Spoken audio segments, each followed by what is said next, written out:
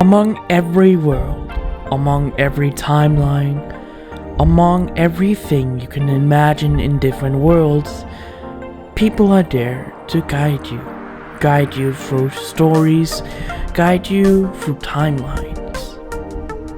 Welcome to the Blue Mask What If channel.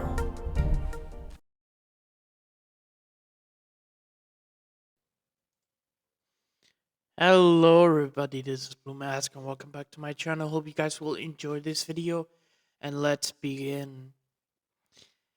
Hello everyone, this is Blue Mask, and if you read the title, or I don't know what I'm gonna call the title, but I'm probably gonna make this video about, well, how I gonna remake the what if Deku was the next Hylian hero, because I never thought how I should end it, and I figured that it wasn't good, actually. When I look back and what I can remember, I think some of it was good, but some of it was not, because I didn't explain it a lot and everything else. So today I will remake the two first episodes into one, being when Deku, well, if you want to, the explaining of the whole the world they're in.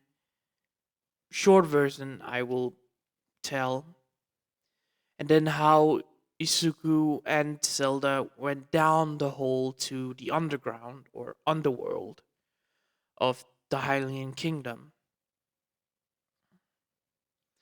But some part will I change. For example, Monoma will not be the one that manipulates the Hylian King, so that thing was just not right. So yeah, it will not that will not happen in this one. It will be a total remake, different story, same elements but different. And well, there's nothing more to say than I hope you will enjoy the gameplay that's in the background with no pictures, because I realized I couldn't put pictures up and then just block the gameplay, so you're gonna see Pokemon gameplay throughout the video. So yeah, I hope you enjoy, and let's start this video. So the whole explaining of the world of My Hero Academia, aka Legend of Zelda. So if you go back, you can probably see what I was talking about. But okay, so the races that is in Zelda has made and been around each other so much that a new race appeared that culminated into a, like I said, a new race that appears 205, let's say, in this world 500 years after Breath of the Wild and Tears of the Kingdom, Zelda and Link death, and their royal family, well, grows and grows and grows until the royal family of Hyrule is um is up again, and is ruling over Hyrule, and Hylian's population has grown as well over those years. But after 500 years, all people that's in Hyrule and their blood mixing together and everything created a new species in the world, and they called themselves humanity. The huge part of each culture in one human civilization, not a Hylian, not a Sor. I'm saying a Pokemon right now.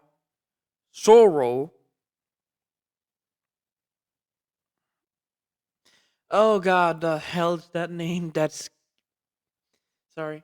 Um, and between the Garuda, Hylians, and everything else, they combine into one species that has been traveling around the world, settling into a few continents away from Hyrule. But Hyrule is still much bigger and much stronger than the humanity that's living on these islands. But the consequences of all these species being in one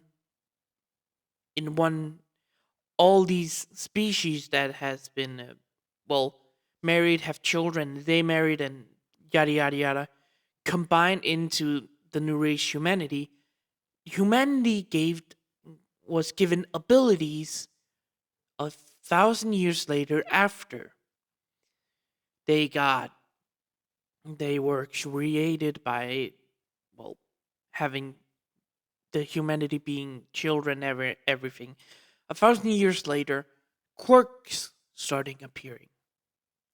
Quirks that has been spread around these continents and countries and everything.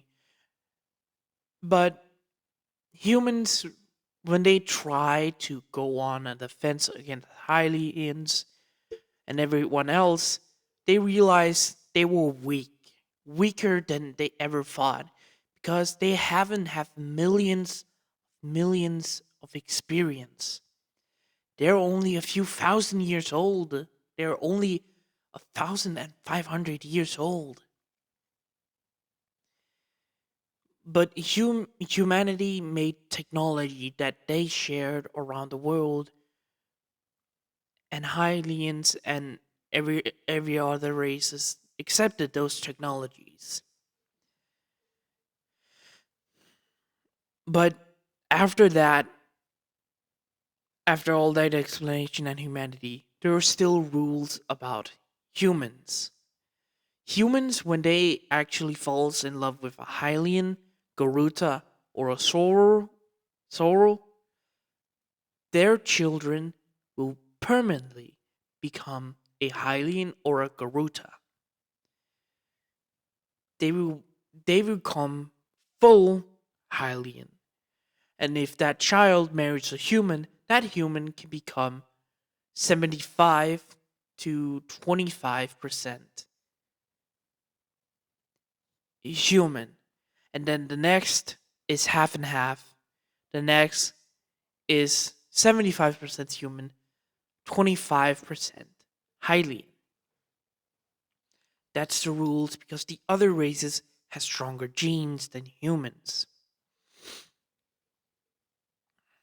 And this is how Isuku Midoriya, being born into a human family, was Hylian. You see, Isuku's father is well, is half Hylian and half human. His mother was 75% Hylian and 75% human. So when that comes down and down, Isuku became 100% Hylian. Yes, when a child is born Hylian by any other is if a human is born 75% human, 75% Hylian, they still have a little Hylian in them. But if you're born a Hylian, more likely than a human, your blood will not be human, it will be 100% Hylian. So when you have kids, the regime goes again. That's the rules. And Midoriya, like I said, got that. He's a Hylian. But he knows that his mother and father didn't have a good relationship afterwards because his father loves Hyrule. He has lived there for as long as he could remember, only being in Japan for work so he can, well, get some more money that he can transfer into rubies so he can live more, his family could live more comfortable. And all that was succeeded by him. But when he wanted to return with his new wife and children, his mother, Inko Midoriya, didn't want it to leave Japan. He knew that his mom and dad's relationship were falling apart. And when Izuku was 4 and Izumi was his twin sister Izumi, yes, I'm still gonna keep that, was also 4, i- when Inko and Izumi went to the quirk doctor and discovered that her she has a powerful telekinesis and and a pyrokinesis, I think it's called. Inko was happy about this, but when they got home, Hasashi asked Inko to talk alone. After some few minutes of talking, they decided on something but didn't tell Izumi or Izuku. After a week of this, and every kid praising Izumi for a quirk but asking Izuku when he gets his quirk, when he still again have to explain to them that he's a fully Hylian, so he can never get a quirk, and he's not quirkless because he can never get Hylians can never get a quirk, and Izuku gets angry, and after the explanation, everything was getting horrible and horrible for Izuku. And Hasashi saw that and wanted his child to grow up with other Hylians. Because in Japan, there's only like 10 Hylians. There's not a lot, and all of them are old people living in forests and areas where they cannot be found. But, it, well, they are living in a small village outside of a Musutafu, in a small village that no one cares about quirks. Most of them doesn't even have quirks because all of them are old and are quirkless. So no one cares they're Hylian. This is Hisashi's family, where he comes from. No, this is where. Sorry, scratch that. That settlement only has 10 Hylians that's lived there for many, many years. But they don't know them. They only found that out a year ago when they were free and they accidentally went into that town to ask for help. And the Hylians helped them, explaining that they're the only Hylians in Japan, living there for thousands of years. Their family has. So, yeah, that's a little explained. But just a fun fact I will put in there. But when Hisashi noticed that Izuku's life at school and all around them is getting worse for him,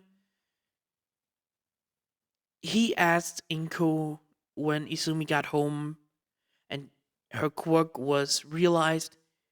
He asked Ingo if they can move to Hyrule, to move back to his hometown, so Izuku and Izumi can live peacefully. But Inko didn't want to move away from her family, from her mom and dad. So they talked and talked, argued sometimes. When Hisashi just asked, their relationship has been falling apart for 5 years before Izumi and Izuku was realized they were going to be born. So he asked her for a divorce. Inko agrees to this because there's actually no love between them anymore. They Hisashi mostly sleeps away from Inko, and Inko does the same for Hisashi. So both of them got a divorce in that week of talking and arguing. But when they told their children, Izumi was sad and wanted them to stay together, but Isuku, realizing that their relationship had fallen apart, accepted it. When Inku asked if they wanted who they wanted to move with, Hasashi's moving back to Hyrule, staying there with his family, and Inku is gonna move near her family. Well, move into her family's house. Izumi immediately thought of everything: her home, her friends, and where she lives. So she asked to stay with her mother. Inko smiled and both of them agreed. Izumi turned to her brother and thinking that he will accept staying with their mother, but the next word that came out of Isuku was, "I'm gonna move with dad." Crushed Izumi's heart a lot. When Izumi asked why he doesn't want to be with her mom, Isuku answered her honestly. Izumi, I am the only Hylian child in Japan. No one else is a child, and I don't think I'm I'm gonna like living here anymore. The others, you don't see it because you're always with Bakugo. But the other children, I mean, they say that I'm old, that I do not belong here, and everything else. And said that I was useless like a Deku. I don't feel the same way as you. Bakugo is not my friend anymore because he's been ignoring me for you. I'm sorry, but I want to move with Dad. But you can just. No. I'm gonna move with Dad to Hyrule, where I actually belong. I don't belong in Japan, Izumi. Izumi just raised up crying and telling him that he's an asshole and she didn't want to see him anymore because of this. Inko was surprised by this, and Hisashi was also, but Usuku realized that they, this can never change.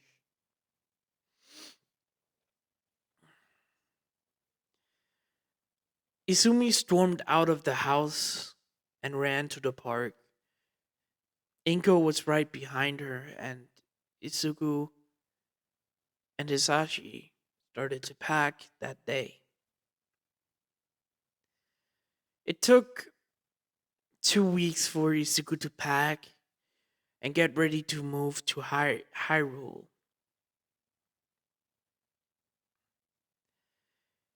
He packed everything he needed: his figures that he likes, his notebooks, his math, his homework, and a picture that he still keeps of him and Izumi and Bakugo. Izumi has tried and tried to make Izuku stay in Japan, but Izuku just told her no.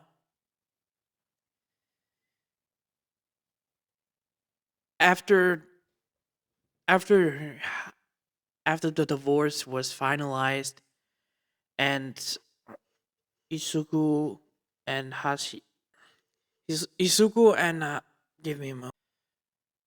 Sorry about that. I just have to do something and I can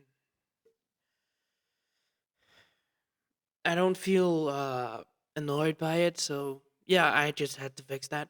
But anyways, when Isuku and Hisashi was in the airport getting ready to fly to Hyrule, Izumi and Inko stood at the entrance of the airport, and Izumi tried one last time to make Isuku stay, asking if he really wanted to abandon him.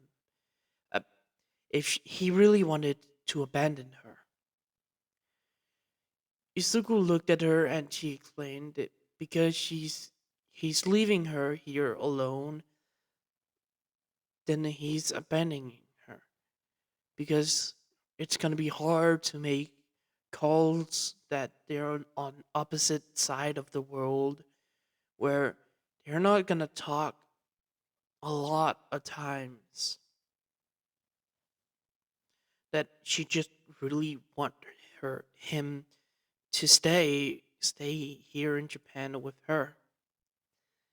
When she was about to continue, a hand landed on her head, just petting it. She looked up to her little more taller older brother when Isugu just smiled at her.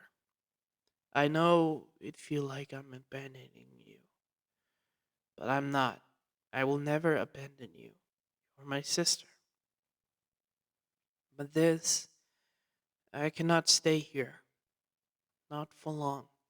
Because if I do, I'm afraid what's going to happen to me. There's a lot of awful people here in Japan, Izumi. A lot of people that hate Hylians. That's why those 10 that's Hylian keep themselves hidden, where no one can find them. I'm gonna move to Hyrule so I can be safe. I'm not abandoning you. I'm making sure you can't see me dead. So please, I'm not abandoning you. I can try to make more calls to you. I will never abandon you. Fine, okay, I accept it. Good. See you when I call. Isuku walks into the airport with Hisashi, saying goodbye to Izumi as well. Walking in, and Izumi thinks this is the last time I'm gonna see him. A couple of months later, we're gonna do a time skip. Isuku is settling in Hyrule very well. He doesn't have trouble or anything. Isuku doesn't have trouble fitting in with anybody. He just fits in with them.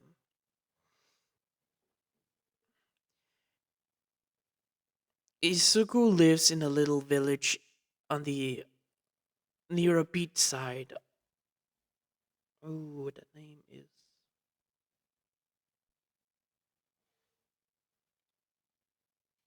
Sorry about that. The name of that village is Hanohina Village, I think it's called. No, I'm wrong. It's the it's the old village where it's the village where where Zelda and Link lives. That village. And Isuku actually has the same house that Link's bought, that his father lives in now. Isuku, by the way, is not related to Link or Zelda at all.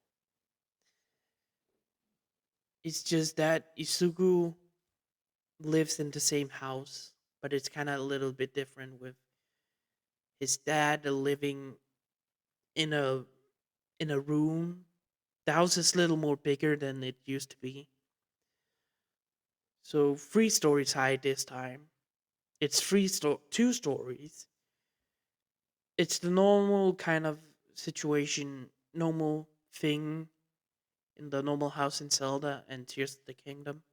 But there's another roof that has been built, another room that has been built in the house where Isuku lives on and Hisashi also lives. So yeah, Isuku is on the balcony looking down to the kitchen, writing in his notebook about his lessons and everything that he is learning at the preschool or kindergarten in the kindergarten, Hyrule's kindergarten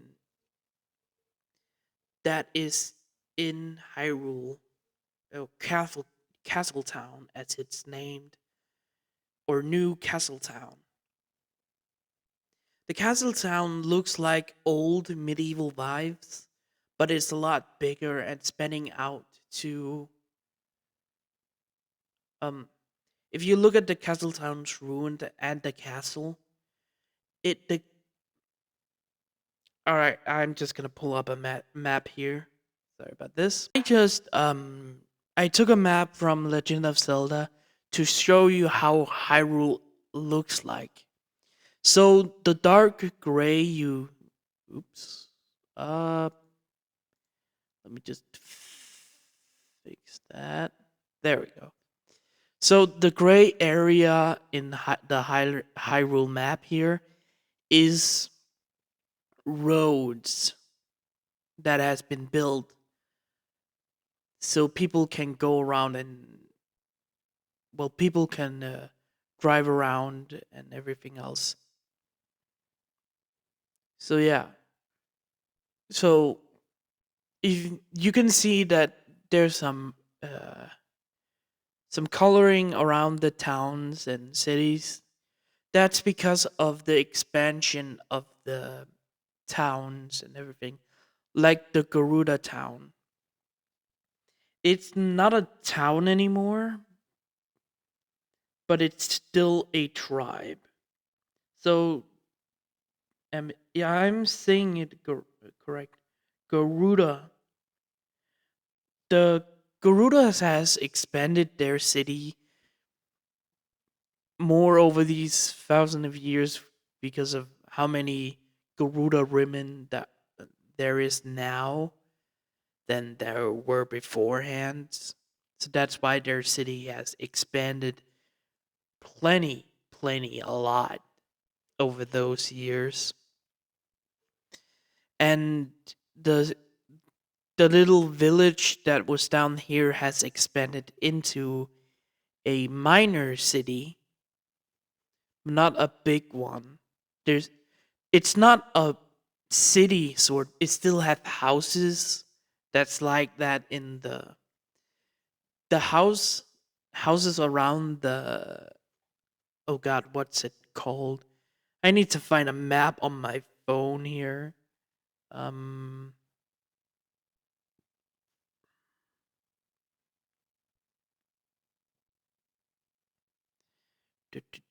Can I find it? Can I find it?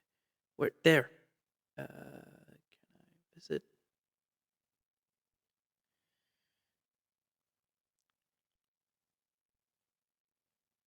Oh shit.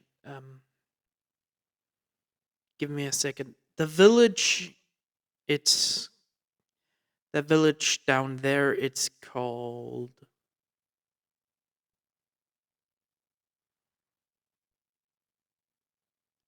Um um um um.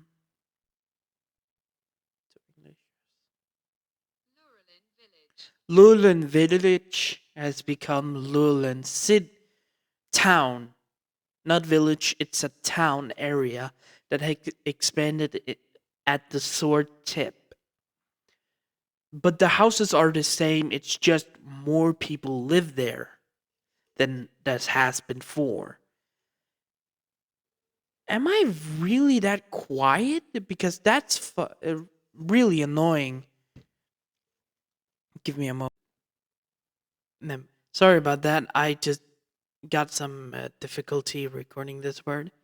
So yeah, Luwan village has become a big town, but not as well. Same as Hitomi village has become a bigger town, going down to the ocean area and a little more into the cliff area. And their houses. They knew how to build the houses again, so they expanded most of the houses. And Kakorika, Kakorika village has expanded outside of their little hole in the mountains, expanding over the mountains and little more outside where the debris fell down from the mountain area. The debris from the sky fell down that has been removed back then and stored into a warehouse, going into a museum in, well, I can explain later. But and Sauron's domain has expanded a lot a way out, as you can see here. They have moved down the rivers to small houses down the rivers and bigger areas in Sauron's original domain, building downwards and a little more up to waterfalls and going over to where the divine beast was when it was corrupted, and to where the divine beast one was uncorrupted, where it lie. They have moved in there and there, so the Sorrow domain has expanded a lot. And also with Terrytown. Terrytown had expanded, as you can see, to the old ruins, the old tower ruins. So they have expanded houses there because that place fell apart over those 5,000 1,500 years. That place has been torn apart. But the rocks, buildings, and how it looks like when it was was its normal shiny part back then, before Breath of the Wild started, those 100 years, how it looks at Terrytown. There is a museum of the old tower and everything else. How it was when it was not destroyed, how it was after Link got rid of Calamity Ganon, and how it is now. There's a little museum up top on the on down below the mountain, but there has been houses built on the mountain itself. And Terrytown also expanded outwards to the side of the little pond area. It's not ocean. It's lake. The little lake area has expanded also a lot. That's why you can see that the pink area has expanded outside of Terrytown and into where they build vehicles and everything else. Garuda's or no Goron City has expanded a lot of ways down to the cliff area where the mines and everything, down a little ways away, but not a lot. So yeah, that has expanded heavily. And Rito village has expanded into the, as you can see, expanded over the training field. The training field is still there, and the small house has been built away and into the little sea area where I think they actually can live and fly around.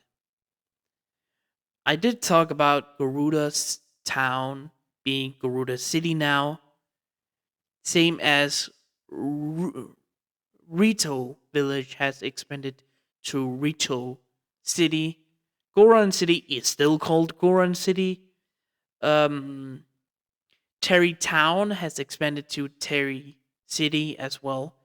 Sora's Domain, called Sora's Domain, that hasn't changed at all. And Luan Village is Luan Town, same as Hatui Village is also Tui Town, Haitui Town, and where the Shika are has expanded a lot until Tika Town or or Kakori Village has expanded into Kakori Town as well, not village. But yeah, so the gray area and the things I have explained here has expanded to have roads around Hyrule, but not a lot. They still have the original natures. The old ruins has been updated over these thousands of years, so they didn't fall apart. But when the tower thing that's in shit the tower of Taru Terry, I think, yeah, Terry Town, Terry City, the the fortress there, when that fell apart and everything else, they couldn't fix it because they didn't want to ruin it.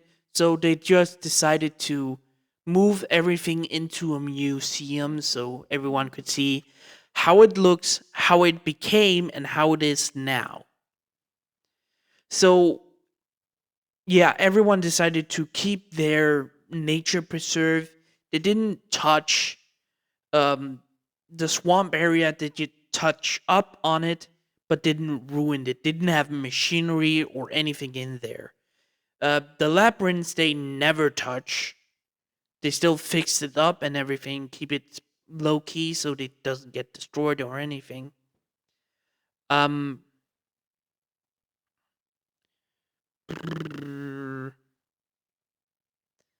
yeah, a lot of ruined area.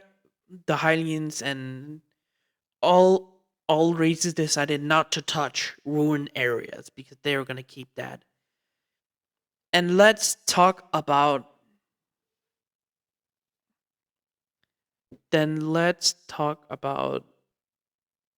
uh, Castletown. The ruin of Castletown was rebuilt. They rebuilt, well, heavily a lot, expanding over to the small islands that's near Hyrule Castle. The castle has expanded, by the way. It's still floating in the air, still holding up, but they were afraid that it will collapse one day. So they built some support beams to uh, hold Hyrule Castle up. So they built a lot of support for Hyrule Castle, and even got some dirt. They even got some dirt to build Hyrule Castle up so it can stand properly. And plants and everything has grown, but it wouldn't rot. The pillars, the support is checked on every day, by the way. But Castletown has expanded a lot down to, mm, as you can see, it expanded over the two islands that's on the left side of Hyrule Castle, and down a little more away, expanding over the two ponds where some Sora lives. Some Sora lives in the pond area and around the sea area. Some Goron has also is living on that boomerang looking island. Some Goros lives there, some Hylians does. There's a little the two islands that is there. Most people that lives there are Garuda women and men that has married into Garuda women families. So yeah, the blue area is Garuda City, not Garuda City. Uh, Castle City, or Castle City as it's called. The middle area where the fortress was has remained a park area where children could go and see old when uh oh shit I'm gonna blur that. So yeah, that has expanded a lot, as you can see. But you and the roads has expanded also around the towns. But the horse stables has been built to be called now horse hotels. The horse hotels, where people can go and just take a break from the long travel around, or if people, or if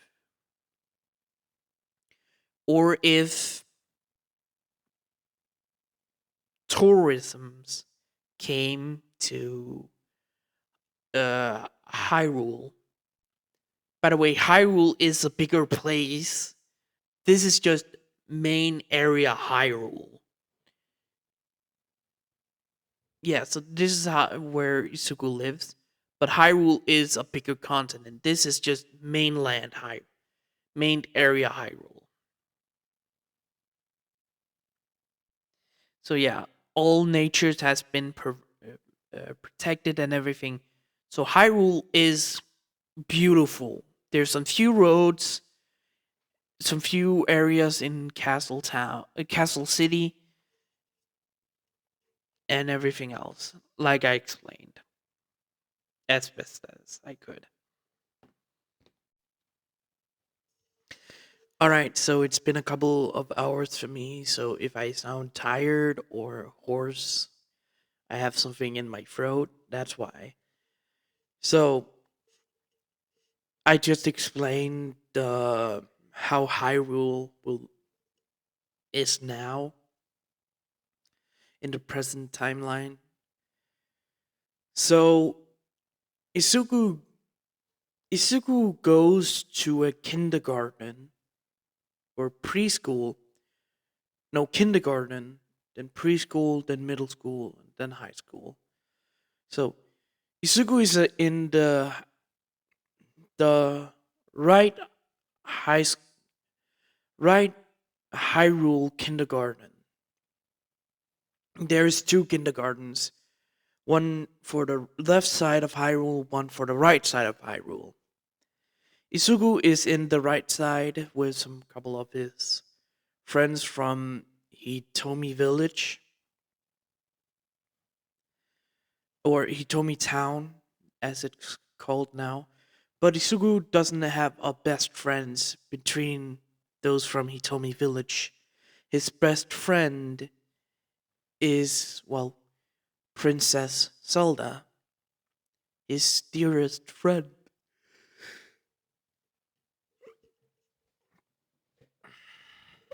Zelda and him became friends when he first arrived at the kindergarten and introduced himself.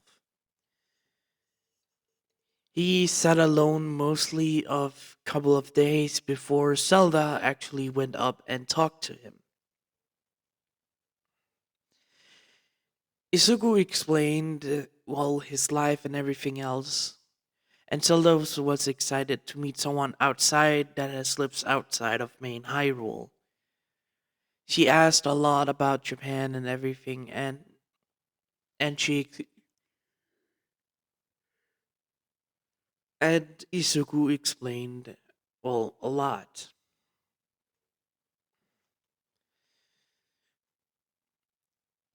how the things work, how heroes work, villains, and everything else, and she understood why. But what Isuku noticed about Zelda is she is a tinkerer. She makes a lot of things on her own, and that is what he actually enjoyed about her. Her rambling about building how to build machinery because she got inspired by the very old guardians that was around and the ancient beast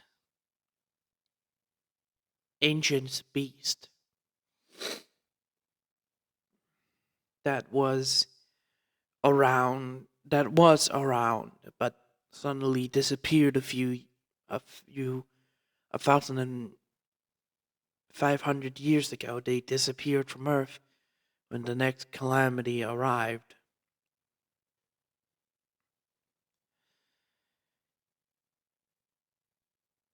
Isuku looked at her as a good friend. Isuku was actually invited to the castle by Zelda herself to walk around and have fun with her. Her father, the king, actually accepted this, and because of how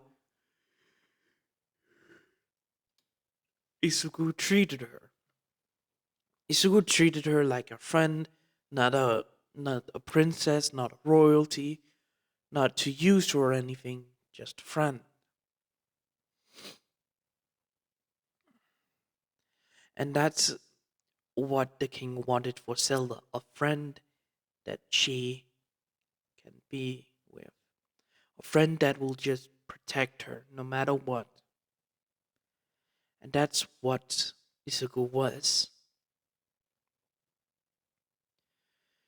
Isuku Isuku was getting ready for kindergarten and got into the car that his father took over the little stone bridge that was built to his house. They took off down the road. They took down the little dirt road for cars and drove towards Hyrule City, where Hasashi got a job of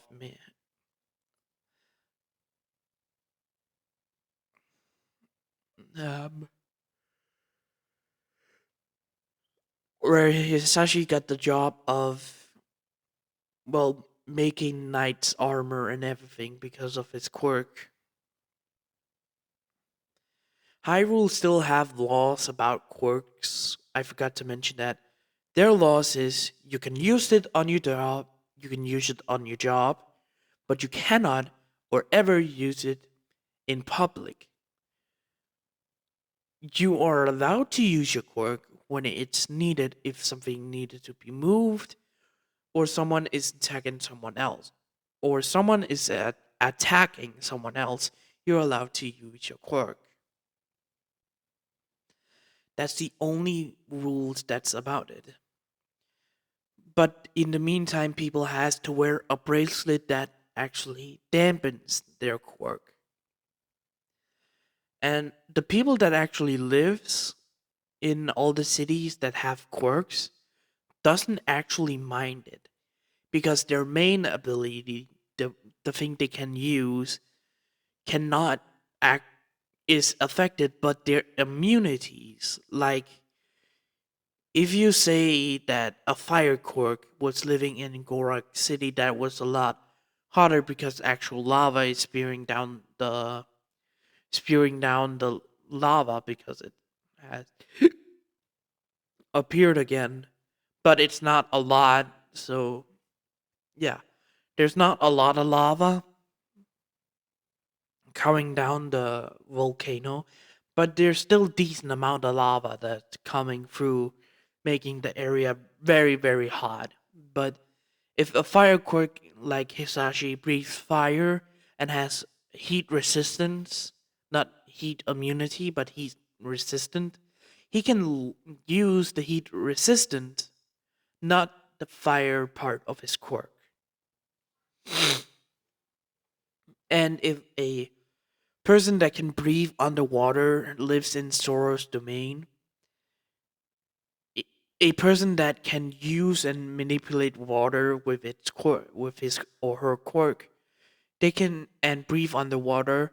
Their quirk to move water is heavily limited. So if he can make a huge wave, he can make one string of water he can use. But his breathing ability is 100% working. All right, you get it? Good.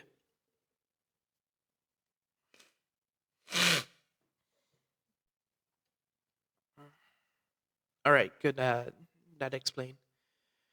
So yeah, Hisashi has a work as a armor armor maker, oh, armor maker and weapon maker, because he's intended to the smith, and he was more of a blacksmith back in Japan than anyone else. But he chose another job that pays higher in Hyrule for not Link, Isuka and him.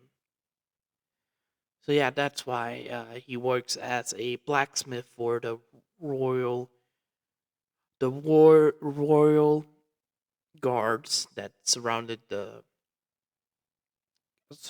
castle town, and he actually also does other jobs like goes to the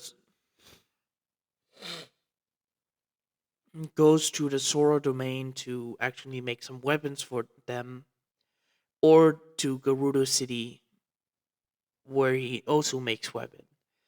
About He pays a lot of money like the other workers that is there, but because he maintaining the heat of the forge and helping people start the forge by his flames, he has a little increase, not a lot, so a lot of people doesn't get jealous, but he have a little more income than anyone else.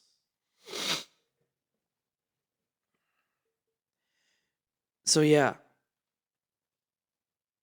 I should have done a huger time skip when I said it's been a month, but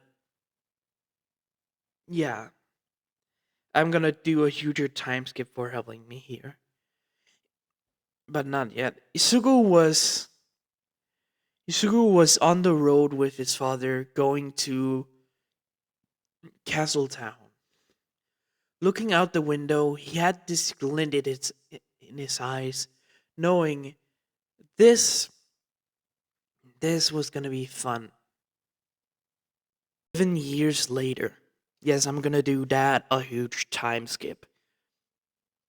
You will actually know why. We see in Hyrule, in the training ground in Hyrule Castle, we see the king, the queen, and Princess Zelda in a sort of dress thing, looking down at a training area, looking at a fight that's going on between a knight and a one armed man. Literally, a man with one arm. The man is using a sword on his left side, and the knight is using a shield and a sword. The person with one hand went in to strike the knight. When the man tried to block with the shield, the man ducked to the right side of him, the left side of the knight, jumping on that side, striking the man with the wooden sword on his left arm. When the man had to drop the shield and put his arm behind him, the other man immediately went forward and fighting the knight with a wooden sword of himself. The man tried to cut him, but the man with only one armed man went in and just blocked the weapon with his sword, swinging it away and cutting the knight with and hitting the knight with the sword. The man had to drop the weapon and put the right hand behind the back. The knight went down to the ground, and the man with one arm put the sword under the knight's chin, winning the fight. The king looked at Zelda and just looked at her, seeing that she has a smile on her face. Zelda looks like oh oh wait, I don't have a picture. I will just put a picture up right here. This is how Zelda and Isuku will look like. Ignore that Isuku still has his left arm on him. But yeah, you can see how well Zelda looks like and how Isuku will look like. Anyways, as you could have seen how Zelda and Isuku looks like, the king turned to Zelda and asked her a question. Your friend, he has grown a lot. How do you feel about his training? He he's doing great. Better than I even thought after that. But losing his arm has not even broken him. He has trained a lot, and that gift I made him, that will help him. He deserves it very much. Alright then. Then you shall inform Isugu that he's getting a gift from you. They look down to see the one armed swordsman and look at how he has become. Isugu had always, but I forgot to mention this. Isugu has always has more blonde hair than green hair. But after some few years, it's just his roots are green, but his hair is just completely blonde. He has grown a lot with his muscle and training, but his arm, well, his left one, no, his right one, he didn't lose his left arm, he lost his right arm. His right arm got lost a year ago. Flashback. Isuka was in the cafeteria just hanging around Zelda, talking and having fun. Seeing how long Zelda has gone in her invention of a shield and old technology that they have that she has been researching. When Zelda actually asked if Isuku had heard something, did you hear? A school from Japan. Did you hear UA High School? The class before the school before UA University where you can become a hero in Japan is visiting. No, middle school. End of middle school. Yeah, UA have a middle school, high school, and a university. That's why. Yeah, I've heard they have come to visit here. Don't know why though. Because of a history lesson they need to do? Maybe that or something completely different. I don't really know. The school never told us, they just informed us. Hmm, you're kind of right. Humans are, well, humans did come from every race in Hyrule. Yeah, Well, who do you hope which hero will come? Hmm? What do you mean? You know, UA always hires heroes as teachers instead of normal teachers because of safety reasons. Ah, yeah. Hmm. Don't know. I never considered.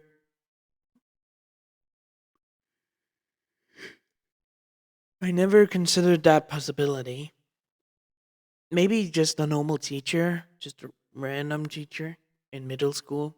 It's mostly UA and the university that heroes comes in. I never heard of a hero in middle school. You're probably right. Both of them talked for a little while in the. Sorry, it's been a few days since I last recorded. S- I think I said it was the lunch period.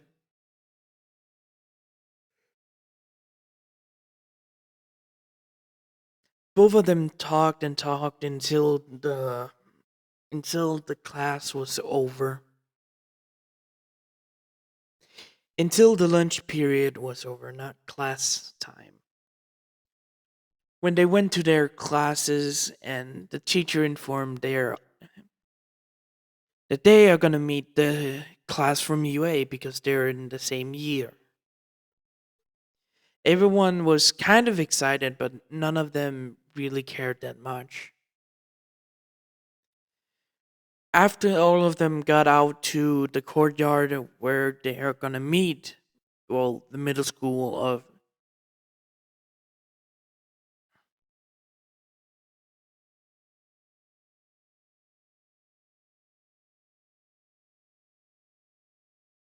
Ah, sorry. I just thought of something.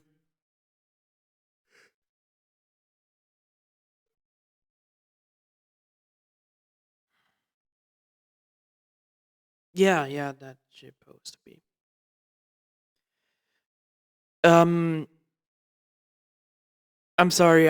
It's been a long time, and I think Link and Zelda's ages are 13. When they went out to the field and started to wait, they see a group of kids walking towards them with a teacher with a suit on, with blonde long hair and two bangs that's going down to both of his sides. When the class went over to. Sorry,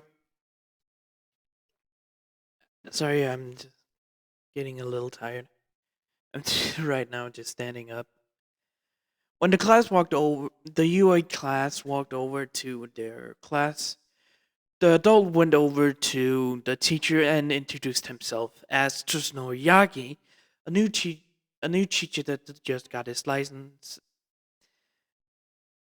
and are here to well, look over the kids. The man agrees and wanted to. And Tsunori said to the students to be nice because we are visiting this school. This is not our school, so don't be rude. The kids agreed when Isugu spots a green haired girl that was looking at him. When Isugu realized who it is and the girl realized who Isugu is, the girl immediately ran over and tackled Isugu into a hug, and everyone noticed him and her. When everyone noticed this and looked over, when the girl, well, said his name, Isuku, it's so good to see you again. Izuku realized this was his twin sister, Izumi. Know that she was actually in UA because she never actually told him when they called sometimes every month. It's not a lot because of the distance and time period. They only can call 2 times a month. When both of them talked and talked, everyone stood there watching them, thinking of something else, what they are, but they're not, because you have to remember Izuku has more blonde hair than green hair, and Izumi has pure green hair on him. When Zelda kinda got a little jealous, she went up to Izuku and asked who it is. Oh, I am sorry. Zelda, this is my twin sister, Izumi. Izumi, this is Zelda, my close friend. When Zelda heard that, she gets embarrassed because she assumed things that was completely wrong. When Zelda introduced herself as, Zelda, and Izumi introduced herself, Zelda just said, I didn't think you were his twin sister. You two look different. I have more blonde hair than green hair. You can still see the green hair in my hair.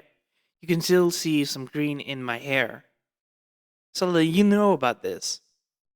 Yeah, but you two look different from each other. And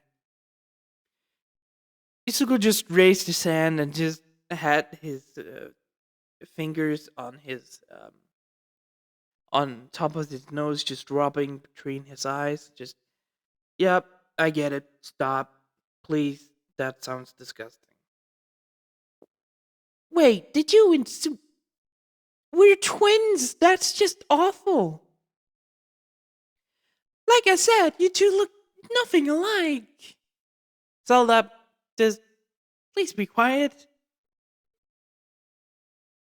From when Isuko said that, Izumi heard some gasp behind them and looked at Isuku's class that whispered that Isuko just told the princess to be quiet. You never do you never do that.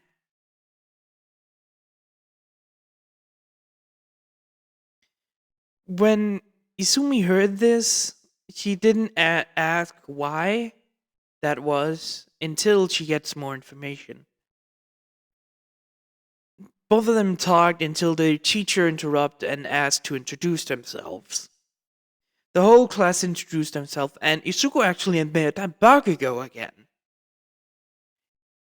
When Bakugo asked who he actually is, Isuko said I'm Isuko Midoriya, twin brother of Izumi Midoriya.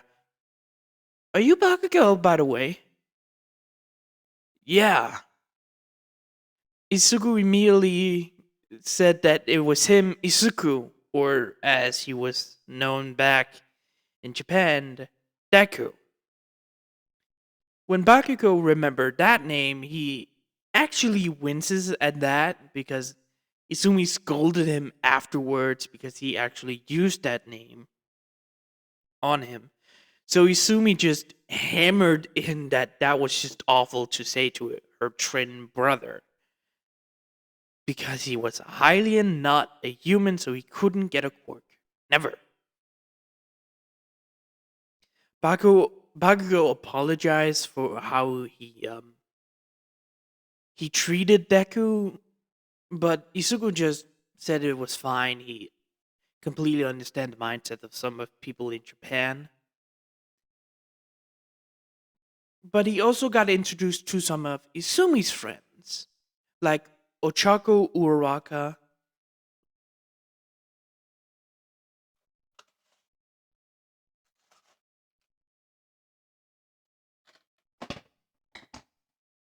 I'm so sorry, give me a moment. All right, so sorry about that. I just realized something was wrong with my computer, so I just have to try to fix it, but I could. It's totally fine. Don't worry about it. Anyways, yeah, Bakugo apologized to Isugu of how he treated him back then, but Isugu just waved it off like, yeah, I understand. Japan is kind of sucky, doesn't really respect Hylians as much as people with quirks. So, anyways, the Isugu got introduced to some of Izumi's and Bakugo's friends, being the Izumi squad and Bakugo squad. The Izumi squad is just Ochako, Tsuyu, Ida, and Todoroki. And yeah, that's sort of it. And then the Bakugo squad is Kirishima, Denki, Jiro, Mina, Zero, maybe sometimes Momo. He got introduced to them and he introduced himself as Izumi's brother, twin brother. And the others thought that he was something else, like Zelda did. And both of them just asked, why?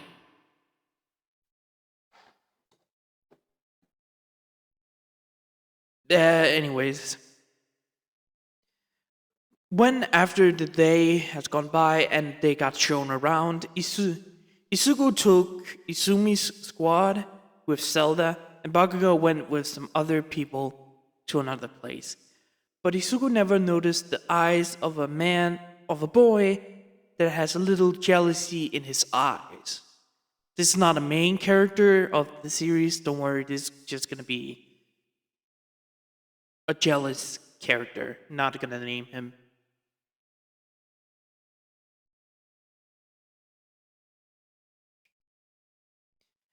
So yeah, Isuku, Zelda introduced Izumi, Uraraka, Ida, Tsuyu, and Todoroki. Will show them around the campus of the middle school in the right side of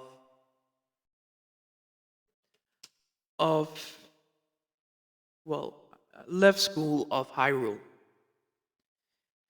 They showed them around, showed them the night area, the technology area, the where some other species actually do training and everything else. All of them were surprised by this and asked, well, Todoroki asked a question.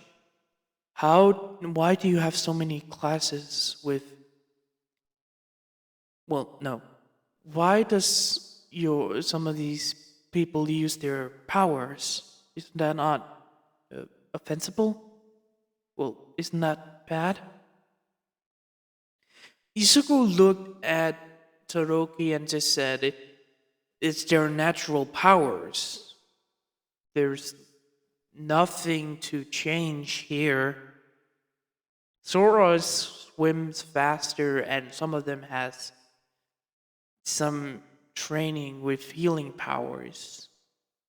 That's literally the normal thing here. And the Garutas has some capable fighting abilities, and a few of them, not a lot, has lightning abilities. I heard they're descendants of the previous Garuda chief, so they have to train their lightning so they doesn't hurt anyone. And the Rutas, no, the Rito, I think it's correct. The Ritas are bird people. They fly. So they have to fly. That's normal here. I know Japan has restrictions on quirks, but here People just do what they have to. We allow that. Do you understand? Yeah. Okay, that makes a little sense. Okay, good. Now, let's move on.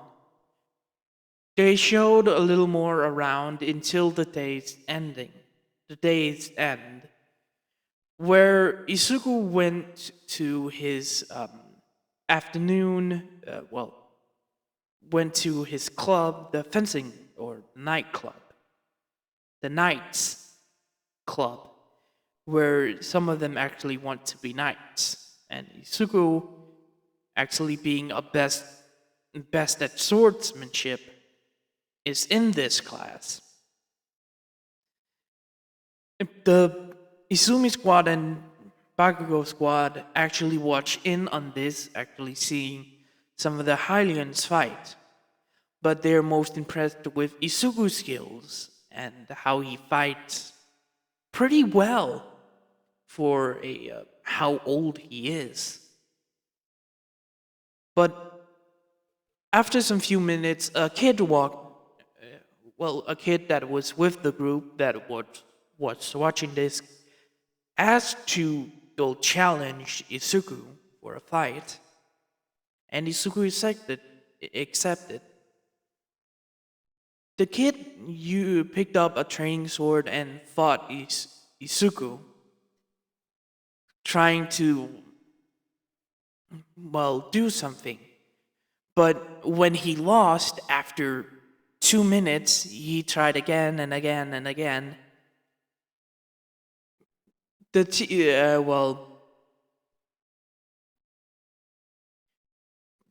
teacher, Miss, Mr. Yaki, was watching this as well because the students were still on the school grounds. Watches the kid getting angrier.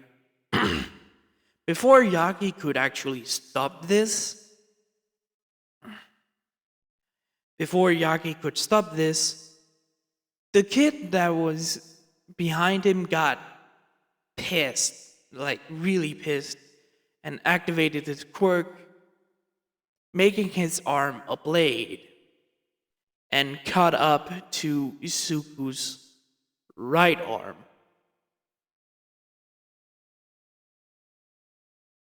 Yeah, his right arm, not his left arm, his right arm.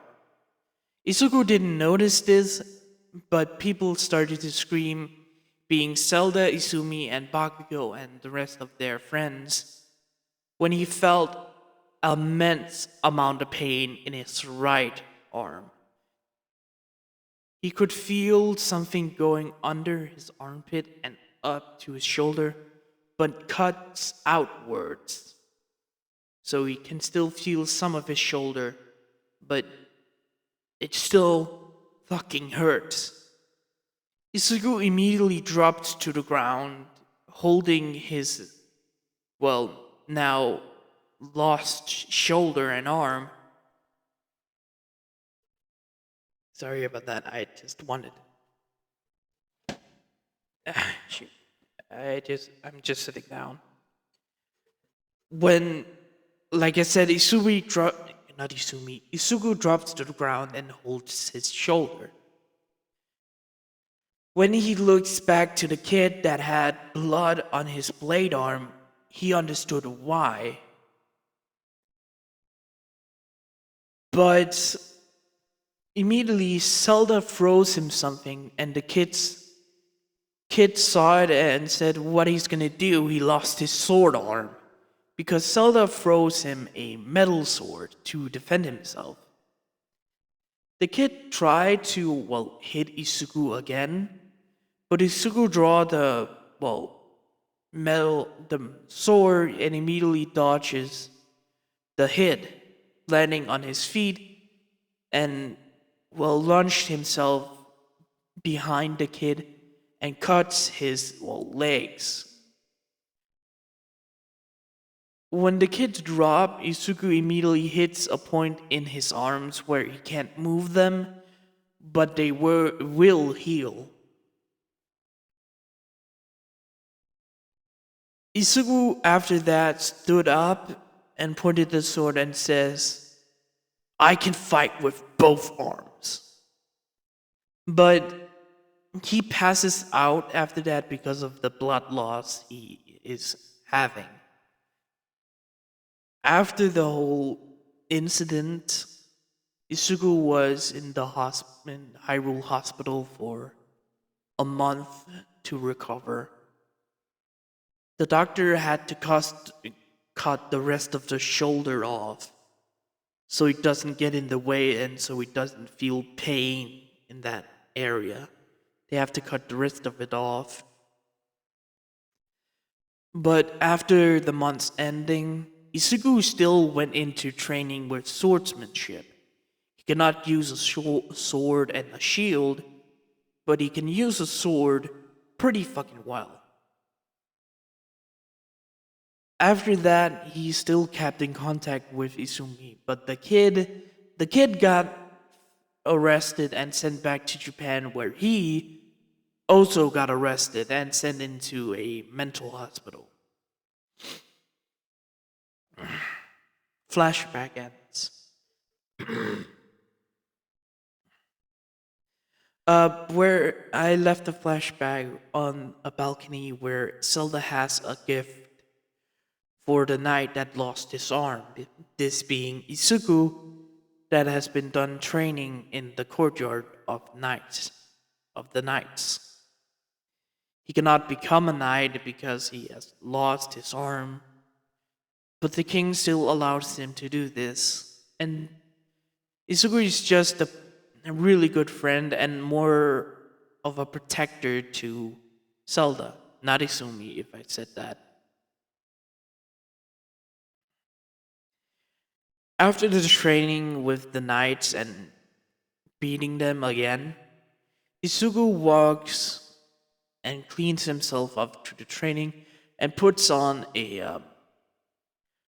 shirt, a long shirt where he folds up the right arm and keep it closed there, and having his sword on his right side.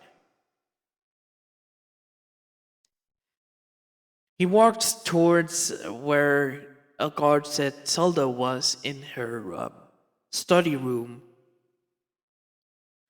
where he knocks on the door and walked in, seeing the king, queen, and Zelda standing there.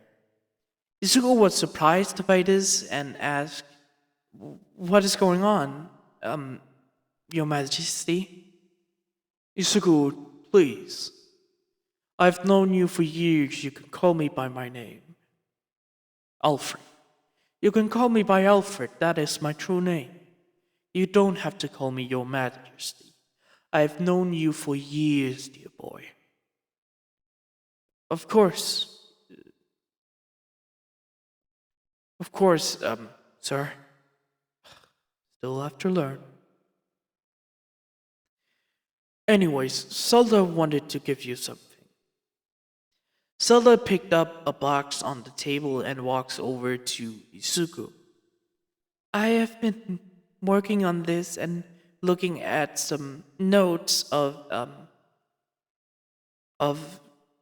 the genius Pura and her notes about Shiga technology and the Sonai technology we still have around, and I have made you something. Zelda opens the box and shows an arm. Yeah, give me a moment. It took a little while to find the right thing, but this is what Isugu's new arm looks like, but it's more up to the shoulder area of his right arm. I know this arm is on the left side, not the right side, so yeah.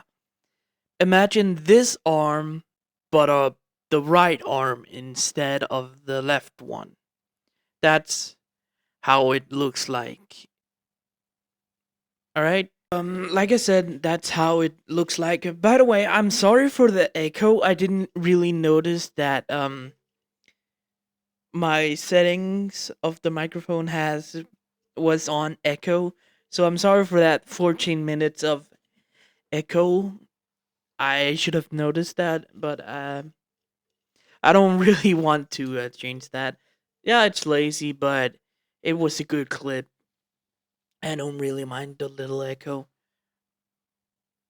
Anyways, when Isuku looks at this, he just was shocked and just touched it, just feeling the material of this arm that Zelda made out of Sonai and Shiga technology. You can lift it out and check it. Isugu picked the arm off and just looked at it, seeing that it has a lot of things on it. It's bulky but light at the same time. It it seems like it could take massive amounts of hits. Isugu looked at her and asked, "How did you? I never.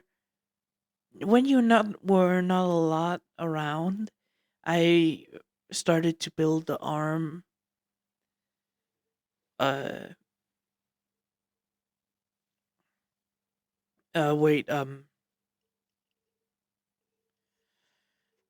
He lost an arm for a year. They're 14 now. They were 13 when Isugu lost his arm. No, are they 11 or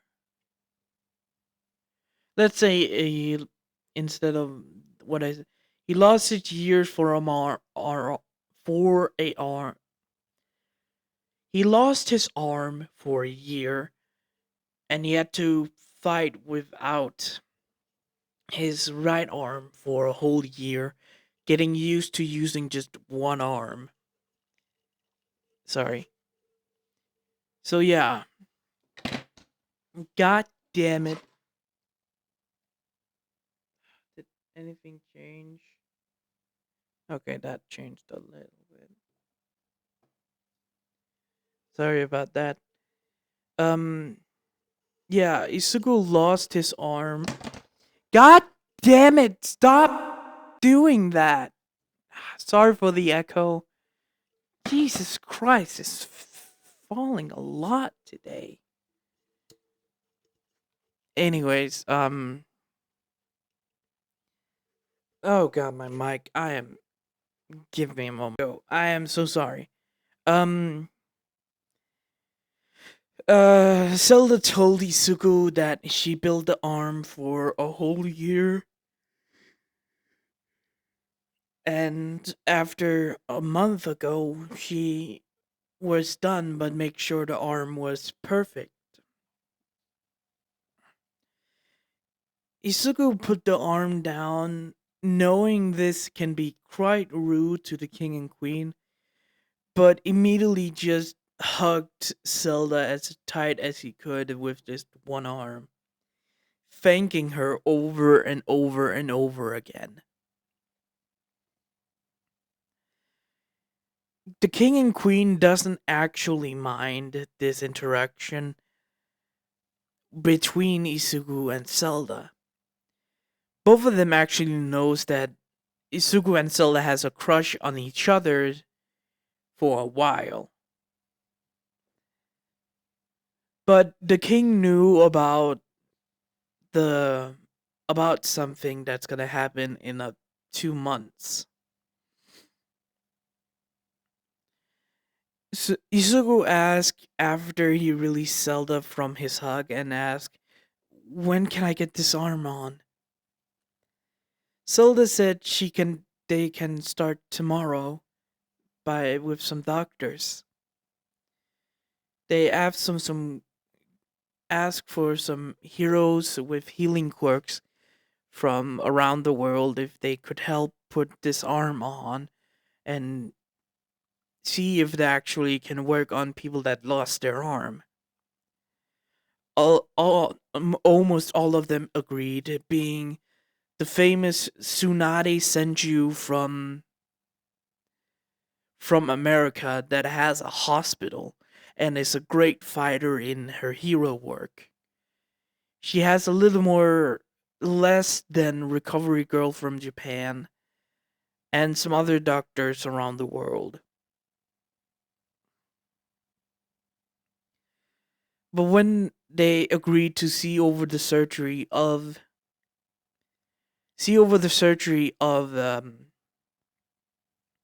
Isuku getting his arm, they agreed to come with some of their Tsunade with her two apprentices and their couple will also look in to see how it works because their free Tsunade is bringing her three apprentices with her because two of her apprentices fiance lost their arm in a battle they actually fought. So they have looked into replacements of their arm. So this could actually help them. And her other apprentice is just there to look at the surgery. Recovery goal is gonna go also to see how it can affect the body. Isugu smiled and hugged Zelda again and thanked her. The queen walked over to the king and asked if they could talk outside. The kids doesn't know this at all, and the king and the queen walked out in the hallway. Sweetheart, I know about the arranged marriage between that wealthy person. I know about the arranged marriage between the Prince of England. It's a random, let's say, Prince Charles the 44th. I don't know. It was just royalty stuff. So yeah, I know about the arranged marriage between Zelda and uh, the Prince Charles 44th Prince, but can you not annul it? Do you see how those two are together? I know, but it's we must do this. It's how it works. Yes, but sweetheart, we were arranged marriage. Yes, but I fell in love with you when I saw you first. Zelda has already met this boy. She doesn't seem to like him. I know, but we must. Are you sure? He's a Hylian as well. Of course, I'm. Of course, he can be the hero. They say he has a triangle mark on his right arm. That can be a fluke. You know this. A lot of people have said they have the mark of the hero, but they don't. Every time they go into the Korok Forest and actually reach the sword, they can never pull it out. Maybe that's not it. Maybe not. Believe me. Believe me, my queen. We have to do this. Fine, but at least let Isuku walk with them. That I can agree on. After the king and queen returned to the room and saw the kids just talking about the multiple function that arm has, the king thought that he will sort of regret this a lot. The next day, the doctors had arrived to the hospital of Hyrule. getting ready for the surgery and how to help putting the mechanical arm on. Zelda has actually went in to talk to the surgeons and the healers about how they have to put in a disc area with a little place, a little sorry. Zelda explained that they have to Zelda picks up a round disc area with a long round end upon where two small claws are pointing inwards. There's a little hole area where Zelda explained where the arms connects to the body and the mind connects to the mind signal, signals to the arm to move and move around. And when Isugu arm will lock on, they will lock heavily on, and on only a certain way to remove the arm. The doctor understood how to, well, do it, so they went into surgery. But beforehand, Isugu stood, well, sat on the bed he had to be rolled into surgery on, and Zelda was beside him, talking to him. I am very scared if this can't work. Please trust me. I have worked tirelessly on that arm for you. Zelda grabs Isuku's left arm and squeezes it. I want you to be happy with that arm. I want you to move a right arm again so we can fight at your best. Isuku squeezes Zelda's hand and pulled her little in and actually kissed her on her forehead, thanking her for the arm, making Zelda actually blush a lot. Luckily, they were alone in the room.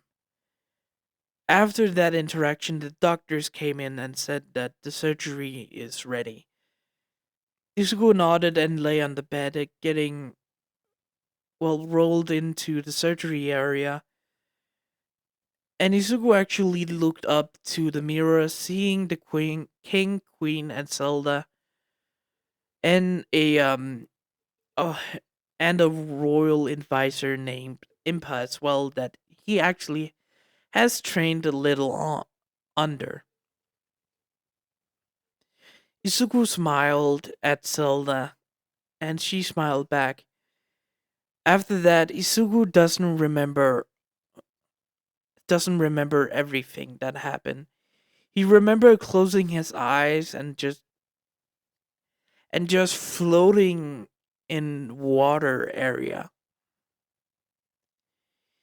Isugu looks around, but he could breathe and hear nothing. He could breathe, of course, but he heard nothing. After a moment, he feels something being putting on his arm, being, well, he could feel pain from his right arm, but not heavily pain.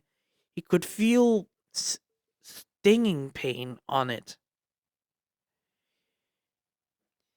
He could feel something going into his shoulder area and be there.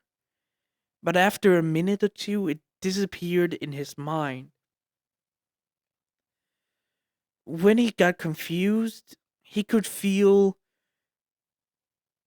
a shoulder.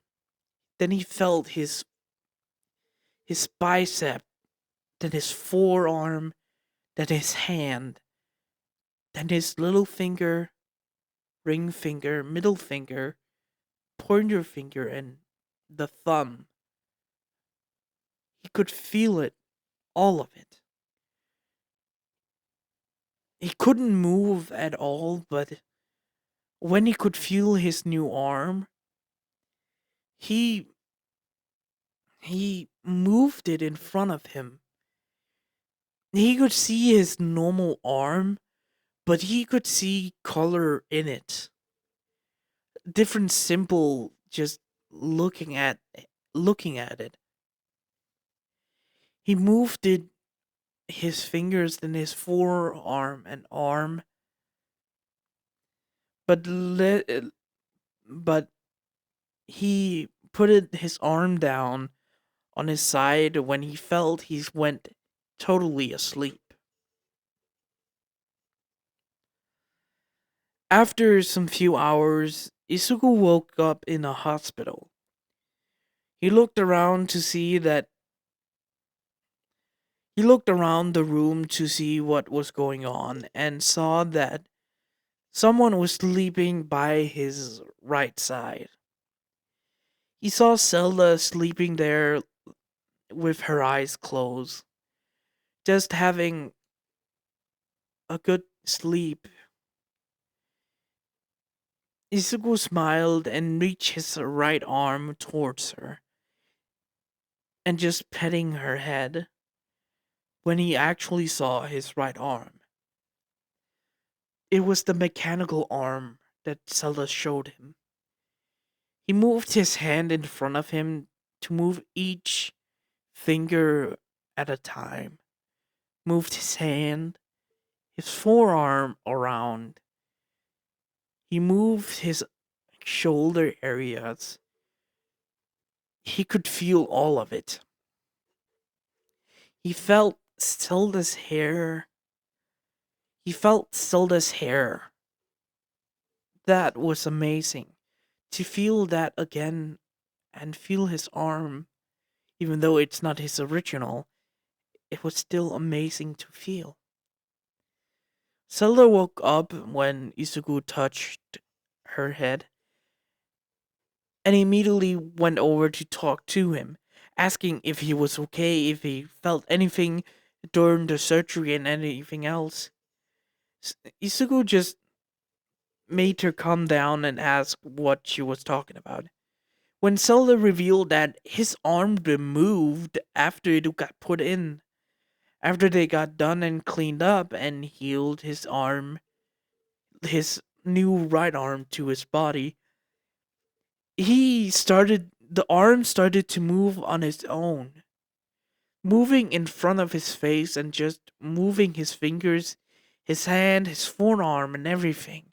Like Isuku was doing that with his mind already. Sorry, I just had to moved into a new sitting area. When Isuku remembers his dream, he actually told her that he actually moved it in his mind. He pictured his arm and how it looks and just moved it around. He moved one finger at a time and just felt it. It looked different in his dream, like blue light and everything else. But he could feel his arms.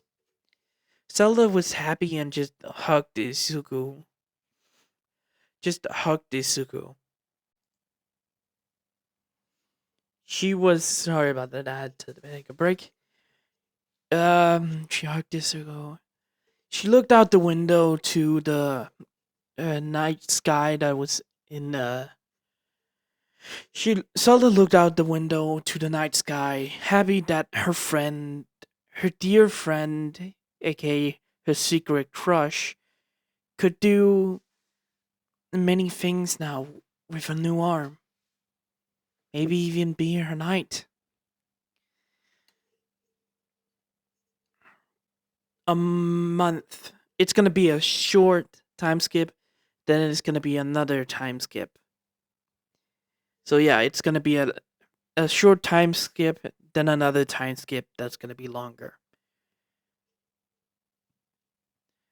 A month later, I'm gonna be what? Zelda stood in front of her father and mother, Isuku behind her with a sword on his back and with a royal shield on his back as well. Isuku in this, well, month has actually become a knight, fighting a lot of people and, well, telling them that he's worth it to become a knight. And he was, well, appointed Zelda's knight as well because they were a good friend and the king knew that he would protect her. But right now, the king didn't want to be where they are right now in front of his daughter, mad at him and his wife. Zelda, please, you must. No, no, no. It's the fact that you're marrying me off. Zelda, I know it sounds bad, but no, it is bad. Dad, you're marrying me off to a guy I never know. How do you think I'm gonna take this? As best as you can, my dear. No, it's the. I don't know him. And for what I've seen of him, he's. Doesn't seem nice. Zelda, you mustn't be rude. Father, you can't be serious. Arranged marriage? I know he's the. I know he's the. He's in the royal family and everything else, but seriously? You couldn't let me chosen the one I want to marry? Zelda, it's tradition. You have to marry someone from a royal family, and after the calamity of 5,000 years ago, there was only our royal family. There's only our royal family here in Hyrule. The Kingdom of England has a royal family. Some other countries does as well, but England England has a Hylian prince. I understand that, but Dad, no. You're gonna meet him tonight at the ball. And a month later, we're going to the. We're going to the.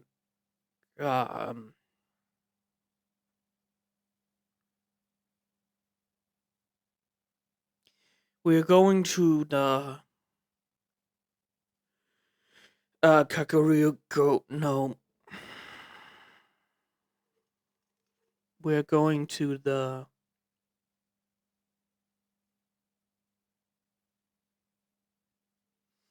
God damn it. Sorry, I've forgotten the name and it is annoying. Legend of Zelda. Yeah, that's perfect. Give me the name, give me the name. Damn it. Ugh.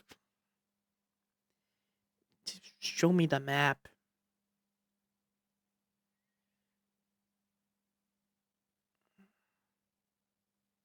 The Great Hylian Forest. Yeah, the Great Hylian Forest. And a month later, we're going to the Great Hylian Forest. There, he can prove himself if he is the hero that has reincarnated. You... Fine, 2 months. A month. I will only give him a month if he doesn't get to my standards of what I want. Or, God forbid, he. The queen looked at Zelda and how she was angry. She looked behind her to see, well, Zelda's knight and saw that he wasn't looking at all of them. Isuku was looking away, but the queen could see that he was not happy either. But this this was the only thing she could do right now.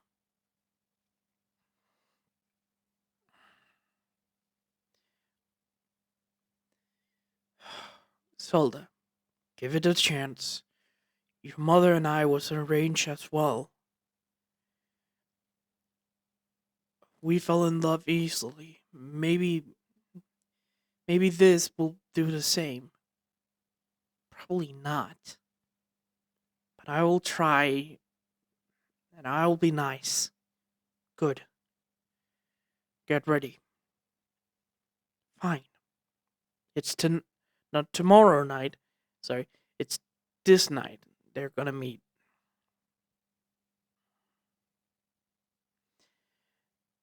It was Prince Charles, the 45, 48.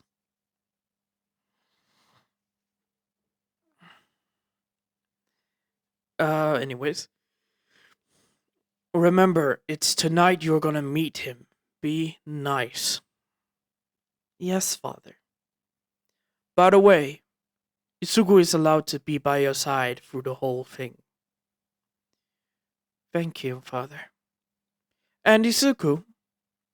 Yes, sir. You are allowed to wear your armor and having a sword. Thank you, sir. It's alright. See you tonight. The king and queen walked away, and Zelda turned around and walked fast to her room. She was there, Izuku went in front of her and opened the door. She immediately went in, and Izuku closed the door behind them. And immediately she just started ranting about this stupid thing. I didn't want this. I don't even know him that well. For what I've seen, he's Zelda. Zelda turned around to look at Izuku, and he was right beside her, calming her down. I know this is not what you want, but please, you have to. If it doesn't go onto your standards, like you said, you can reject it. The king approved it, but you have to do this for a month. You agreed. But please, I beg you. It's just a month.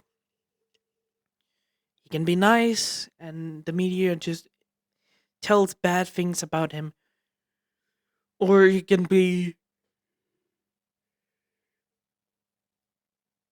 Or he can be very bad, and the media didn't cover all of it. But I beg you, just for a month. You can handle this. Fine. Fine. Okay. Good. Thank you. But after this, if he's very bad, you owe me. What do I owe you? I will decide after the month end. After the end of the month. Okay, okay. Now, you have 2 hours before the ball. Please, go and I will get the maids and they will find some good clothes for you. I will go and get my clean armor. Okay? Yes. Thank you, Belle. Not Belle. Thank you, Isuku.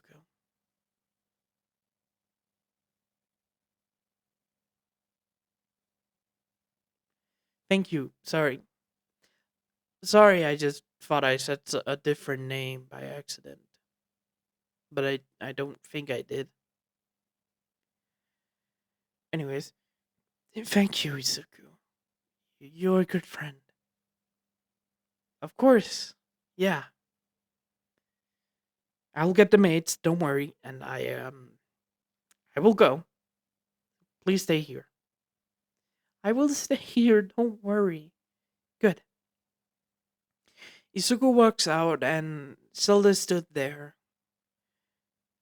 She just thought of Izuku's reaction and just had a thought. Does he like me back?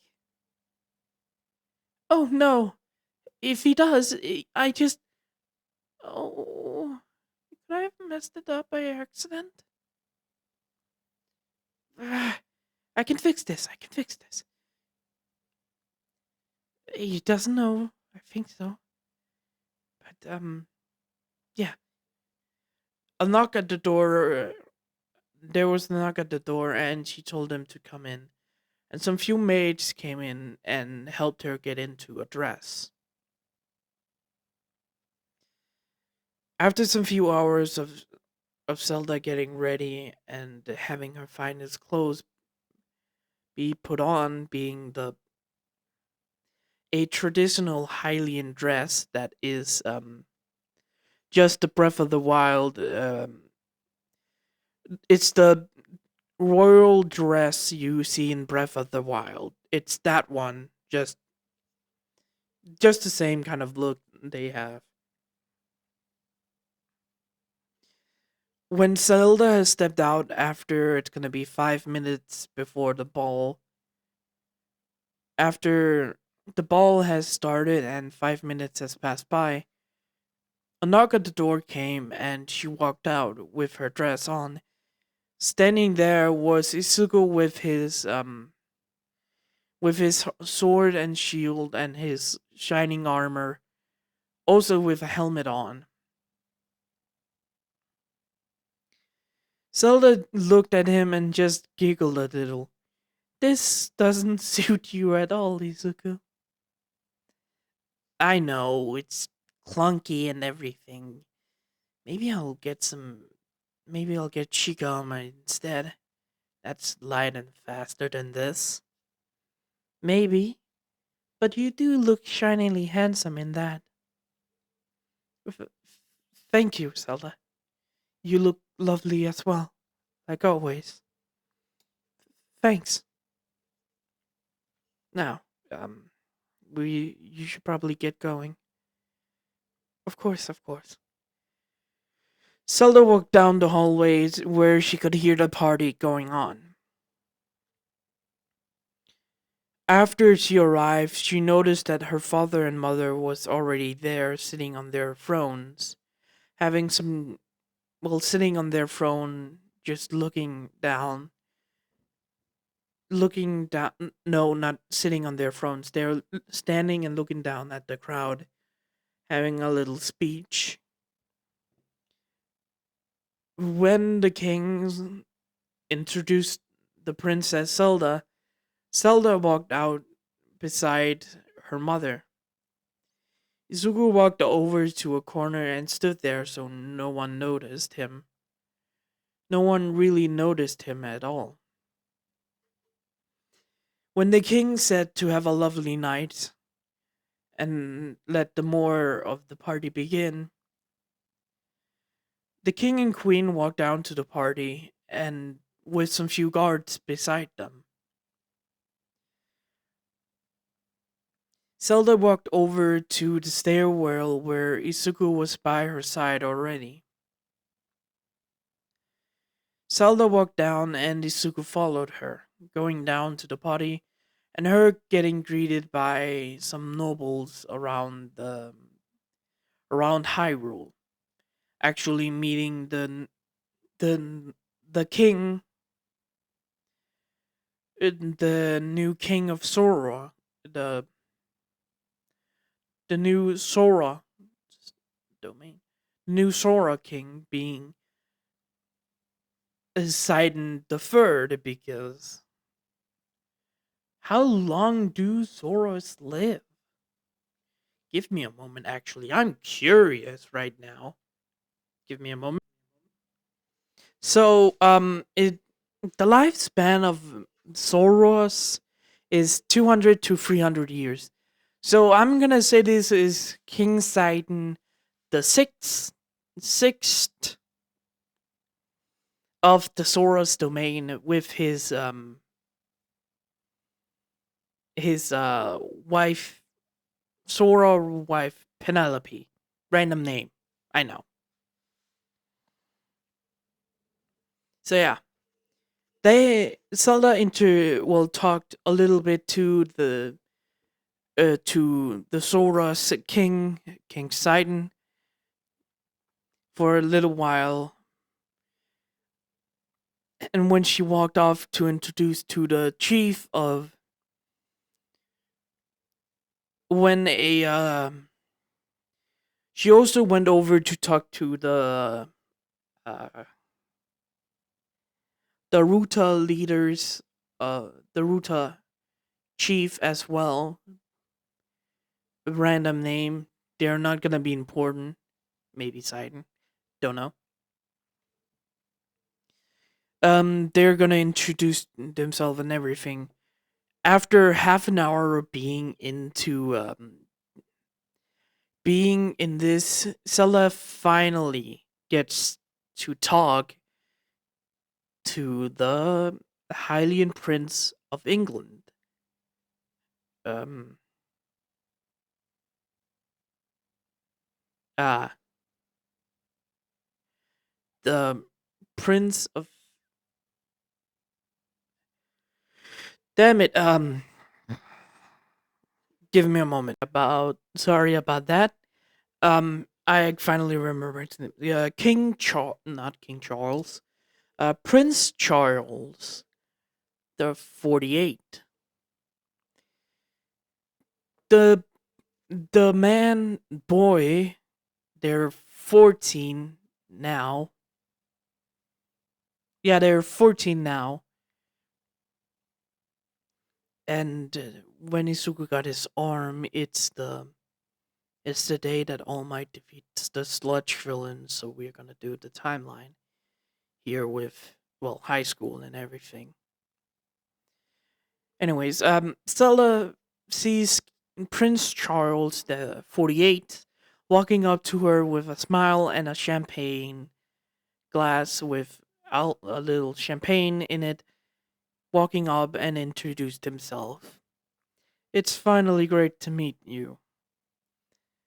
Uh, Charles took Zelda's hands and kissed her hand, and Zelda greeted him as well, but didn't, well, but after the man released, Zelda put hand behind her and just brushed the kiss away from her gloved hand. May I ask, you look beautiful today, Princess Zelda. You look. Thank you very much, Prince Charles. You as well. My, thank you very much. Charles just asked a lot of questions about her, her women, and everything else. She talked as politely as she could, but she knew maybe they could do it, but she had a feeling they could not. It was just not right.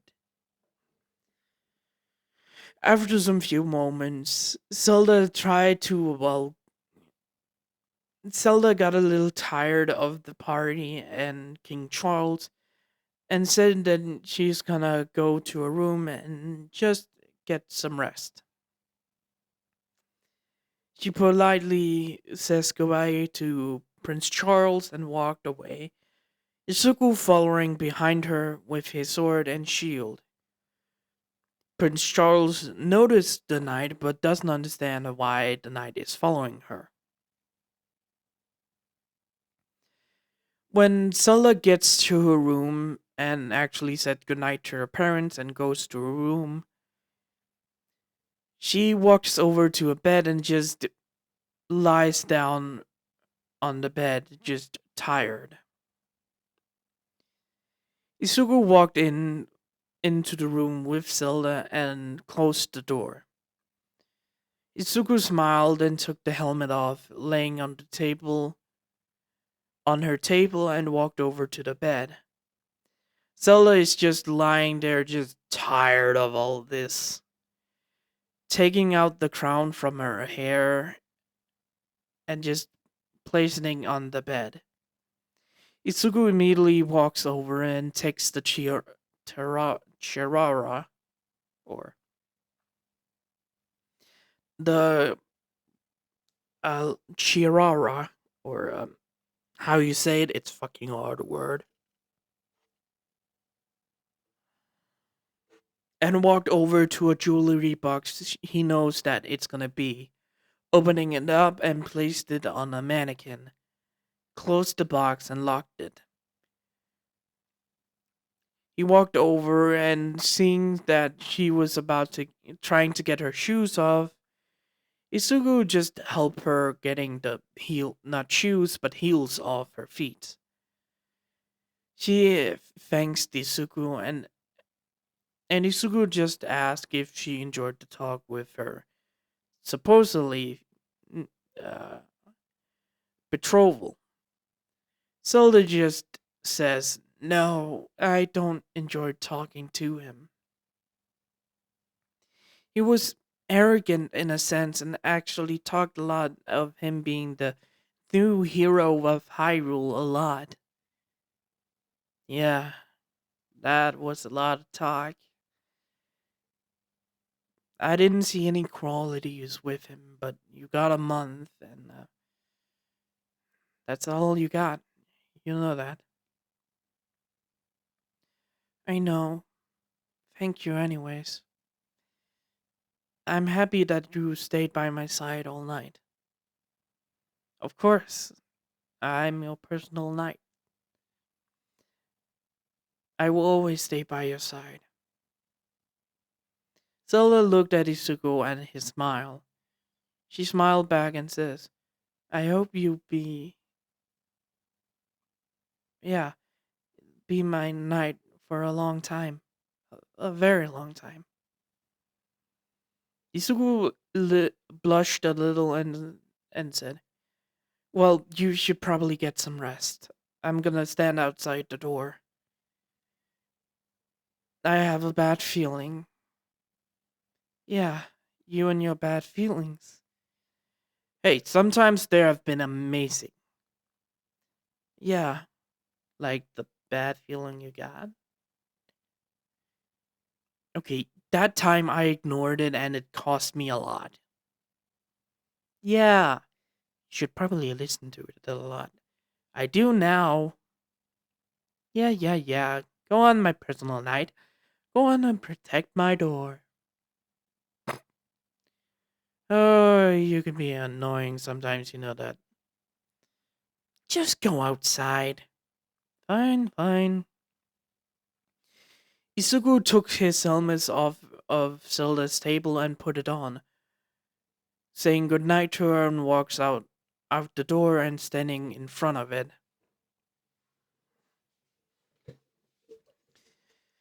After half an hour of standing there, a person was walking down the hallway to Zelda's store. A person was walking down the hallway, and Isugu didn't turn to him yet because he doesn't know who it is or what they want. When he heard Charles's voice, "Excuse me." Isugu turned to Charles that was standing in the hallway, almost near the door and him, and Isugu nodded, saying, well, showing that he's listening. "Is this Princess Zelda's room?" Izuku stood there, a little quiet. "I asked you a question, soldier." "Yes." "Why do you ask?" "Well, I wanted to talk to her in private in her room." "I'm sorry, but Princess Zelda is tired. She will really like her rest, so I will highly recommend you not disturb her for now." "Did you hear me? I want to have a private talk with Princess Zelda." I understand, sir, but Princess Zelda right now is tired. She wants her rest, and I am ordered to listen to her more than you. You are not a king or a queen or the princess of Hyrule. I do not have to follow your orders. You are a prince, yes, but you are not my prince. So please, sir, do not disturb Princess Zelda because Princess Zelda is tired. How dare you? I, like I said, you are not the king of Hyrule or anything else. I recommend you walk away. I will talk to the king to make you regret this. I am sorry, sir. The king personally appointed me as her guard. I have known her for years. So if you want this to work, you must listen and listen well. Princess Zelda is tired. You will not disturb Princess Zelda because she is tired. You will make it worse. You want a chance to marry her? You have to prove it to the king, queen, and myself. Why you're just a soldier. I am Princess Zelda's most personal knight. I protect her how long I need to protect her. I have been a friend of the king and queen and Zelda for for 10 years. So I recommend Prince Charles of England that you walk away from this door before anything happens. Fine. Charles walks away from the door and Isuku just stands there looking at him. After 5 minutes, he heard someone else coming from the other side of the hallway. He heard someone coming around the corner of the hallway that's at Princess Zelda's room. Give me a moment about that. Um, Isuku hears someone walking around the corner from. Oh, all right. Zelda's room has a corner to it. There's a hallway that looks like a hallway, and the last door in that hallway is Zelda's room. Then there's another corridor or another passageway that goes to a stairwell down to the next floor. Isugu looked at the corner, seeing who's coming up, and actually seeing the queen walking from the corner without the king this time. The queen walked over to Isugu and stood in front of him. Isugu, I'm sorry, queen. I'm sorry, my queen, if you heard that. I am addressing you as Isuku, not Zelda's knight. Yes, yes, Queen Violet. Miss Violet. Thank you. That is a little bit better. How what? It seems like you had an argument. He tried to talk to Zelda when she asked me not to be disturbed, and I kind of raised my voice at him because he didn't understand that she told me that, and I'm not his knight. I am Zelda's knight. That's quite okay. Thank you for protecting her, no matter what, Isuku. Can I talk to Zelda? Uh, let me check, my queen. Thank you. Isugu turned around to the door and opened it to looking inside. Seeing Zelda is just at her table doing some work with some headphones on, actually not hearing the conversation between Isugu and the Prince Charles. Isugu nodded and the queen walked into the room.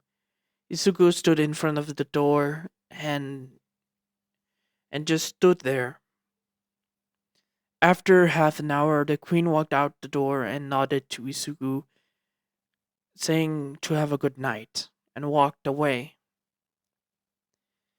Isugu stood there, getting a little tired of standing there, when he heard a third one coming down from where Charles went. He looked to see that the king actually is coming towards him. Charles was not near him or anything. The king. Oh god, what the hell did I call the king? Um, no, not Logan. Sam? No.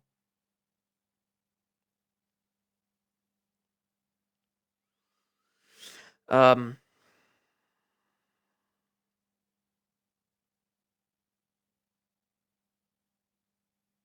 Alfred. Did I call him Alfred? Because I'm gonna do it. Because, damn, Alfred's a good person.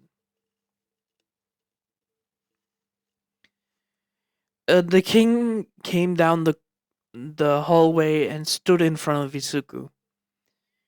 Knight, my king, how can I help you? I have heard that King Charles, not King, sorry, Prince Charles went up to me complaining that a knight didn't let him in to talk to my daughter. That's correct, sir. May I ask why you didn't let him in to talk to Zelda? Sir, he told me not to be disturbed for a few more hours, and she wanted privacy. And you told him I'm not his knight, sir, because he's not either a king, queen, prince in my eyes. He's just a prince from another country. He's not a royal family from Hyrule, sir. Good.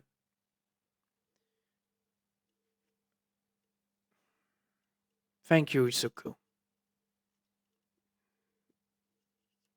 You're welcome, sir. How is Zelda? Tired. I think she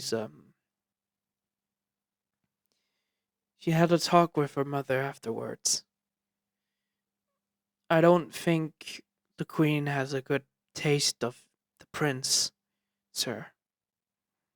I see. We will give him a month, like we promised. If anything happens in those months that I don't feel is nice, he will be sent back. Don't worry. That sounds good, sir. Now, please go. Please, you must get some rest. Sir, I am to protect Princess Zelda, and I still have a bad feeling.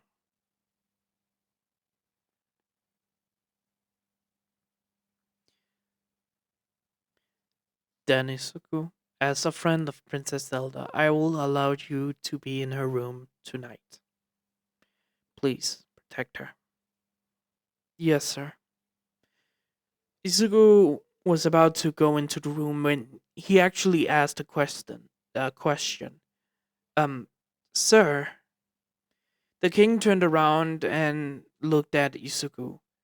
May I ask for a different armor set? May I ask why? Those are guards' clothes. Well, it's just I'm more of a speed person than a tank, and Isugu just showed the armor. This is heavy. I can run fine, but I'm slower than normal. Ah, you want Shika armor, I understand. Yes, sir. Shika armor. Very well then. Good night, Isuku. Good night, Sir Alfred. Much better. The king walked away from the hallway, and Isugu walks into Zelda's room. Zelda was asleep at her table, just snoring a little bit loud, but not a lot to hear from the outside door. Isugu walked over to the table and looked at the paperwork. He closed the door.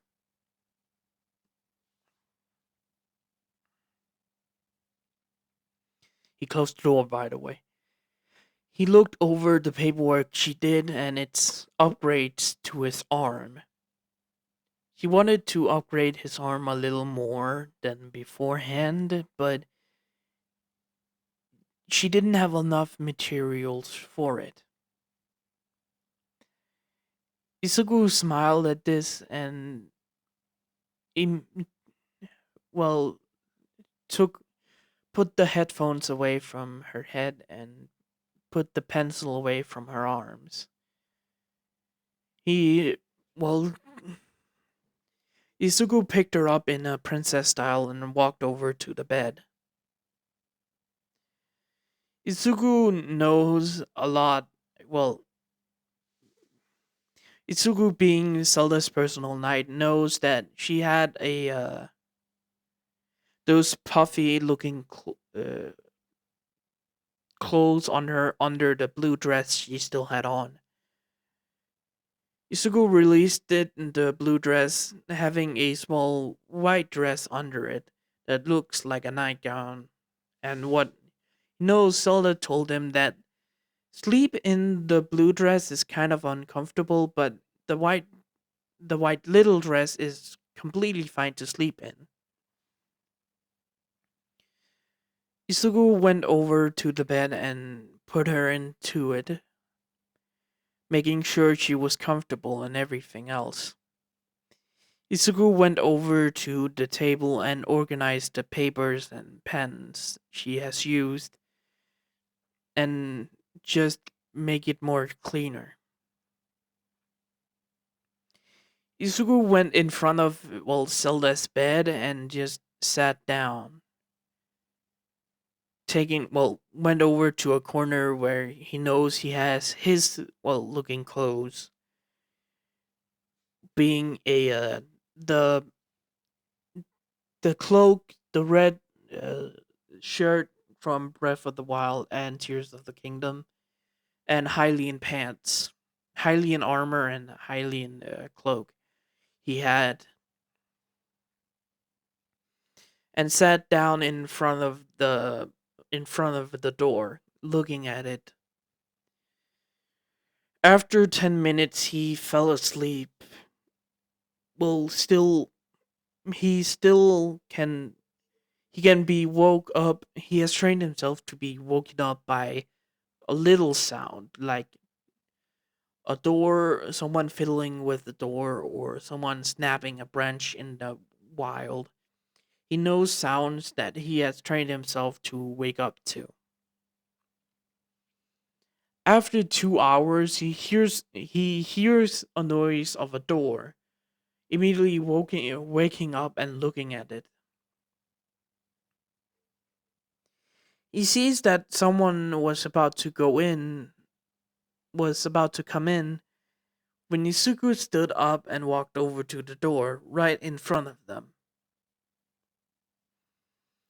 The door was opened a little and opened wide when Isuku could see a man in front of them.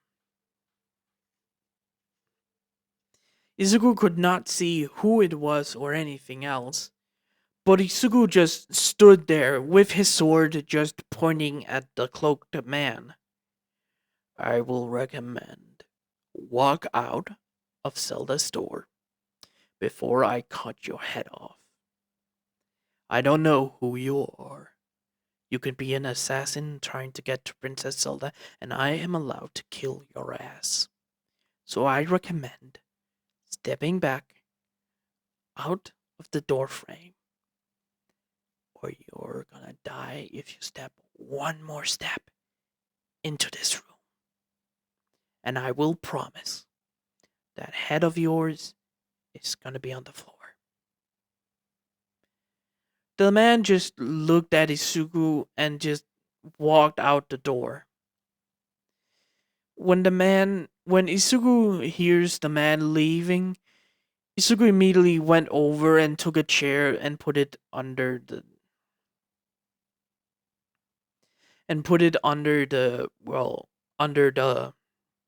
door, and just locking it heavily this time.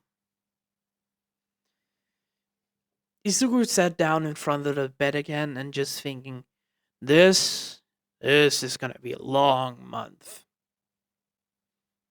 Later. It's been a month, and what Isuku can say is it's been quite awful.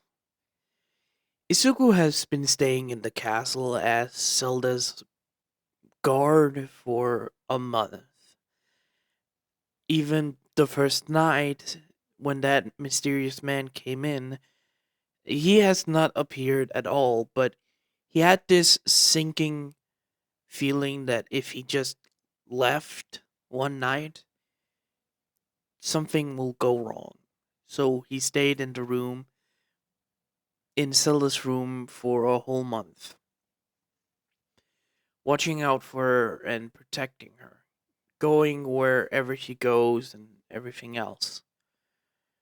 No one, everyone that knew them knows something was wrong, being Isuku's father, the king, and the queen as well, and their personal guards know something is going on, that Isugu is keeping quite close.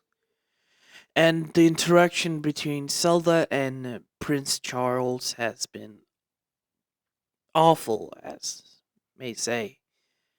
Some issues has come up with him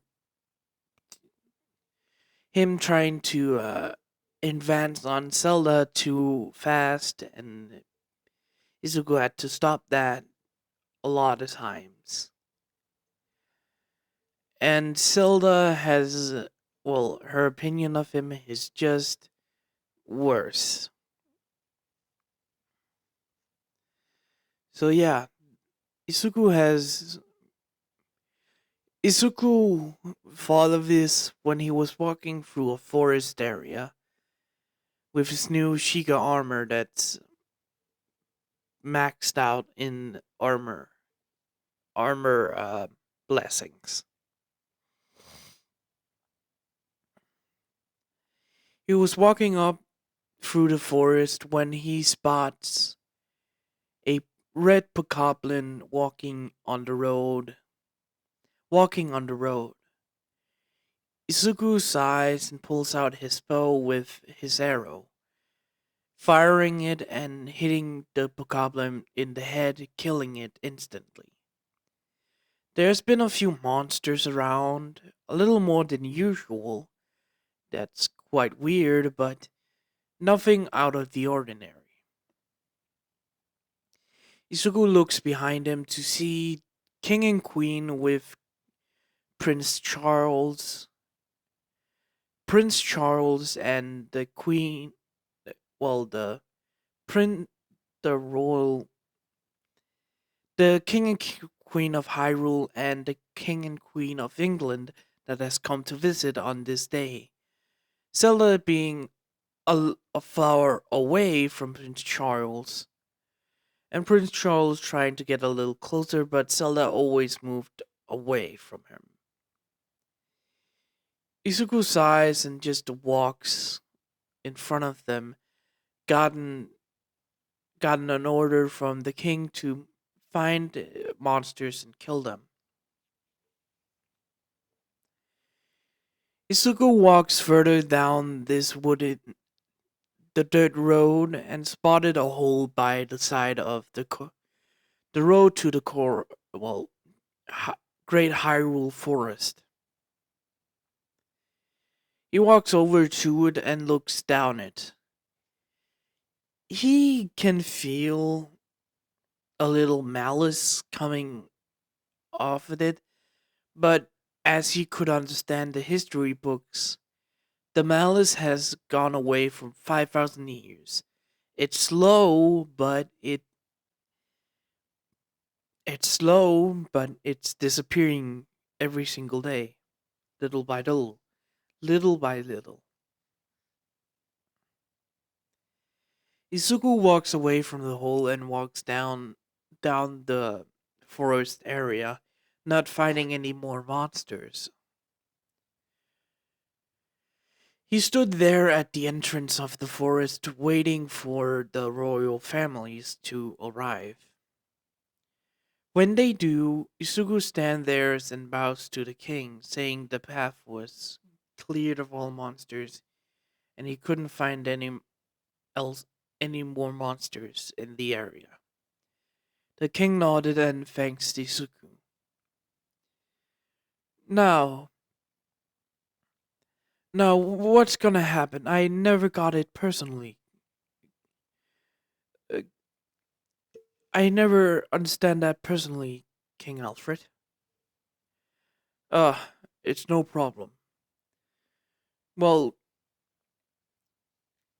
Prince Charles and Prince Zelda and her world and her personal knight will go into the into the Great Hyrule Forest to get into the Korok Forest to find the Master Sword.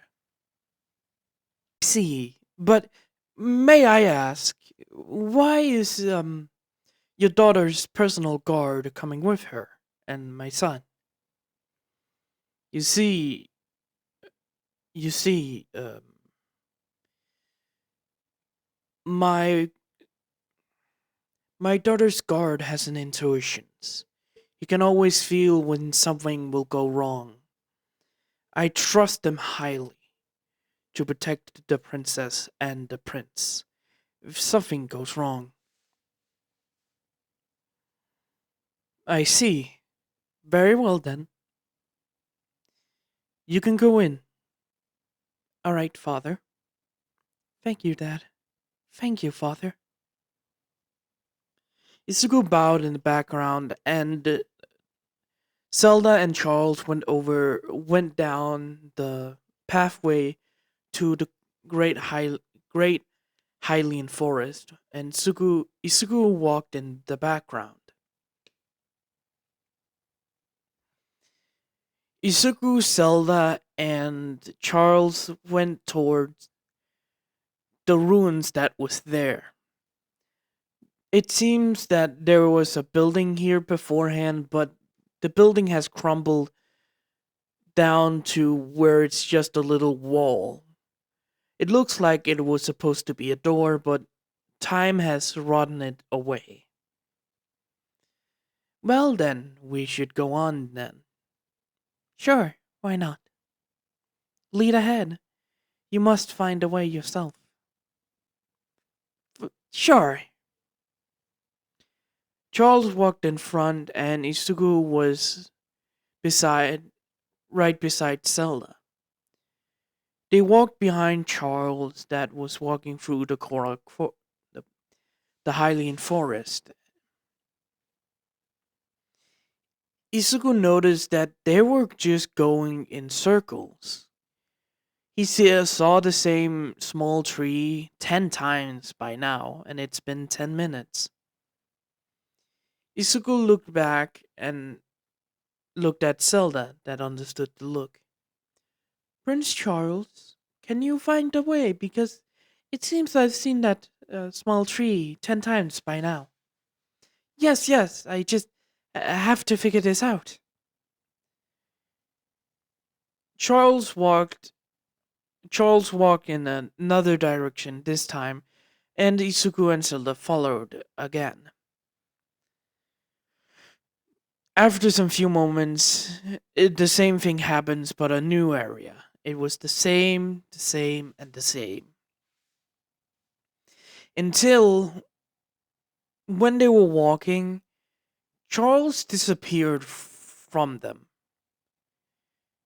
Isuku stopped Zelda to look if Charles gonna come behind them, but after 2 minutes, Charles has disappeared. Meanwhile, outside the forest, the king and queen of Hyrule was standing there with the king and queen of England, spotting that someone was coming out of the forest, and it was Charles, alone. Charles looked confused and asked how he got there. The king was getting little angry but asked calmly, "Prince Charles, where's my daughter and her knight?" "They were right behind me for a moment ago." "That means it seems that you're not the hero because you could have figured it out if you wanted to."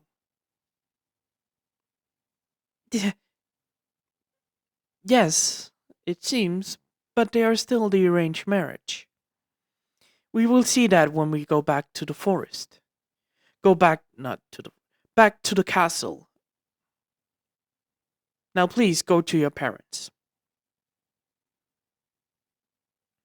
Charles walked over, and the king and queen of England looked a little sad but tried to cheer Charles up.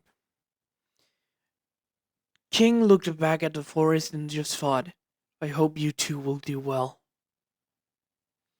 Back in the forest, Isuku looked around to check where they are, but he couldn't figure out where they are.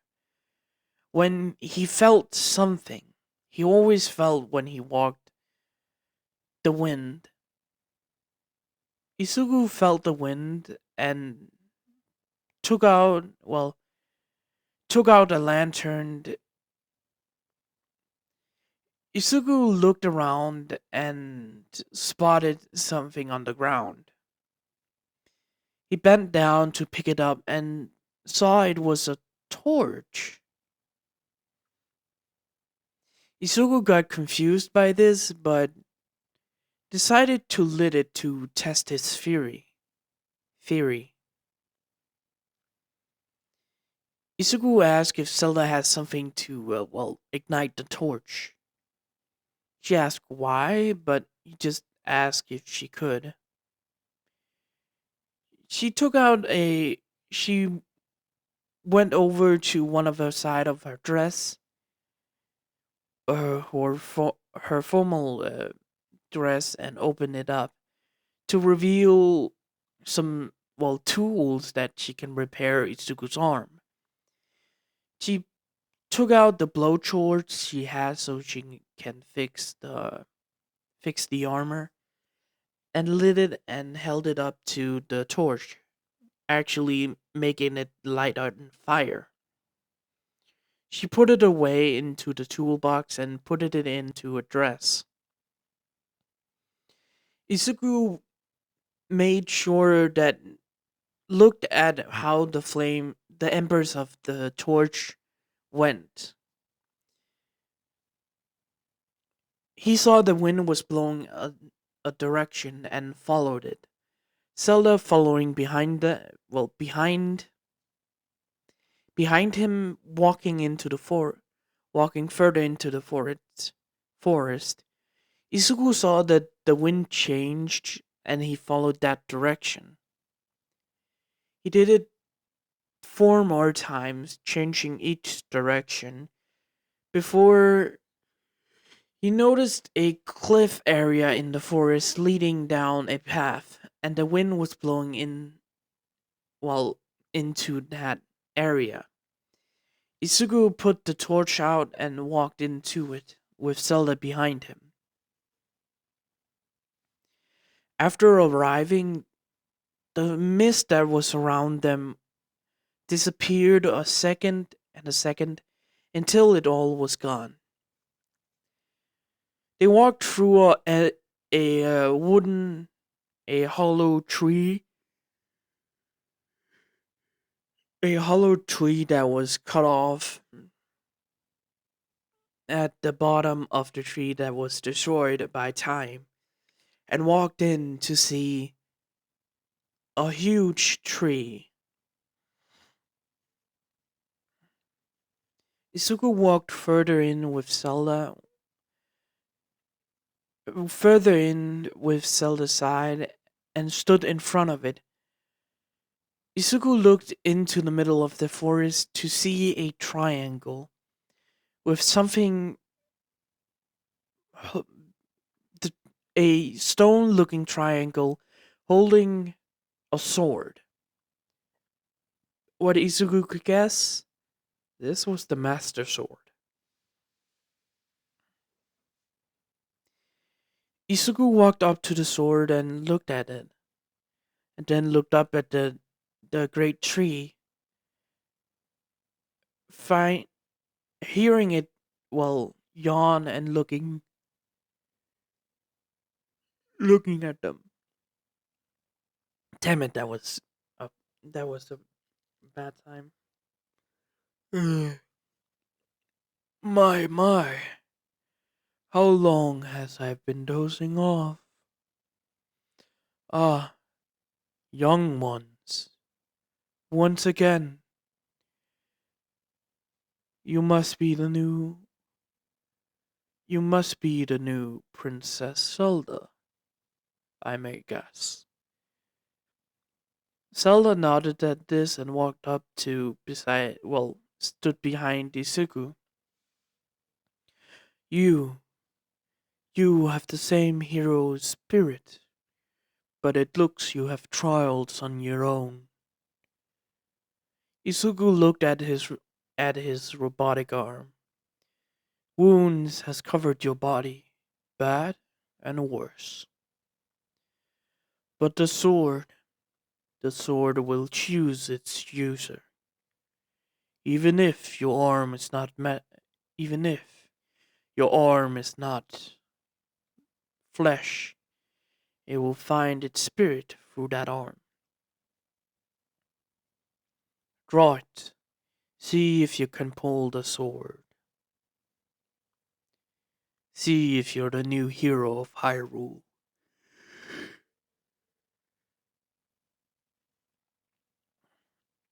Isugu went up to the sword and put both of his hands on it. He could feel his memories running through him about how he got bullied, one pull. How his situation changed when he came to Hyrule and met Zelda, second pull. How he loved her and what she did to him, what she has done to help him, third pull. How she gave a precious thing that he will always be grateful for. Final pull. A blue shine came from the sword. Izuku picked the sword up and held it in front of him. The Master Sword, with its purple blade, and the blue blade, and its purple handle shined in the light of the Korok forest. He looked at it and looked at Deku tree. It seems your trials has made the Master Sword choose you, the next user of the Master Sword. Isuku looked at it and looked back at the Deku tree. Ah, yes, I must understand that look. You are asking for the hilt or the sheath of the sword and the shield of Hyrule. A little fairy went down to the ground, and Izuku saw it. Zelda did too. Well, two small wooden looking things went to them and handed the sheath of the handle and the shield of Hyrule. Izuku nodded at this and went over to Zelda.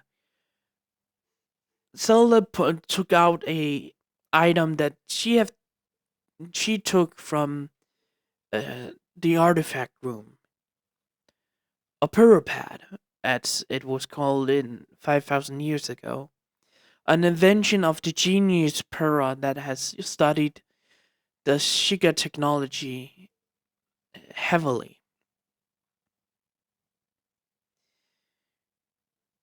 Zelda pressed some few buttons and the Hylian sword, the royal sword and the royal shield disappeared into it. Izuku put the master sword on his back with the shield as well. When both of them turned around when the Deku tree spoke. Trials ahead when the sword is pulled. You have trials ahead more important. You must understand and know the danger was lurking if the master sword has been pulled. Be ready and be vigilant. Now, I must take a little nap. Mm. Izuku and Zelda looked at each other and looked back at the Deku tree that has become silent. Izuku nodded and both of them was walking out of the Korak forest when they saw a bigger looking tree with maracas just standing there just saying chaka chaka shaka shaka shaka shaka. Izuku looked at it and just asked, "May I ask who you are?" Finally, finally, finally! Someone sees me again! I am Hesuk, the song and dance of Korak Forest! Oh? Well, do you mind? Can you show us the way out? It's gonna be a little hard to, well, re-step our tracks. Of course, of course, of course! Why not? Follow me! Yeah! Jesus fuck. Sugar, his Hasu walked down, walked out of the Korak forest into the great Hylian forest, and walking through the mist, and Izuku and Zelda followed him. After 5 minutes, 10 minutes of walking, they reached the ruins they spotted, and Izuku thanked Hasu for its help. No problem, new friend. Please come and visit again. So you can hear my song and dance for the Korak Forest. Yahoo!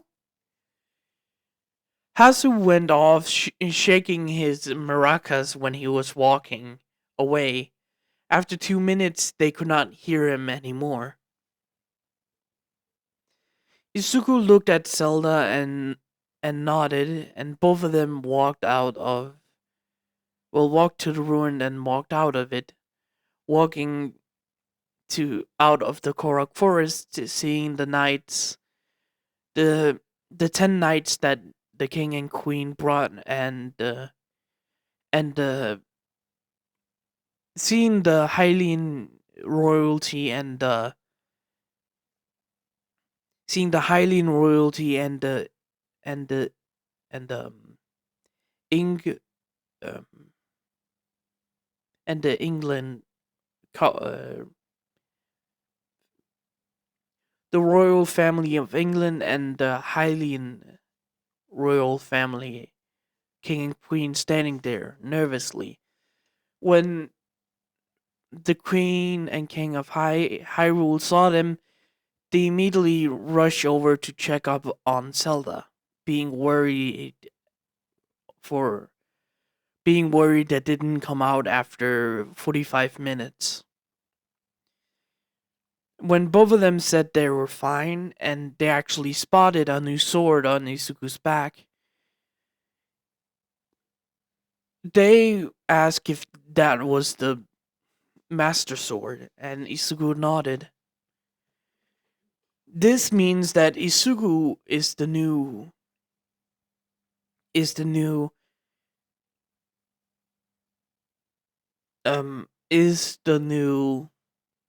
hero of Hyrule, the next hero of Hyrule. When Isuku looked at Prince Charles, he was kind of furious, but his father stopped him for doing anything stupid that could ruin their relationship with the Hylian family. After making sure both of them were okay, Isuku and Zelda walked behind, well, everyone, because they wanted a little privacy to talk. Some few knights was behind them as 2 knights was behind them. Isuku walked and talked to Zelda when they heard some roars coming from Death Mountain and the side of the old training area that's in ruins by now. When Isuku looked at both side, moblin hot moblins and the big guys and the tall lanky ones arrived around them. One was the big guy was in front, and around 10 of the lanky guys and 50 hot well goblins arrived and surrounded everyone, shocking them because they didn't see them at all. The 2 knights that was behind them defended themselves to try to get to Zelda and Isuku, but Isuku made Zelda go behind him and protected her. Isuku defended both of them when he heard something behind him. He didn't notice that they both of them were getting closer and closer to the edge of, well, the forest. Well, edge of the hole that led down to an unknown place. The records of that hole disappeared a long time ago.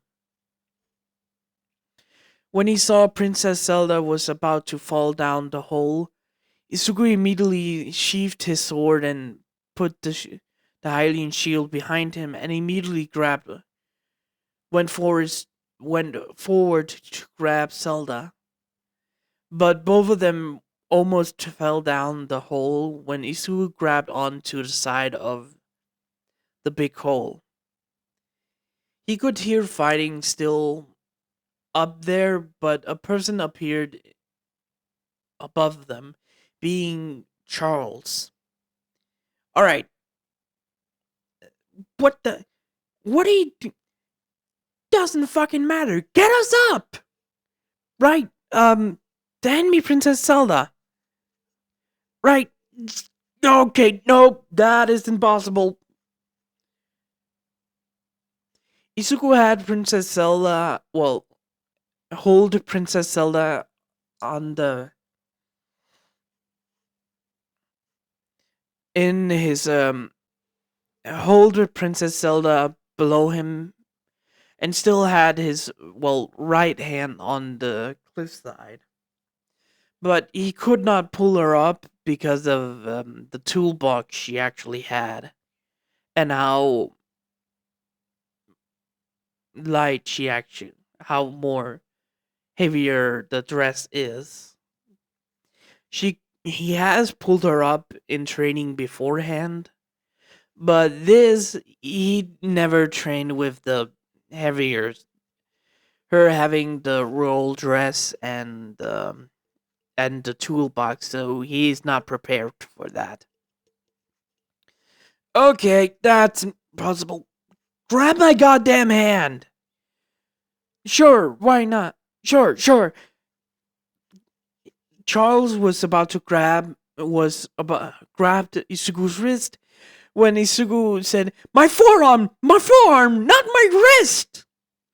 Before Charles even knew what happened, a click sound happened at the wrist area. Isugu and Zelda fell around 2 meters before Isugu locked up the chain that, well, his grapple hand and locked it up. "You idiot! Why didn't you grab my forearm? Why my wrist?" Sorry, I didn't know that. You didn't tell me. Okay, that's our fault. But get the king! Get the Hylian king, he can lift us up!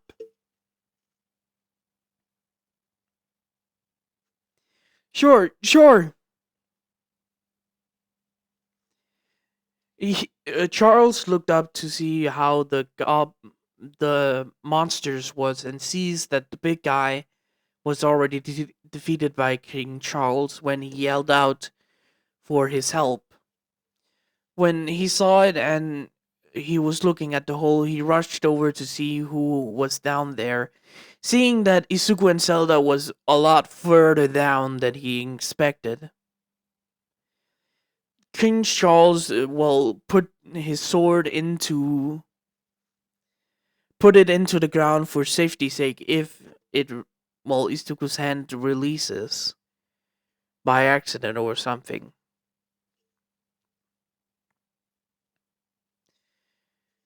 But unbeknownst to him, a little crack was in the sword that he slammed in.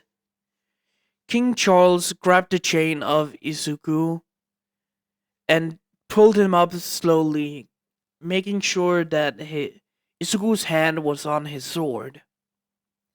"Alright, you two, get ready." "Thanks, Dad. Thanks, Father." "Yes, sir." Izuku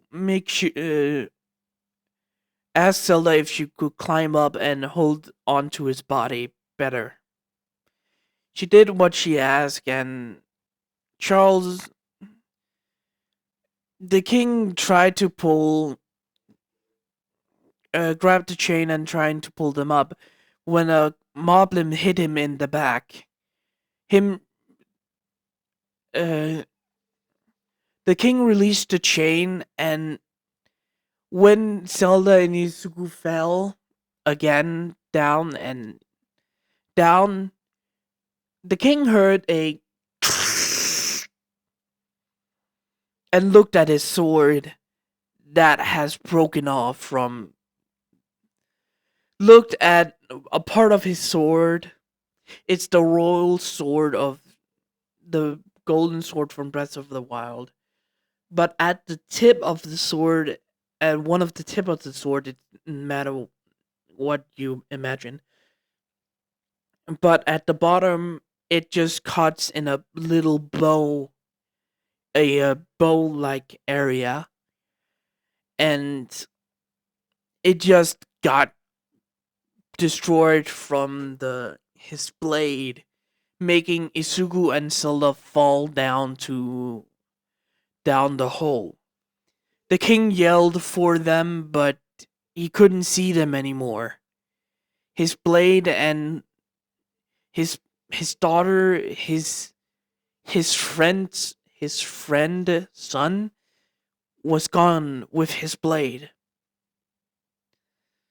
He immediately turned around and just started to kill the moblin, destroying it and killing some that was trying to hit the prince.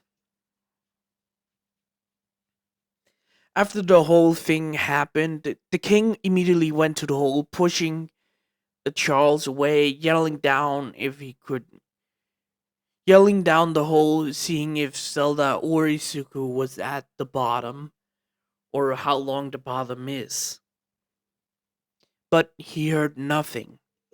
Nothing came up. Nothing could be heard down.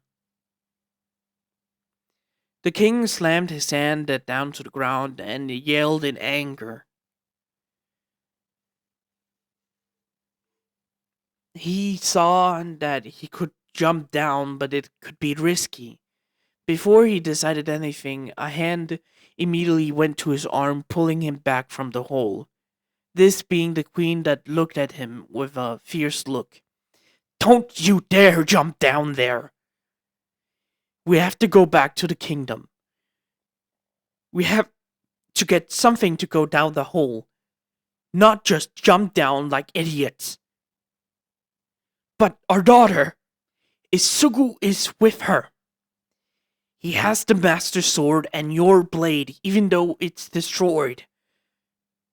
Please, trust him. He will make sure she's safe. Fine. But you!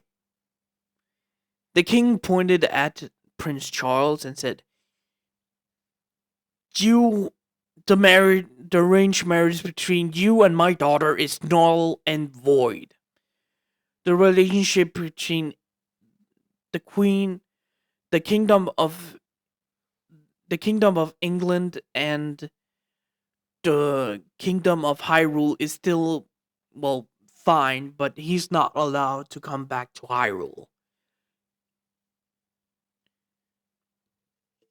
The king stomped, went away from the hole in anger, immediately went down to the stables where they had their horses and went into a private vehicle and went away. Went to the castle and informed everyone. But this informed everyone of what happened, and informing Hisashi of what happened to his son.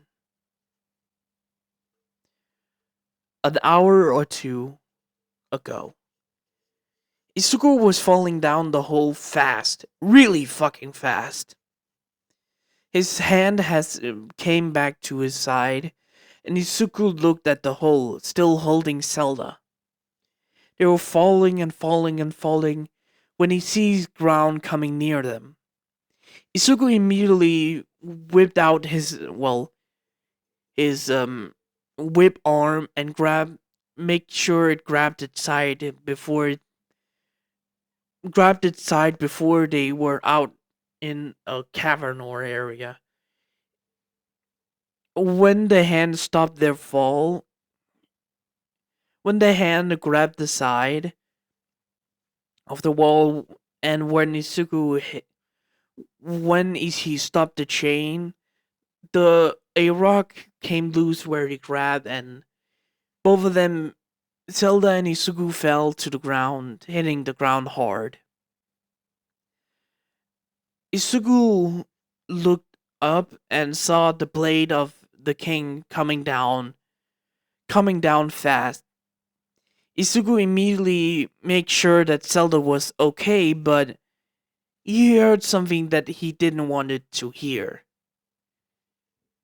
Zelda screamed out in pain, and he immediately looked to see that the sword actually missed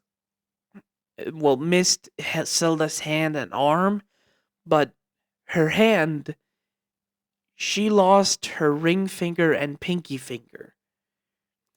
Isugu immediately grabbed Zelda to look at what has happened.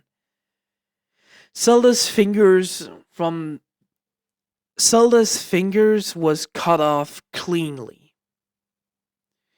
Isugu immediately went to his pack and pulled out a medical kit and pulled out a healing spray that has been invented 50 years ago.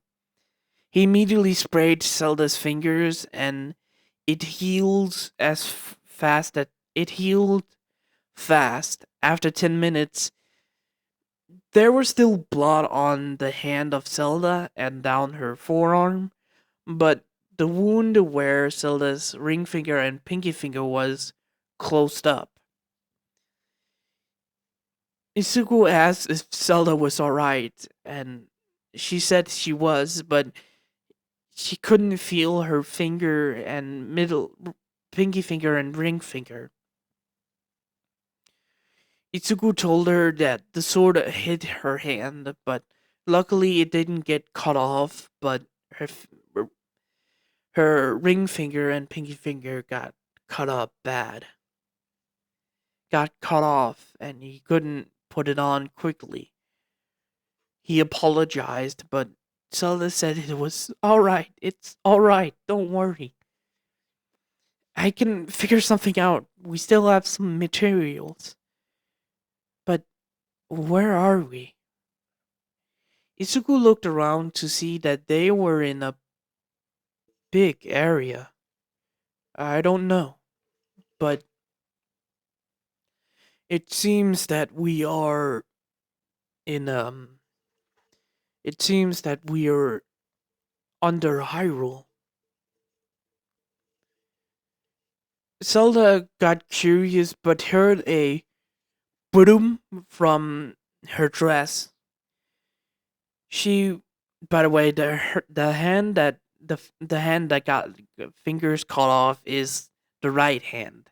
Ironic, I know.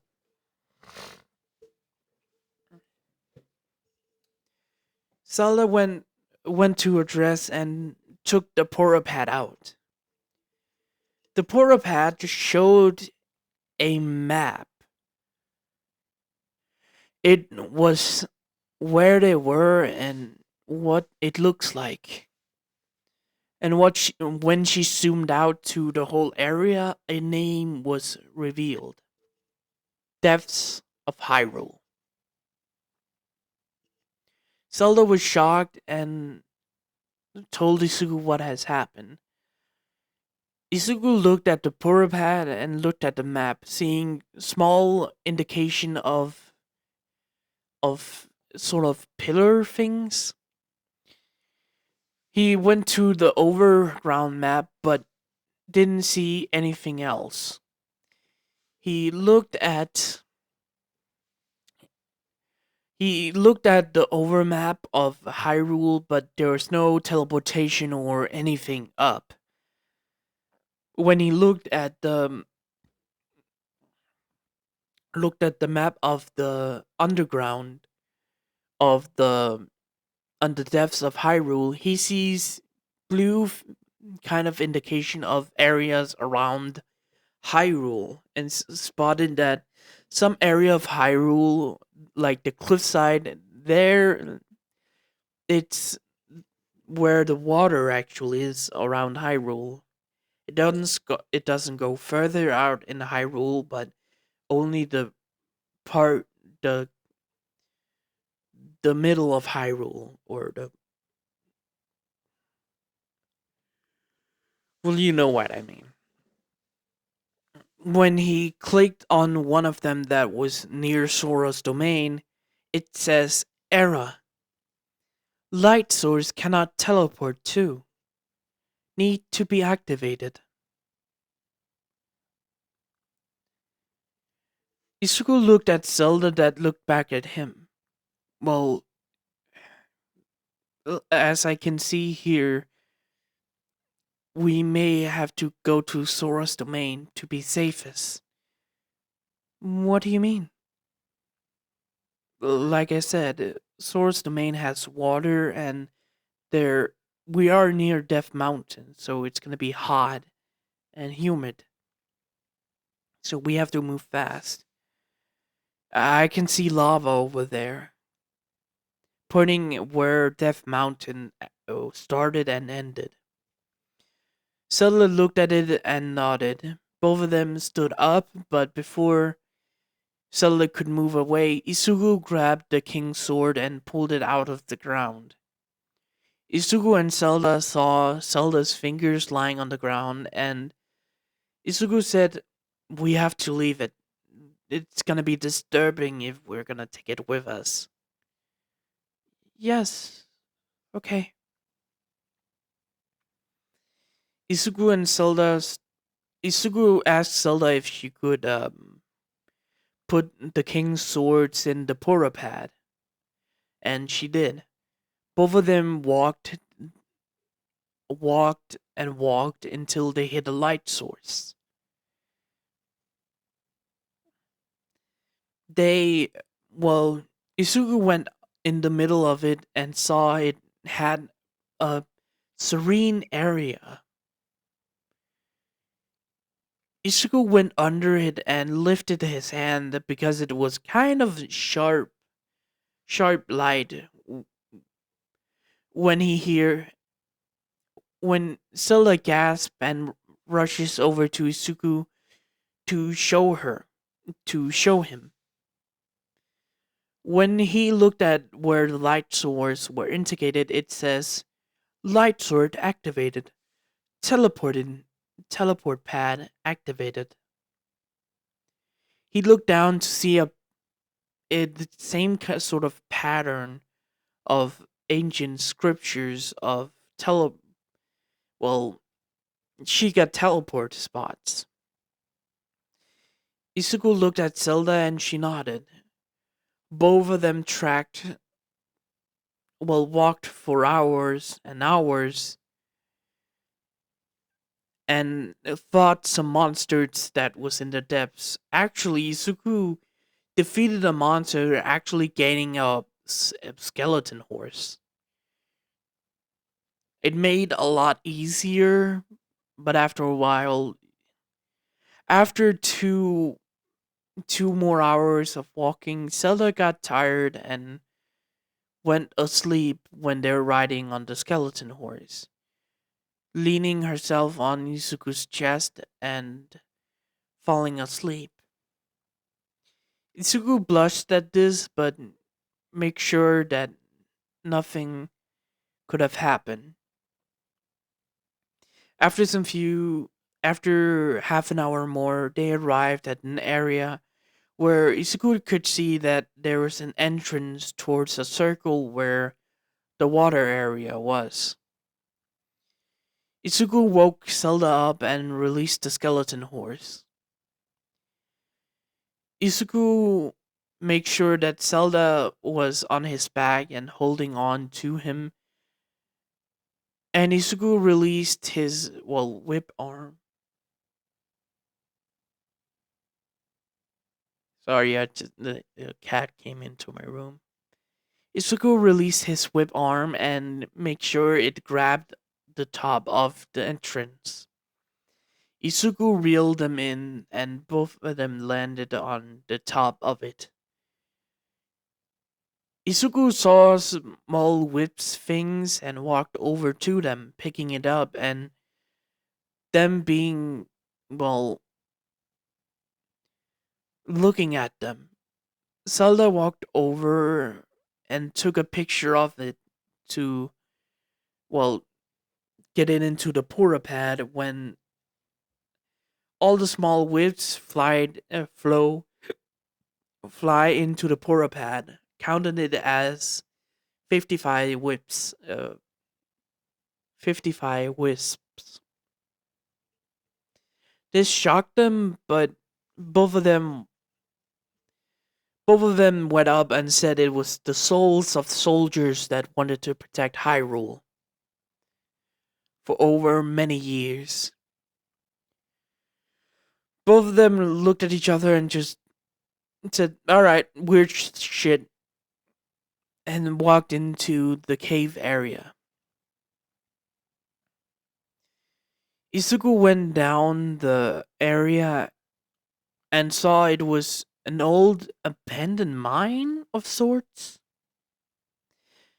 As he looked around, the mine looked fantastical as much as it looks different. But Izuku spotted an old wooden structure that held up pretty fucking great. He walked over to see what it is and found an old book, reading it and find out it's the old Yiga clan that actually got, destroyed by the previous hero before him. It was just a bunch of nonsense, and Isugu just threw it back on the table area. Isugu walked over to Zelda that was studying the forge area and studying a statue sort of thing. Isugu walked over and also uh, saw it and touches it to see what it is before it shined up and long hands came out of the machine and a long neck with a weird looking head popped out. Isugu immediately grabbed Zelda behind him, well put her behind him and draw the master sword. When it spoke, "Hello, my name is my name is Stuart Bot. I'm a smith of the ancient ford down here." Zelda asked what that means, and it's the same explanation as in Tears of the Kingdom. When Zelda asked if he's a Sonite tech, he said he is. She gets excited and asks if Sonite tech was down here. He said it is, and he had to repair. He has to make it for make it. He started to forge when Isuku says they have to explore a little more. Finding old crates with, well, some emeralds and old arrows, but they also found rotten, dusted, really rotten food that doesn't even need. They also found some dust that actually looks like bananas. They figure out it's old rotten food. Izuku went over to the water area to look down into where how it is and spotted glowing fish swimming around it. Izuku thought about it and think maybe some fish has come down here and actually made it its home over 10,000 years. It must be a big area for fish. Isugu, well, went over to a raft and yelled to Zelda he's gonna activate the light source. She said it was fine, and he went over, activated it, and went back.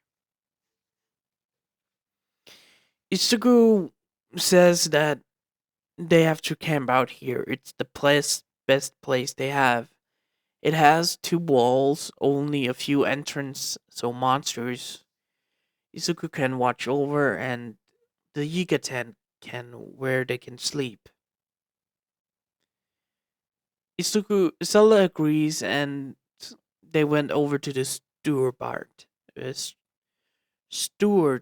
Bart bot and asked him a few questions. He answered them as quickly as possible. The ancient history and how the previous hero and princess went down here to, well, say if next princess and hero comes down, they have they have to give it some coordinates. The storyboard gave the coordinates to the portal pad, lighting up a little area in where the previous Hyrule Castle is. But it seems like a sort of thing was there. They didn't know how to get there or anything else. The storyboard says that he has some materials so they can make some vehicles and road around it. Zelda gets excited but tempts it and asks for some advice about the technology and Chica technology. When the steward but actually informed him of something, Chica technology and Sora technology has been falling down. The Chica technology is actually down here in the underground.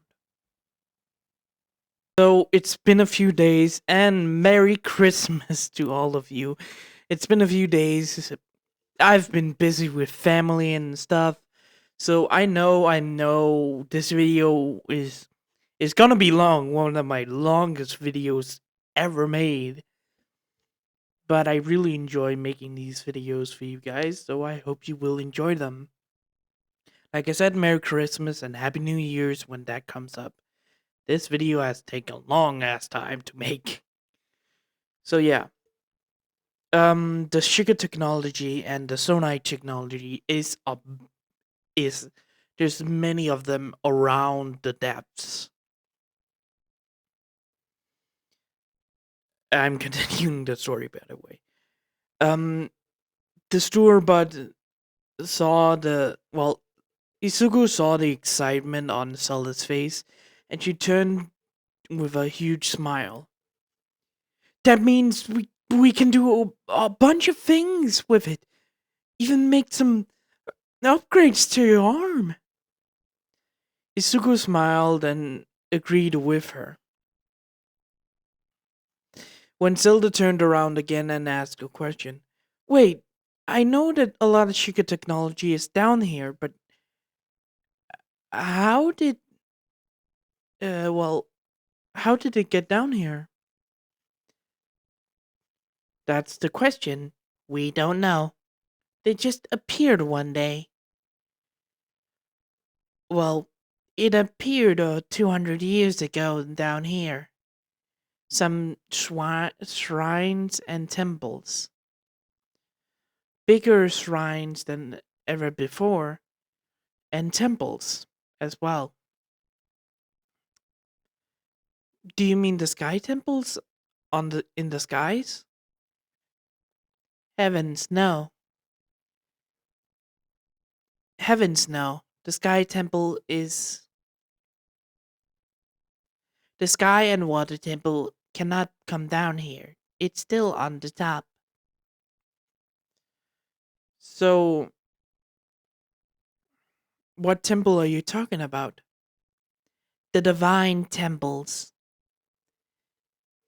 We have named them that because they are the divine beast from the Sheikah technology, but they cannot move anymore.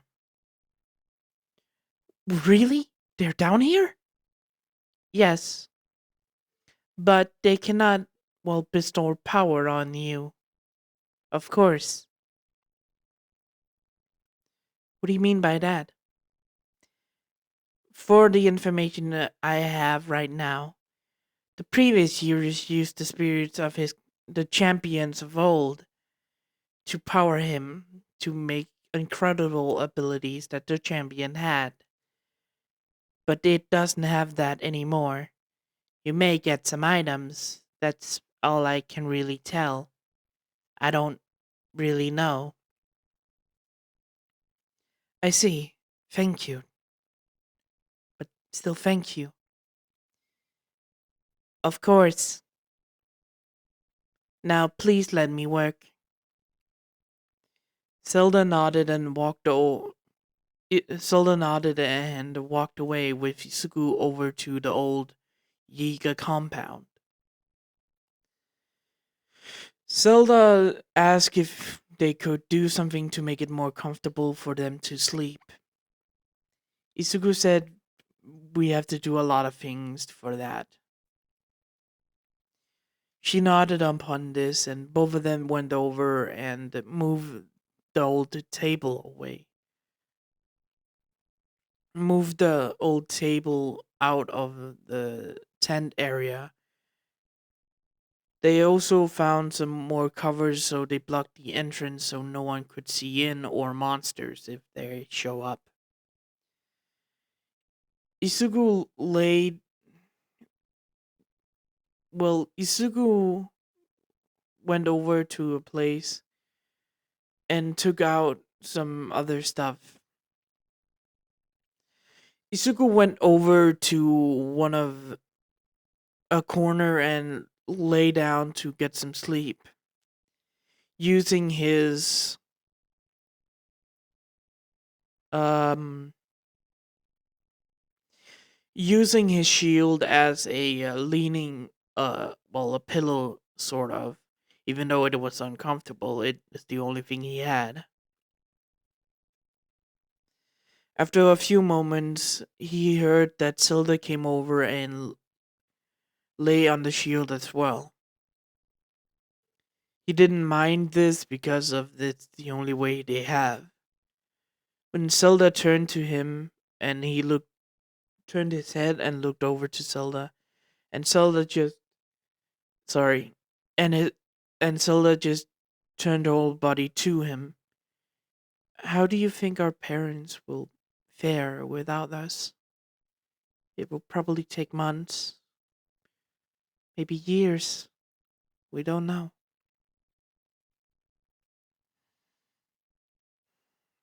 I sincerely don't know. But I hope my dad will handle it as best as he can, and I hope your father will help him. They don't know if I'm dead or not. He doesn't know if I'm dead or not. And my mom, well, mom, my mom and dad hasn't gotten along for months now, and I just sincerely hope that he will be alright. I hope so as well. After that, it took around 5 minutes for both of them to fall asleep. Time skip, a year and a half.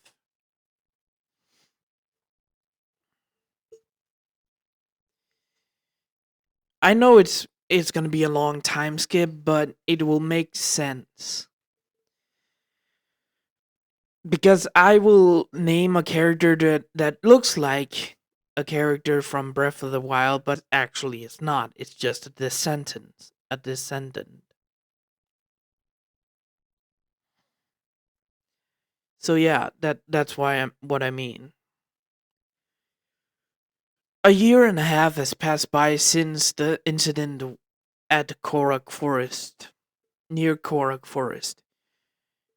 King, the King of Hyrule, or as we're gonna call him, Alfred, King of Hyrule, and Violet, the Queen of Hyrule, is sitting in a meeting where they have discussed again about his daughter in the depths, as they have found out it was usually called, but they don't have the source materials to do it. They have air balloons, of course, but the smaller ones that they can use to go down to the depths in the hole has long been destroyed or just become bigger. They have no way to go down there anymore. But they have could use something. But they can do something else, but for God's sake, the council is just horrible. Alfred has just dismissed his councils. And again, they haven't gotten nowhere. The old coots and old people that has surrounded the king and queen again are just awful in their money greeting minds. They have talked about the usefulness of Princess Zelda, of how she couldn't even they they have to marry Princess Zelda off again if they found her, and the useless knight doesn't need to be demoted out of the knighthood, and yada yada bloody bloody bada bada. Alfred just sighed on his throne. Just had enough, but he can't dismiss the council. Right beside him her is his lovely wife and queen Violet, just annoyed as well of the council. Violet had her hands on the king on Alfred's left hand, just petting it. We're gonna get through this and finally get down to the depths, no matter the cost. Oh, so just say screw it and doesn't listen Or we can just say screw it and don't listen to the council. We both know Zelda and Isuku are meant to be together. I know, but I still have to listen to them. They are voice of the people. You and I both know that that title is just bogus now. It was beforehand, now it's not. Voice of the people was the king and the leaders of their tribes, not Hylians with a lot of money. Yes, that has become awful over these years.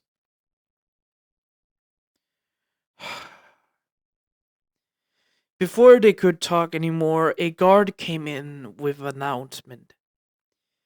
Sir, the previous Garuda leader has arrived.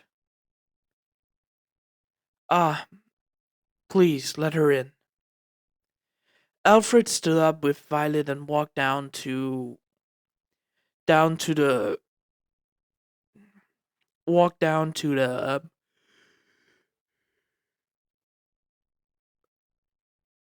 where the bigger area of the throne room of the castle is. A tall woman with red hair and well, you probably know who it is, but it's a look-alike of a Bosa, if I'm saying it correct. And her name is also a Bosa, but it's a different one, not from Breath of the Wild. Abosa, it's good to see you, my old friend. It's good to see you as well. Abosa went over and hugged Alfred. After that, she went over to Violet and hugged her as well. It's good to see you as well, my friend. It's good to see you as well, Violet. Now, you two seems awfully awful today. Of course, the council meeting was a few hours ago. I see. Those idiots still keeping you up, keeping trouble because you can't get down to the depths, even though you've tried to get them to well do anything to help. Yes. Why don't you just set in the normal old council with just the leader tribes? For God's sake, King Sidon of this era is a wonderful man with ideas. He has even implemented it himself. I know, Oposa. I truly do. But dear, I am trying to make it work. I am losing my mind over this. Yes, I know. But dear, Zelda must be 15 by now. Maybe 16. Almost 16 by now.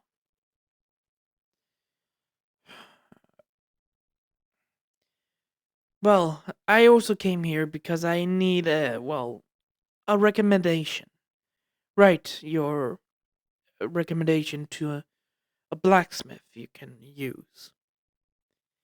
Yes, because my swords and shields old blacksmith has retired half a month ago. And I simply need repairs, and no one can do it as best as she could. I see, I see. Well, I do have one blacksmith, but right now he's not in a great mood. Hmm. Well, show me him anyways. Of course, follow me.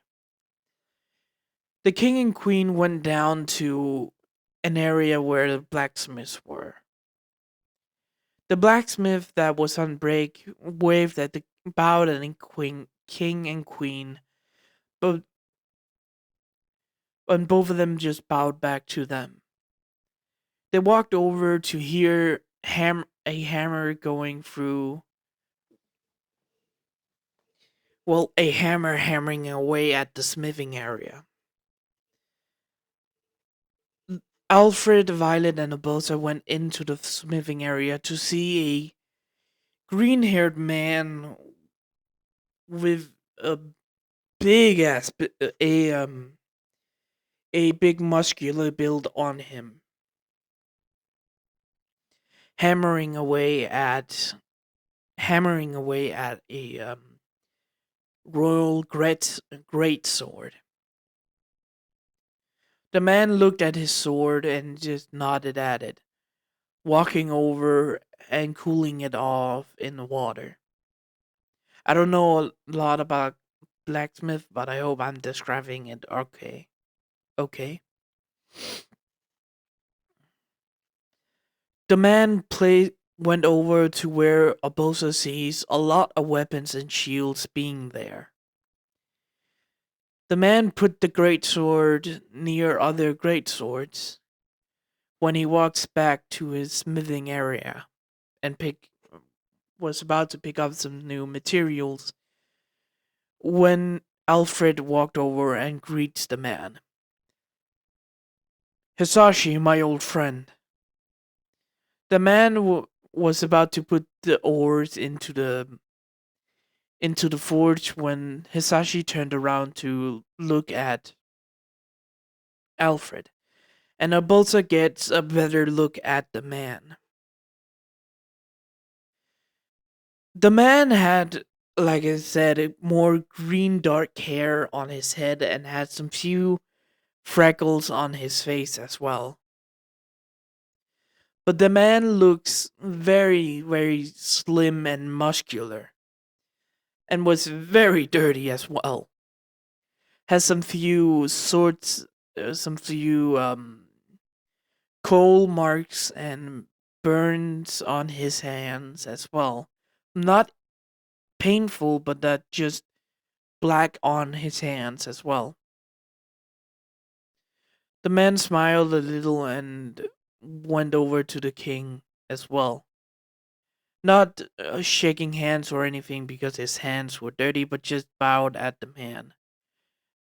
My friend, it's good to see you as well. May I ask? Alfred just shook his head. I'm sorry, my friend. I have tried to get them to do it, but they won't resist. They will. They have resisted through and through. It's okay. It's fine. Thank you for anyways. Ah, yes. Why I'm here is because of my one of my greatest friends and royal advisor when she's near me. Ah, don't be so sappy, old friend.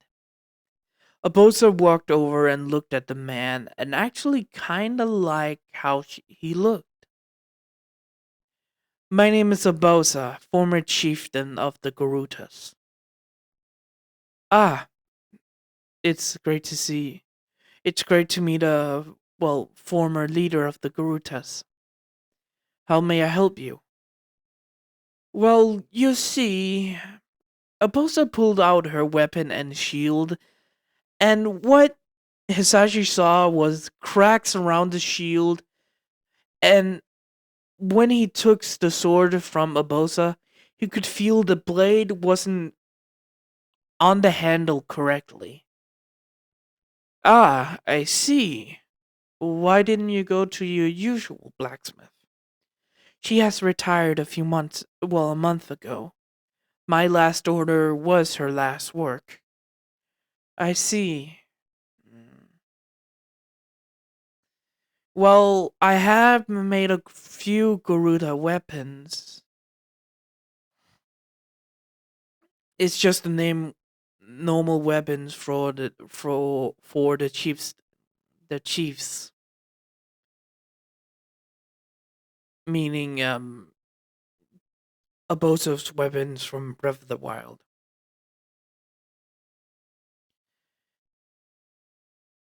Hisashi looks at the weapons and just bends the sword a little to see how much damage it has, taken, and he walked over to the shield how much damage is to it. Well, I can fix it, don't worry about that. And the sword, maybe I can fix it as well. I can do my best, but don't get your hopes up. Alfred knows how Hisashi is, but said, "My friend, you have made my weapons as perfectly as you could. I will honestly say that I want you as my personal blacksmith as well. I want I have you as my personal blacksmith. So well don't be negative on yourself. Yeah, thanks. Well, I can see what I can do. Don't worry, Lady Obosa. Thank you very much. May I ask why you seem so down? This, shocked a little Alfred and Violet, but Hisashi just sighed. It's a family issue. Don't worry about it. I may incur, but it seems you need talking to. It's fine. Don't worry about it at all. Probably the sword will take me a day or two. Shield probably 3 days to fix it. All right. Yes, thank you for that. But I want to know my blacksmith personally as well. Can I talk to you? Um, uh, of course, if you want to know your blacksmith, I cannot deny that. Cannot deny that.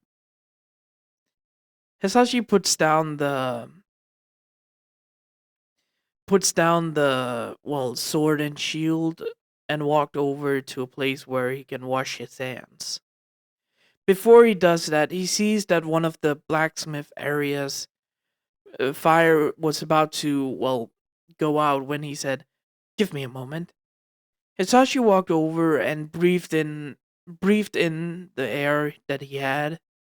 Abosa gets confused about this, but sees afterwards that Hisashi blows a flame into the fireplace,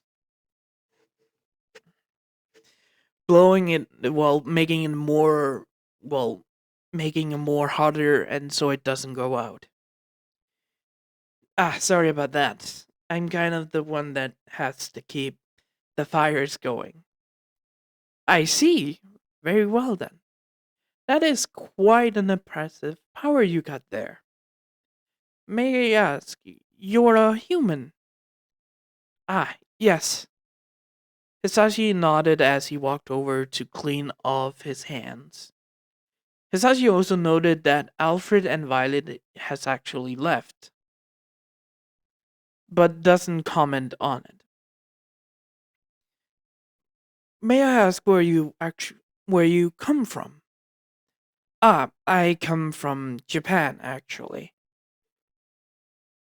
Well, I've been in Japan for a few years, and I consider that my second home, but I actually was born here in Hyrule. My mom is, um, my mom and the dad are, um, they are human, but my father's grand, my father's father is a Hylian, and my my grandmother was a human.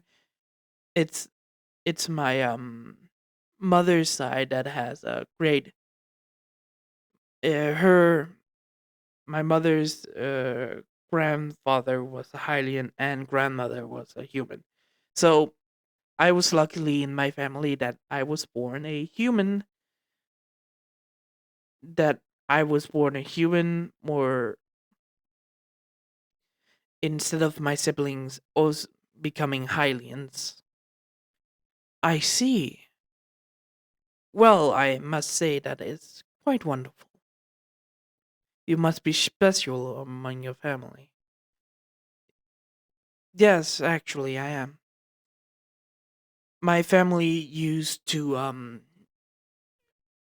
well, I'm the only one left of my family. Well, on my side of my family. Ah, may I ask how?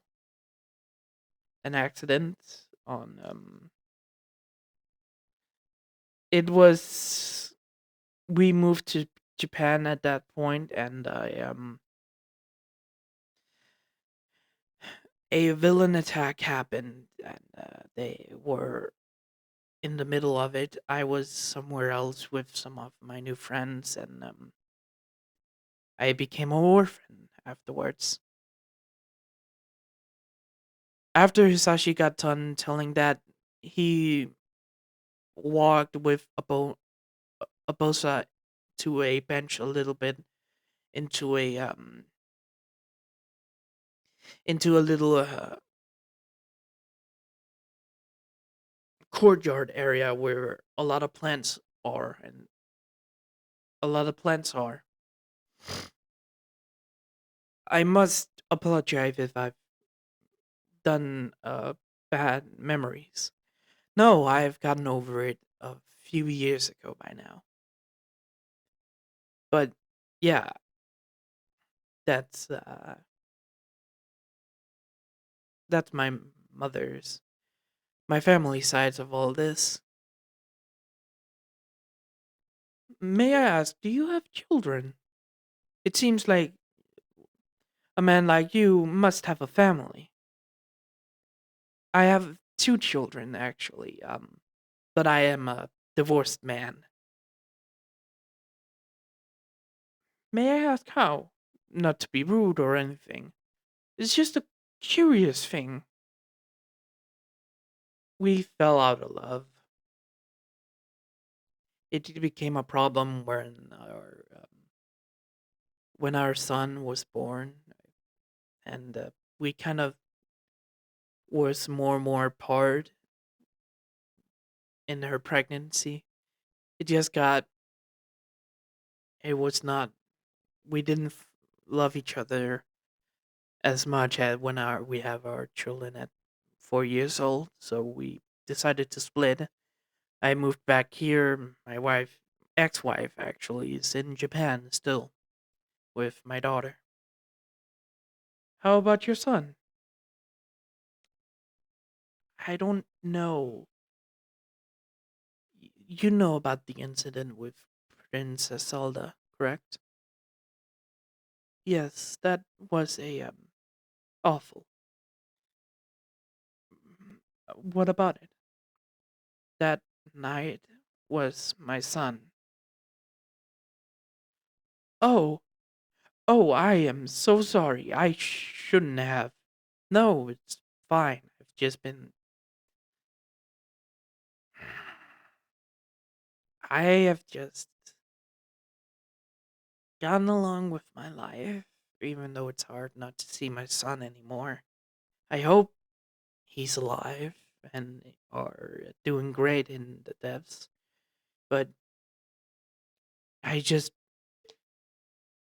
we can't go down there because of those awful council members to the king. And sometimes when I hear what they say about my son, I just. Suppose I saw a little smoke coming out of Hisashi's mouth. Your mouth, it's smoking. Hisashi looked at her and saw that smoke was actually coming out of his mouth. Before Oposa could say anything, Hisashi turned his head away from her and blew out some fire so it doesn't hit anything. Sorry, My emotion actually kind of fuel my fire. I am so sorry. It's fine. Don't worry about it. How was your son? My son is a great boy. He is a best friend of Princess Zelda, and he's a great swordsman. Actually became a knight. Actually became a knight when he got his robotic arm from Princess Zelda. You mean that boy was that? You mean that Zelda made that arm for him? You know about it? Of course I did. She showed me the arm. I'm a sort of aunt for her. Even though don't see her a lot anymore, of course. I've never met your son, but he must be a delight to be around. He is. May I ask about your daughter then? My daughter is human. My my son was actually Hylian, so I was kind of proud of him being one. But I'm also proud of my daughter, even though I don't see her often anymore. May I ask why? After I brought the news that Istugu disappeared down a hole to a place called the Depths, she was pretty upset. I told her that I wasn't with them at that point because of I'm a blacksmith. I'm not high in the ranks,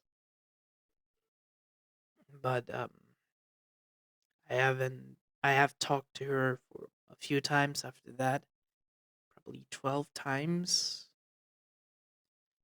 It it is a long period between how I can call her. How about your ex-wife? She. Oh, my ex-wife. Uh, doesn't seem worried, or she is worried about my son, of course, our son, but it seems that she has not doesn't feel as great emotion as I have because he does my son did talk to her a lot, but it seems that her emotions about him has dulled over the years that he hasn't physically met her. That sounds kind of awful. Yeah, it is, and we got in a few fights over it, and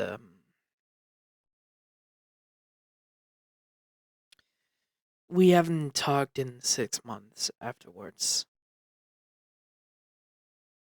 Izumi, my daughter, still calls me, but it's been a month since I last talked to her. She's been busy with school and everything. I do see that. Well, I must thank you for talking about yourself. Well, I need to talk about myself so you do understand who I am. Of course, so you can make the weapon perfectly for me. Sure, why not? Abosa kept Abosa and Hasashi kept talking well that day a little longer than they talked a little more afterwards about Abona and well her daughter and her daughter and her deceased husband that died in a accident upon the sands of Garuda Desert, being killed by a those big sandy fish you can kill in Breath of the Wild and Tears of the Kingdom. Her ex-husband got eaten by one of those when their daughter was around 7. Her daughter right now is around 30. Her daughter is around 29 to a 28 to 29 years old, and has taken over Garuda City to run it with her husband as well. A great man as well. May I ask, but please don't please don't take it as rude. I never asked for your age. Give me a moment. I sincere apology. I didn't know. I'm 28. Sure, I'm just jumping in quickly. Oh, it's 48. 48, not 28. Yes, my mistake. Just want to fix that. No, I'm just shocked that we are actually the same age. I'm 28 as well.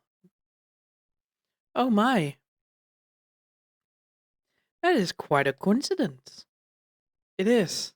But I should go back and try to fix your sword and see what I can do. And also your shield. That will be much appreciated. Thank you very much. Hisashi nodded and left for the blacksmith, and Abosa just smiled and walked away. Yes, if you figured it out already. If you don't, I will tell it in a few more out, maybe an hour from now. I don't know. I know this video is long, but I hope you will still enjoy it. Back, well, right now we're going.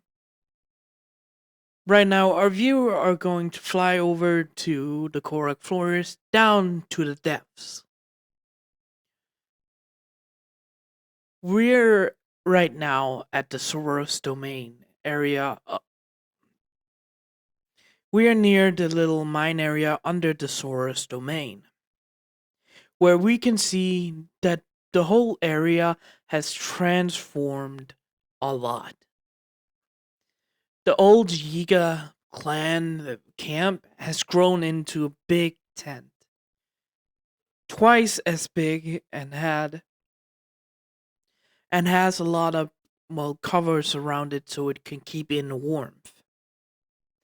This big circle area has some tables around and some areas to fix up, having a couple of weapons, some supplies around the area, and some vehicles around the area as well.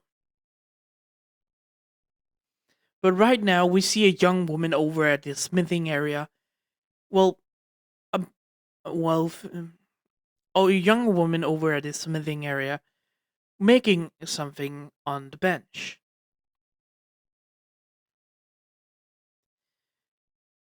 She was concentrated on this thing that was in front of her, building, repairing, and fixing it up so it can work as well as possible. We see her right hand actually has two prosthetic fingers on it, being made out of Sonai and Shiga technology. It looks like the fingers area actually fix or build whatever she does with little um screwdriver in and just fix around it. And a little blowtorch on the pinky finger that she uses to, mend something. Someone came up from behind her with a blue tunic with some light green glowing parts of his clothes on. His hair has grown a little longer, having it around a ponytail in the back. Having grown a little taller from what he used to be, this is Isuku Midoriya, or what he's, calling as his middle name now, Isuku Link Midoriya.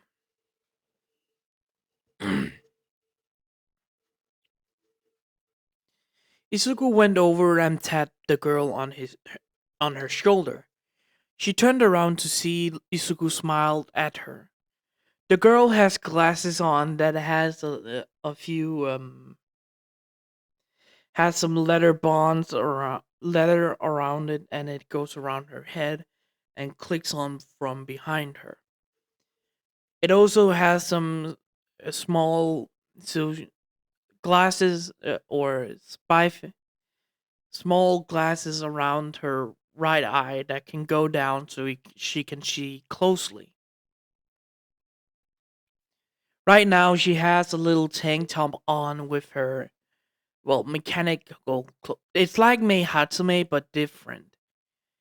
Instead of her being all black, hers are more pink coloring with blue, kind of like shirt, like Mei Hatsume, but blue instead.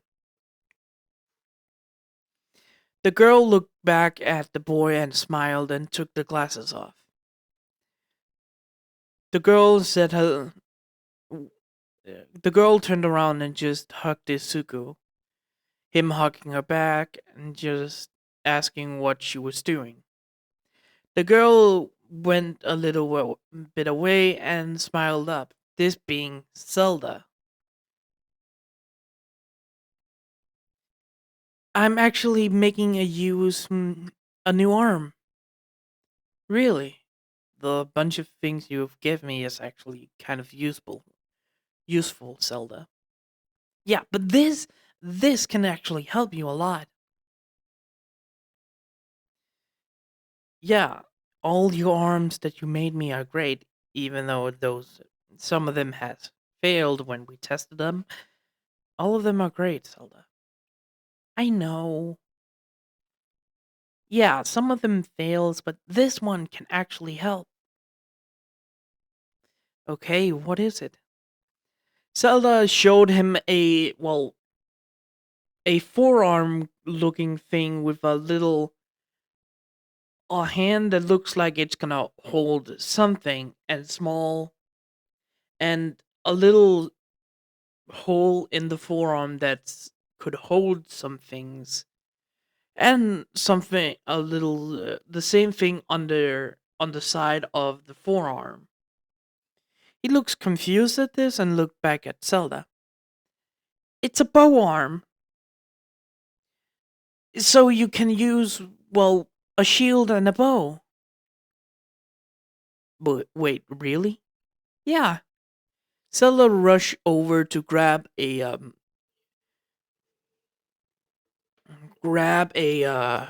wooden bow that she always has for some test of a while now. Izuku and Zelda has explored some of the parts of the depths a lot and actually found some weapons on some pillars that looks like old Hylian knights. Some of them had bows, spears, weapons, swords, great swords, and everything else, and shields. So yeah, Zelda went over to where Izuku is and put the bow into the arm. Make sure that she made sure the string was there, good, and pulled back until it disappeared into a locking mechanism on the arm. A locking mechanism on the arm. Wait, the arm has a little hole on the side of on the forearm. There is a side where the string can pull back, but on top of the forearm, there's a place that can hold something, maybe arrows. Where when Zelda clicked that on, the she clicks the bow on, of course, and then clicks the string to a mechanism and pulls it back to in Izuku's arm. She went over and grabbed a huge holder for arrows and put it in Izuku's arm. Izuku looks surprised at this arm, and she asked if he can try it. Izuku nodded, and there are some clicks that comes from Izuku's elbow, right?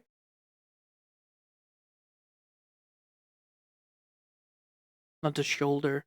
That's the elbow.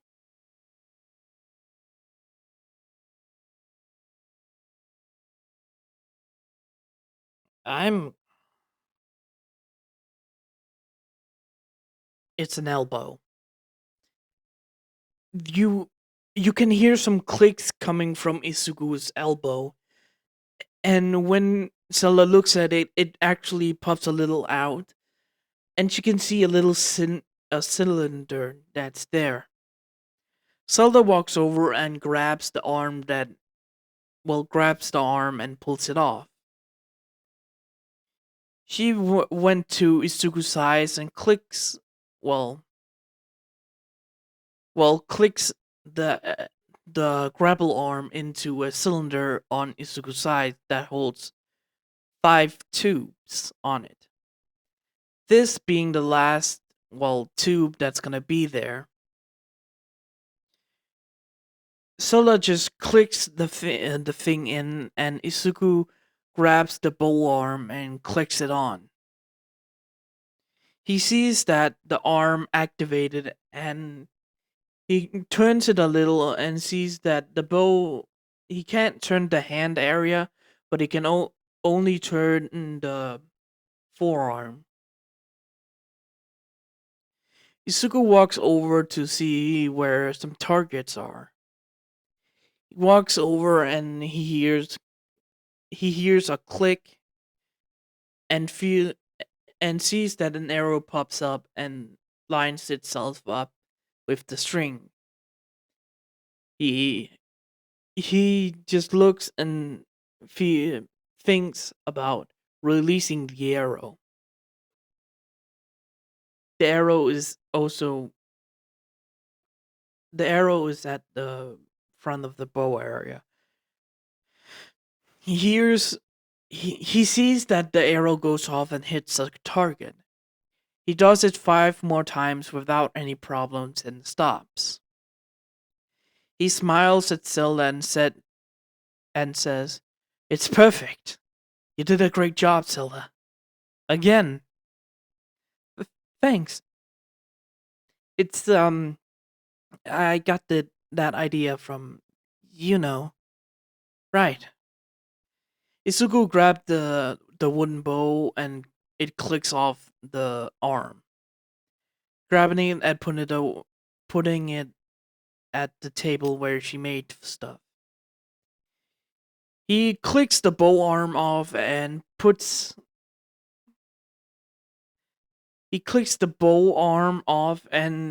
reaches to the places where his arms are.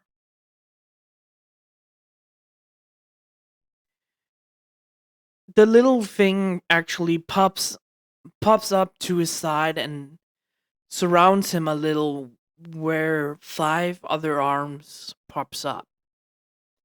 He clicks the first one where Zelda puts its grapple arm and pulls it out, making sure the grapple arm is on perfectly. Isugu then puts the bow arm in the arms holders and it clicks away.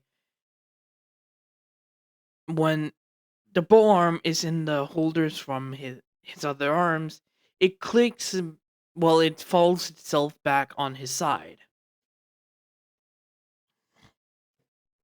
He smiled at Zelda's inventions because she has made a lot of stuff for him. Like his first arm was a grapple arm that she know that Isuku actually wanted to swing around a lot, so she made a grapple arm for him. When they were in the depths after 2 months, they actually went to they actually had such around a lot through the area and actually found the water temple, or the divine water temple, being Raruta. That's a lot different. It has some of the same puzzle, but some other secrets area. But I won't describe the temples, but they won't come out a lot. So yeah, that's why. When Isugu went into the last area with Silla into the boss room, a a monster had actually, well, taken over the room where it was. It's a shark like being with, ooh, not a shark like being. It's a like it was a mutated Lefalsos, or the lizard people, with four arms and two heads on it. It was quite fast and actually jumped around the walls and roofs. It took heavily a long time to actually take it down. Actually killing the thing. It took around half an hour to actually kill the being that was in that part. When they finally reached the entrance, a sort of per, a protection of a certain figurehead, two figureheads. Isugu and Sella actually finding out what, well, the water divine divine water temple was about, being the temple of being the resting spot of Maifa, the champion of Soros, when the Calamity Ganon was there, and this Mifa's younger brother Sidon and his wife grave spots. But the protection actually talked, not reference who, but explaining, well, techniques with the spear.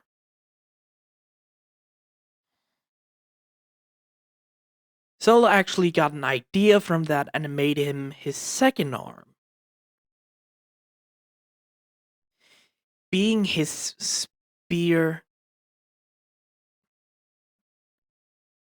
well, Mifas explained some spear techniques that Isuku actually learned with his grapple arm.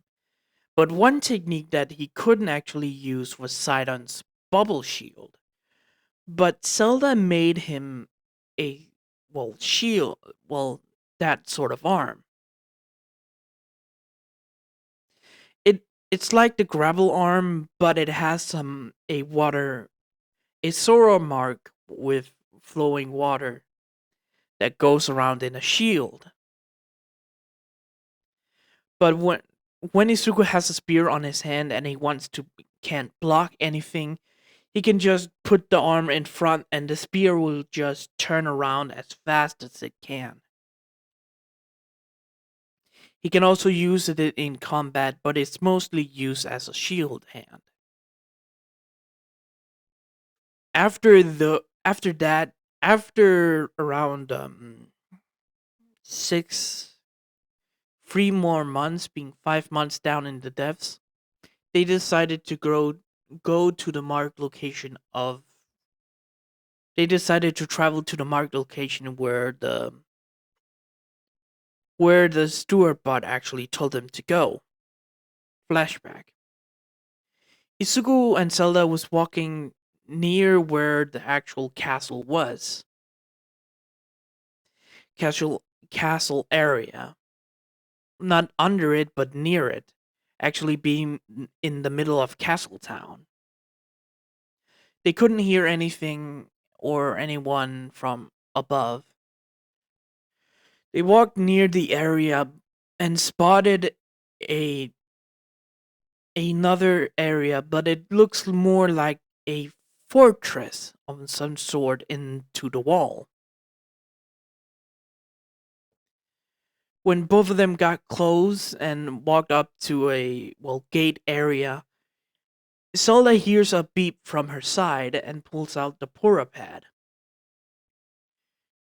The Purapad locked onto the eye looking thing that looks like it has, well, looks like it has some arrows around it. Zelda immediately recognized the logo as Pura's logo. When the Purapad beeps and actually shone a light into the eye opens and shows that it's the same thing. The Purapad said, "Recognized key, unlocked." The doors opened for them and both of them walked in. Insuko and Zelda actually had to do some, well, open some doors and doing some, well, puzzles in the castle. One puzzle was about. The first puzzle was actually a combat puzzle where a trainer guardian was there and Isuku had to fight it. A very, very hard one. A very hard fight to fight. But he defeated it after 10 minutes. After that, they have to do some little puzzles before they have to go into the next room, where it's about the science, about, well, ancient Shigate and everything. Izuku had to use his grapple arm to actually turn them and put them in the right places.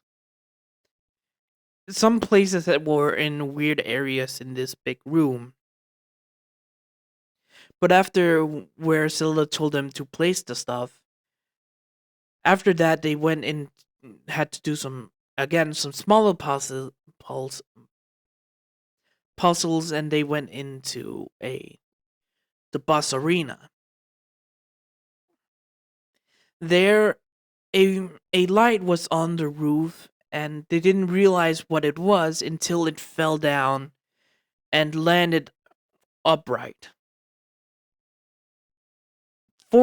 Six legs actually pops out with blue light actually activated and looking at them. This wasn't one of the last guardians, that a guardian that was only to test them. It sounded out with a, well, robot voice. Those who would enter the tube of the king and queen of the old ruined hyrule will go through me. Show your worth with the attacks I will give. Isugu and Zelda actually had to help each other defeat the guardian. Doing some, actually electrocuted the guardians and everything, using their surroundings for help.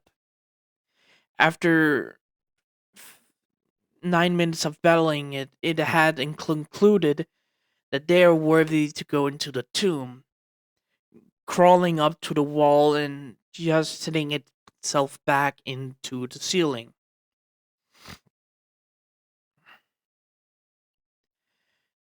Isugu and Zelda looked at each other and walked in through the door. But before they actually walked through it, they actually saw 6 people, well, 8 people around the door handle. One actually being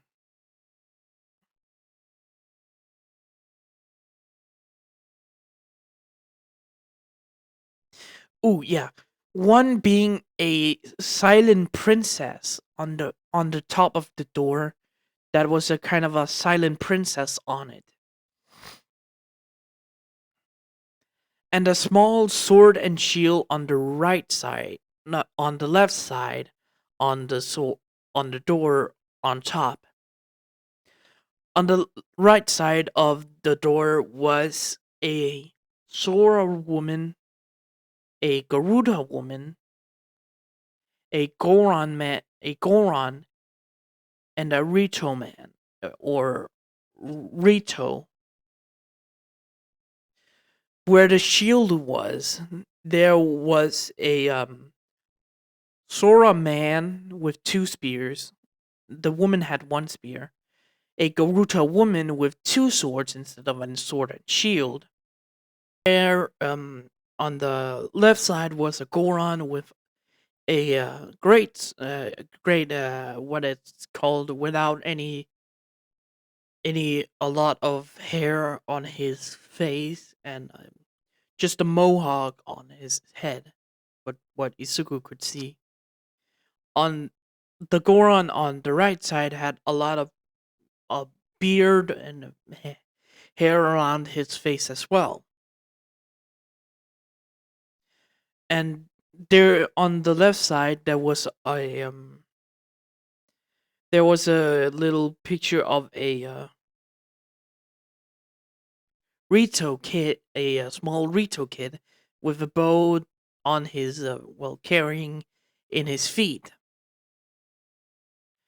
On the right side was a bigger Rito with a bigger bow on in his hands. Zelda looks at them in a little confusion. In confusion, so does Izuku as well.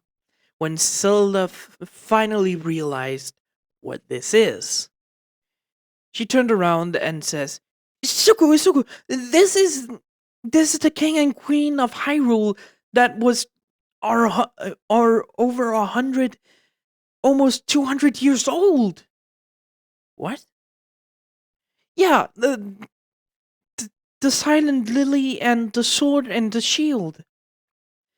The Queen Zelda of that era was the Princess Zelda before me, of course, but she trapped herself in trapping the Calamity Ganon over a hundred years. Those ones are the old champions. That's Mifa. That's uh, uh y- Abosa. This is champion Abosa. This is champion Do Daruk,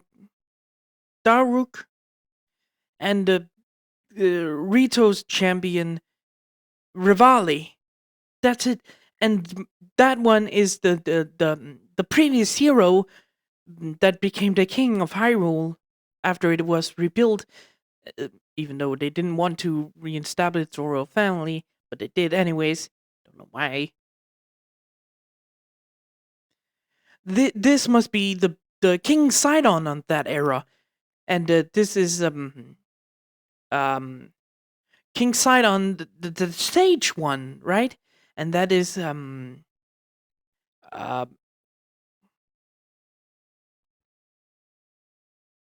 that is oh shoot,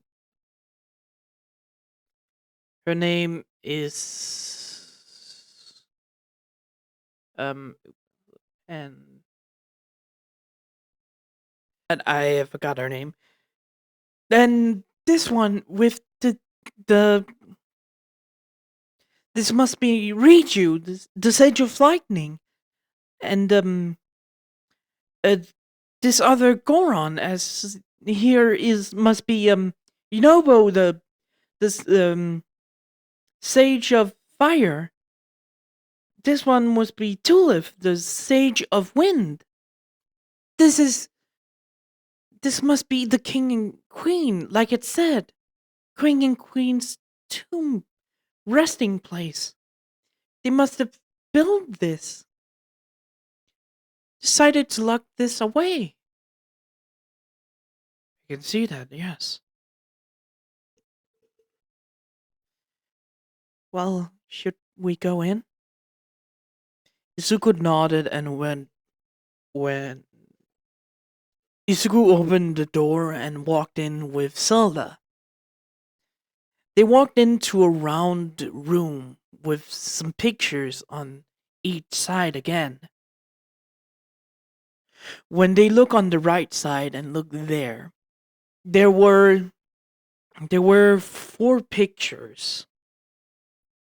The first one that's next to the next door was a picture of Mifa, as they could remember her in the water temple or divine water temple.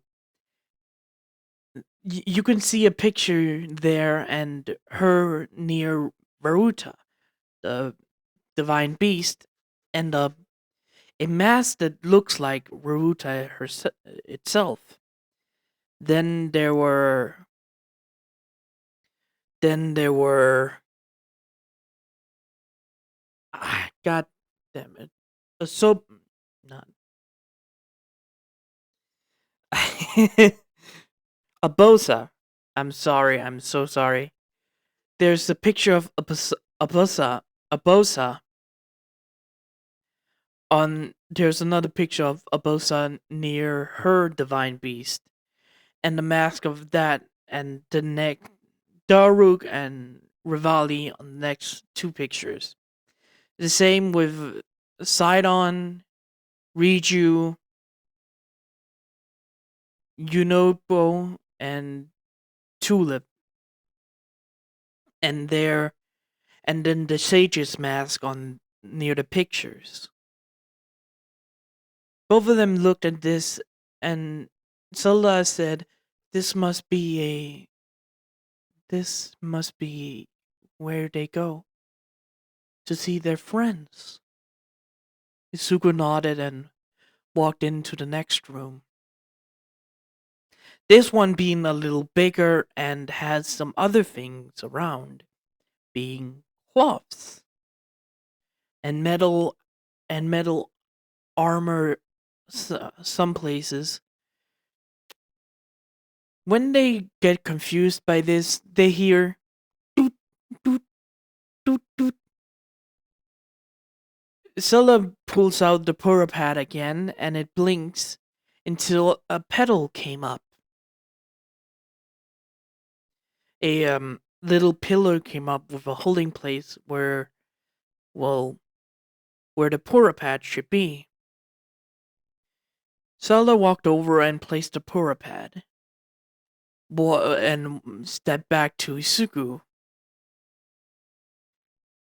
When when the pillar points the Pura pad in where a ball was flattened as perfect as it could be, and project a video of an older looking woman and an older man that was placing items around the room as what they could see. The woman spoke elegantly and calmly, and Zelda recognized the royal garb they had on. This place is where cloths and armor that you will make yourself, hero and princess Zelda.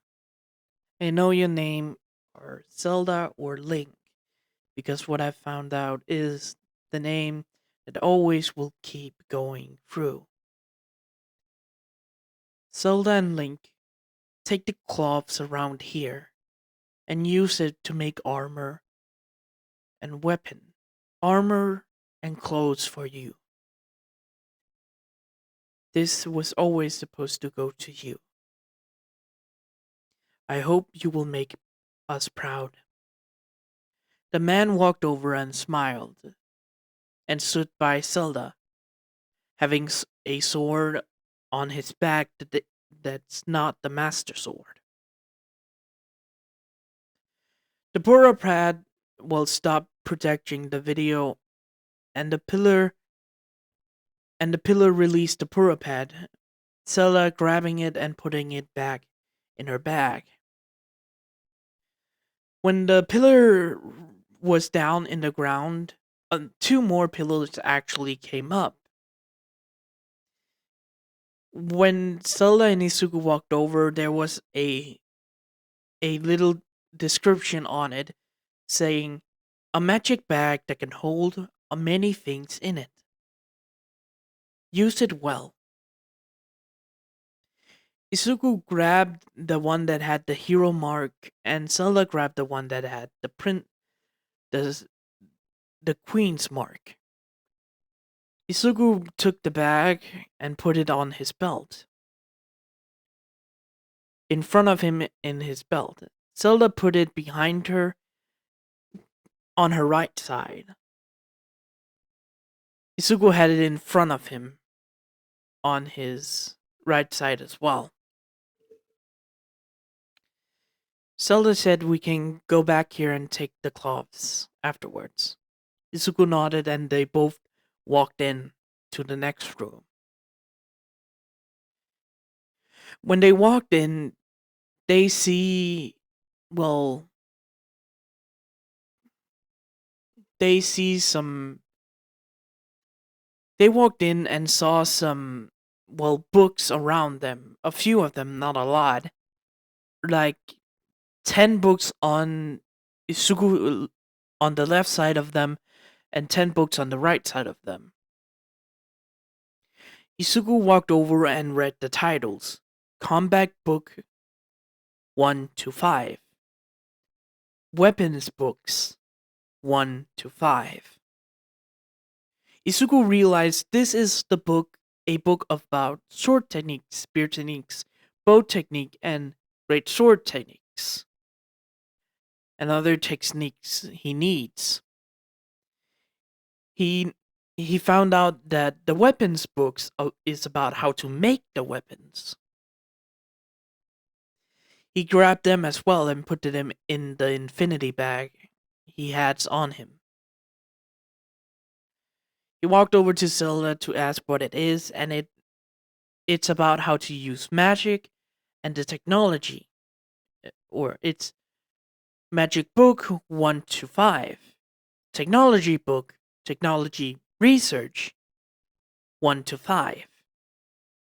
Zelda immediately took the books and actually gets happy to get this.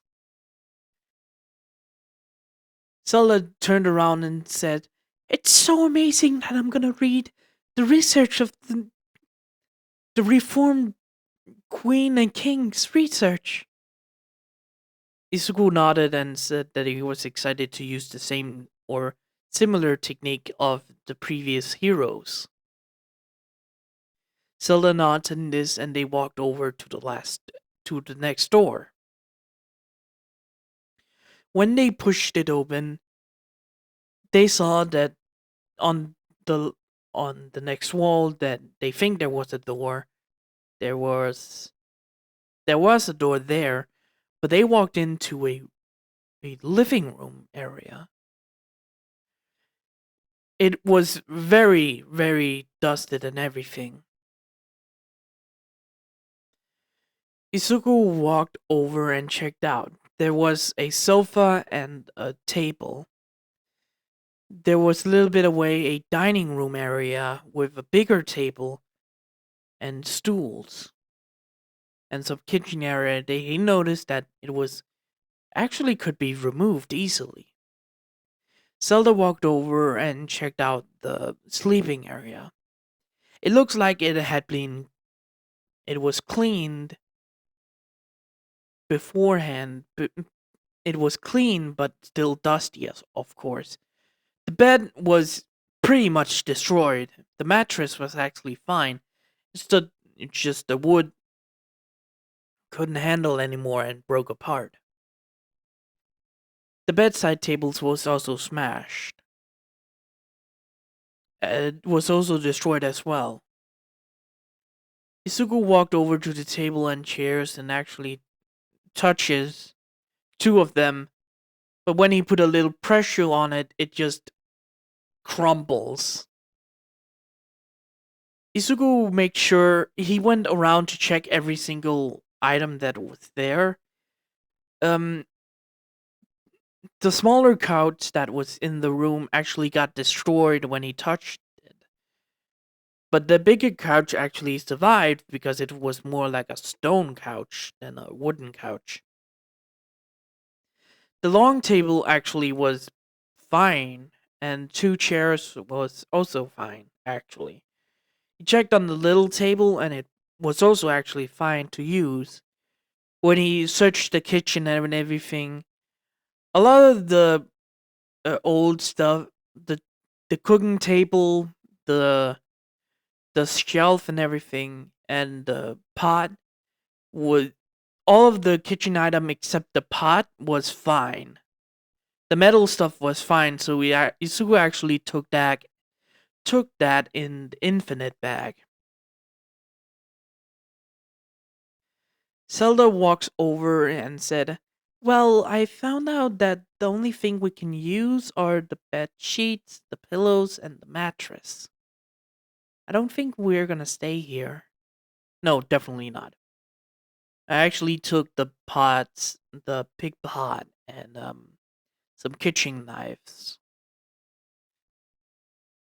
There's also a long table, two chairs, a big sofa, and a chair that's fine as well, but I don't think we can put it in the bag. Yeah, I think as well. Zelda hears a beep from the pad and actually looked at it. Item storage. Item storage activate. User said could not put in pocket. Item storage activated. Zelda get confused and it says point at object you want to pack. Zelda walked over to one of the good chairs and pointed at it. The pad said scan item. Zelda scanned, pressed down and scanned the item as the pad said. After after 5 seconds, the chair, well, was absorbed into the pad in blue light. Absorbed, activate. Absorbed. Absorption of item is has uh has been successful. Scan next item. Zelda smiled and scanned the chair and the table. She also scanned the big sofa and the big sofa and the little table. She also scanned the bed and the bed sheet and pillows that was there. Zelda said that she kind of feel bad for robbing the place, but Isugu just said that the previous hero and queen, the king and queen of Hyrule, left this to the next hero and princess. So yeah, we are allowed. They said we are allowed to take it. I don't want to, but we actually need this stuff, Zelda. We have a cooking pot now that we actually can make food in, instead of just grilling the fish we have always captured. Yeah, fine. I understand. Good. Isuku and Zelda walked over to the next door and pushed it open. This area was smaller, with an area that has no exit or windows. But there was two coffins. One that had the sword and the shield. Next has a silent princess on it. Isugu and Zelda immediately realized what this was. The last thing, the last place when the king and queen passed away. Isugu walked over to where the king was and put his hands on it and dusted the name away. Here lies here lies the re here lies the king of Hyrule, the king that reformed the kingdom with his queen, and lies here as the hero of Hyrule twice over. King of Hyrule, Link. Zelda walked over to the other coffin and dusted away where the name is supposed to be. Here lies the queen of Hyrule that was rebuilt. The queen that have gone through a lot and and got her happiness at the end with the knight that she always wanted. The queen of Hyrule. Zelda. Zelda understood what this was. This this is where her ancestors' graves was. Nothing happened. Nothing was there. It was just the graves that was there. Isuku walked over to Zelda that had tears falling down her cheeks. He walks over and put his right hand on her shoulder. He puts his left hand on her left arm and walked her out of the room, closing the door behind them. It's so sad. Said she went through a lot. At least she got her happy ending. I understand. We can come and visit again if you want to. Of course, yes. Both of them walked out of the living room area that the king and queen the last years they think they lived in, and walked out to the room where the clothes and armor was. Isuku and Zelda started to take well, no, they walked into the next room where the books was and walked into the clothes area. Isuku Isuku and Zelda took the armor pieces in the bag and scanned the cloth item into the Pora pad. Both of them walked into the room of the four champions that was there, but before they left, Isuku actually Isuku turned around and bowed at the pictures and the rooms that was there. Zelda, seeing this, smiled and bowed as well at the pictures and the rooms. Both of them closed the door and left the the defense temple. And, or the not yeah the the fort temple as they called it.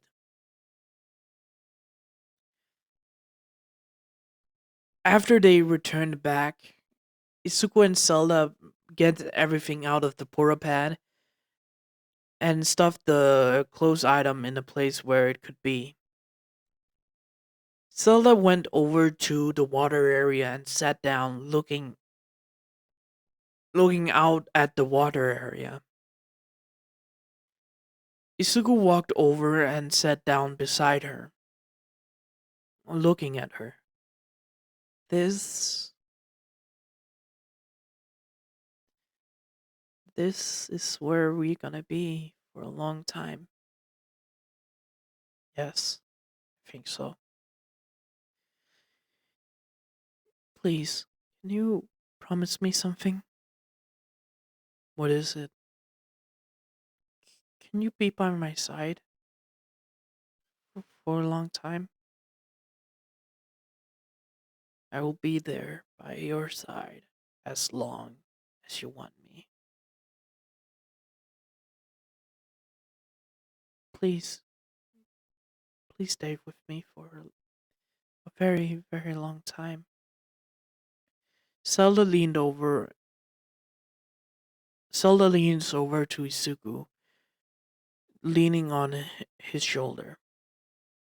I will be there. Don't worry. Isuku turned and see that Zelda is crying.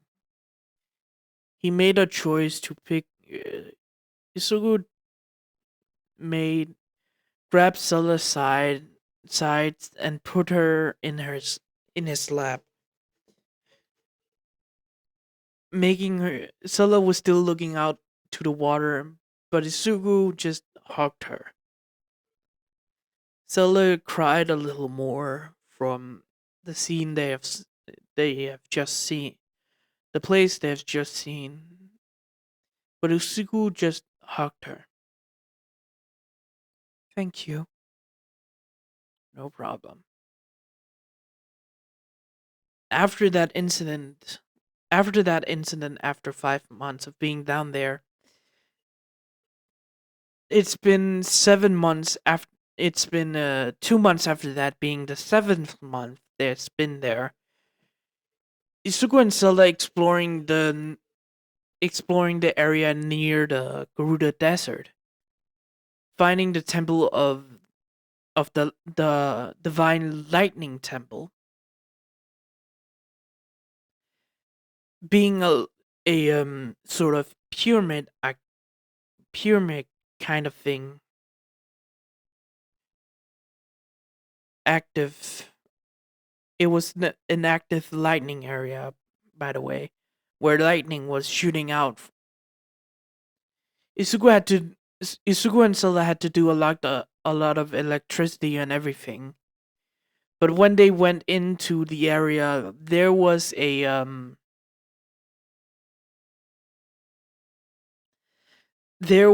actually the last queen of the Gyptos.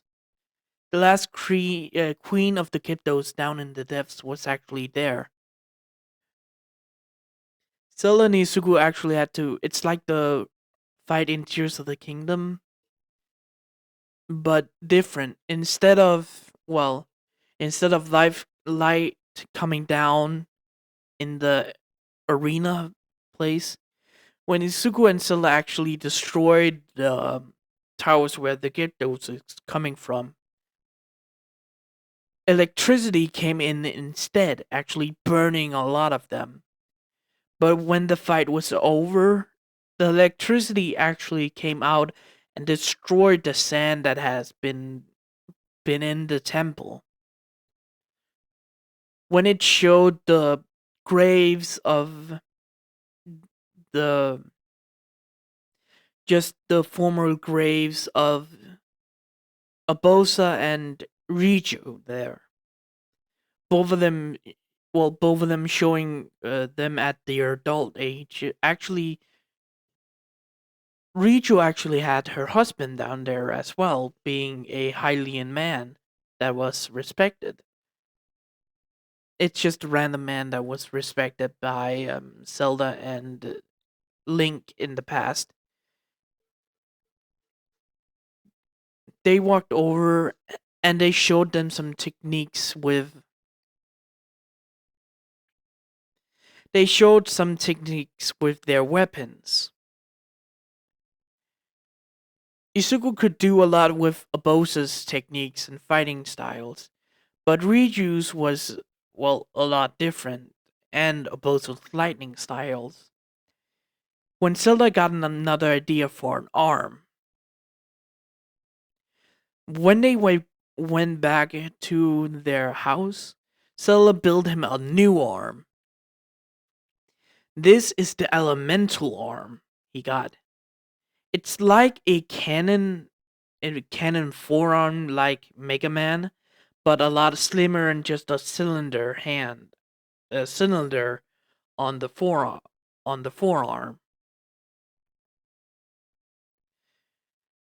When Isugu pops in a whichever crystal it is, being a lightning crystal, water crystal, ice crystal, and fire crystal, he can shoot out the energy with 5 blasts before he has to replace the crystal or the elemental item that Isugu has put in there. It's not no matter what, it has to be an elemental items. Crystals, crystal is not 5; it's 10 shots each. Fruits, elemental, elemental flying keys are like 5 shots. Plants are 2 shots. So yeah, that is one of Isugu's arm. It's it's one of Isugu's arms that he's proud of Zelda created. After being down there, they had actually made their clothes that you saw in their pictures. That's how they walk around mostly.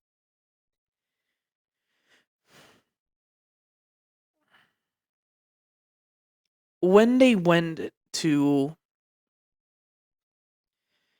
After that, they had Zelda finally had with Isuku's help have finally, after 2 months being the ninth month of the whole thing, actually made the fire resistant armor to where they can go where Death Mountain is. Zelda and Isuku has found out that Death Mountain's volcano that they have heard it went down to depths actually closed up over the years and actually produced lava again. But it's not active, so the area with Garuda City or Goron City doesn't have lava yet. But when they went there, they found the divine fire temple there. Went in, do the puzzles there, actually defeat a actually defeating a mutated slime, fire slime, that has actually taken the looks of a it could a fire slime that actually has grown around the temple area. But when they battled it in the battle arena, it actually took the form of a Lionel and the fat big guys from Tears of the Kingdoms of mud goblins, and that it took the form of that. And the last form was the form of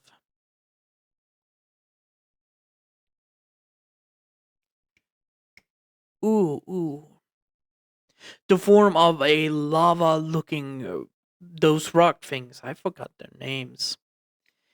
So it took the form of those three. After they beat them, they saw the uh, suitable graves of Shino, Yunobu, and Daruk. When they showed when Daruk image showed techniques with the his personal technique with the great smasher and Yunobu's technique with that, but Isugu could not. He has Isugu could do the shield technique with his spear, so he doesn't need the a shield arm. But he couldn't smash any rocks. The elemental one was not powerful enough. When Zelda got another idea, the wait, grapple arm, spear arm, and elemental arm. That's three arms. This is the fourth arm. Yeah, it's the fourth. The fourth is the fourth arm that Zelda made for Isuku is a arm that doesn't have is a arm for him with a ball at the end. But when Isuku latched the arm off, the arm goes back, gets released by a chain and actually grows a lot bigger with Shiga shielding techniques. Then it makes spikes on the ball and makes it, a wrecking ball sort of thing and actually hits a lot of damage. But it needs to charge every time he uses it on a enemy or rock. So that's actually a useful arm. That's what Zelda made so Isugu can smash the rock things.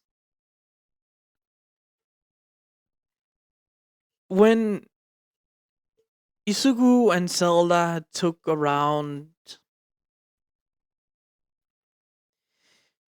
to actually try to find It took a lot of months to actually find the air divine air temple in. It took a lot of time to actually find the area, but actually coming up to the divine air temple was hard. Because the divine air temple was not on the ground in the lava area or near a water source, it was on the ceiling and they had nowhere to get up there. So the it actually took them 5 months to get up there. So now they're on their first year down in the devs plus 2 months. It took them a lot of time to actually get the techniques ready to make a bike to actually hover up there to get into the air temple. When they get out there, they do their air puzzle and everything. There was a lot of wind in this temple. When they get into the boss room that's on the tippy top of the temple, when they get there, a mutated. Ooh, ooh.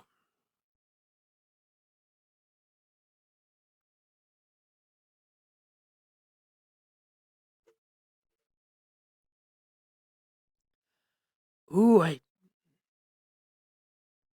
No, actually.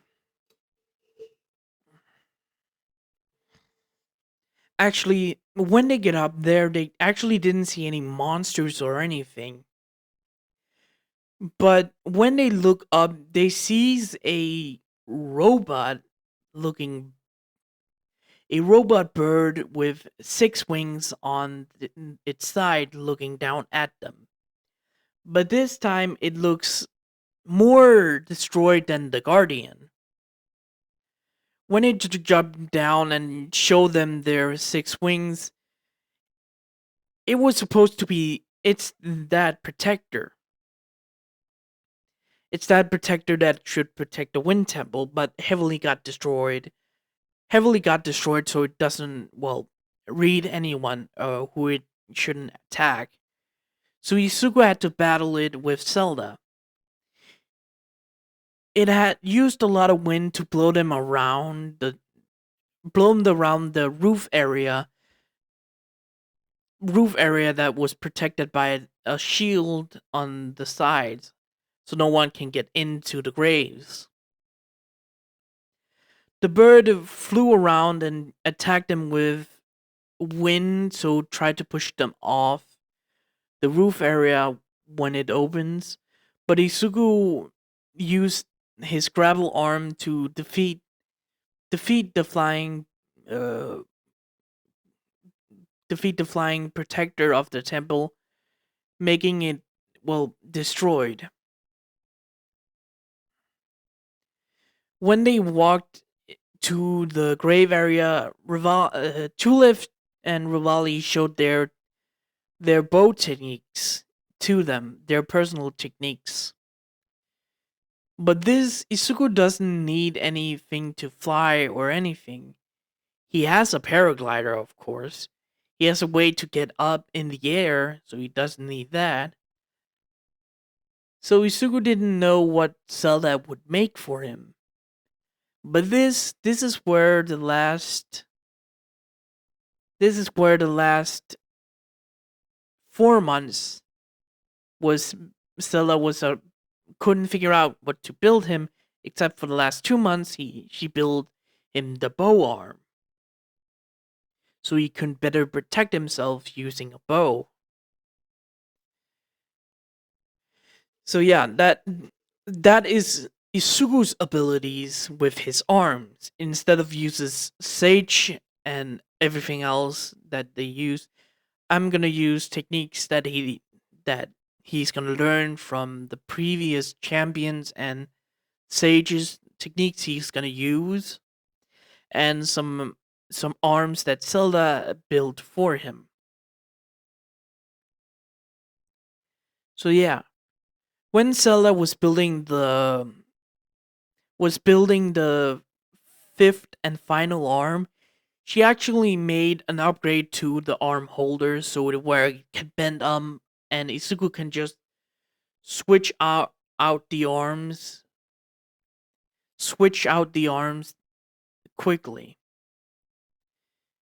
When the in battle, Izuku's when he wants to switch the arm, he has to press a button on his right side where the arm pops up, where the arm holder pops up and an arm comes out.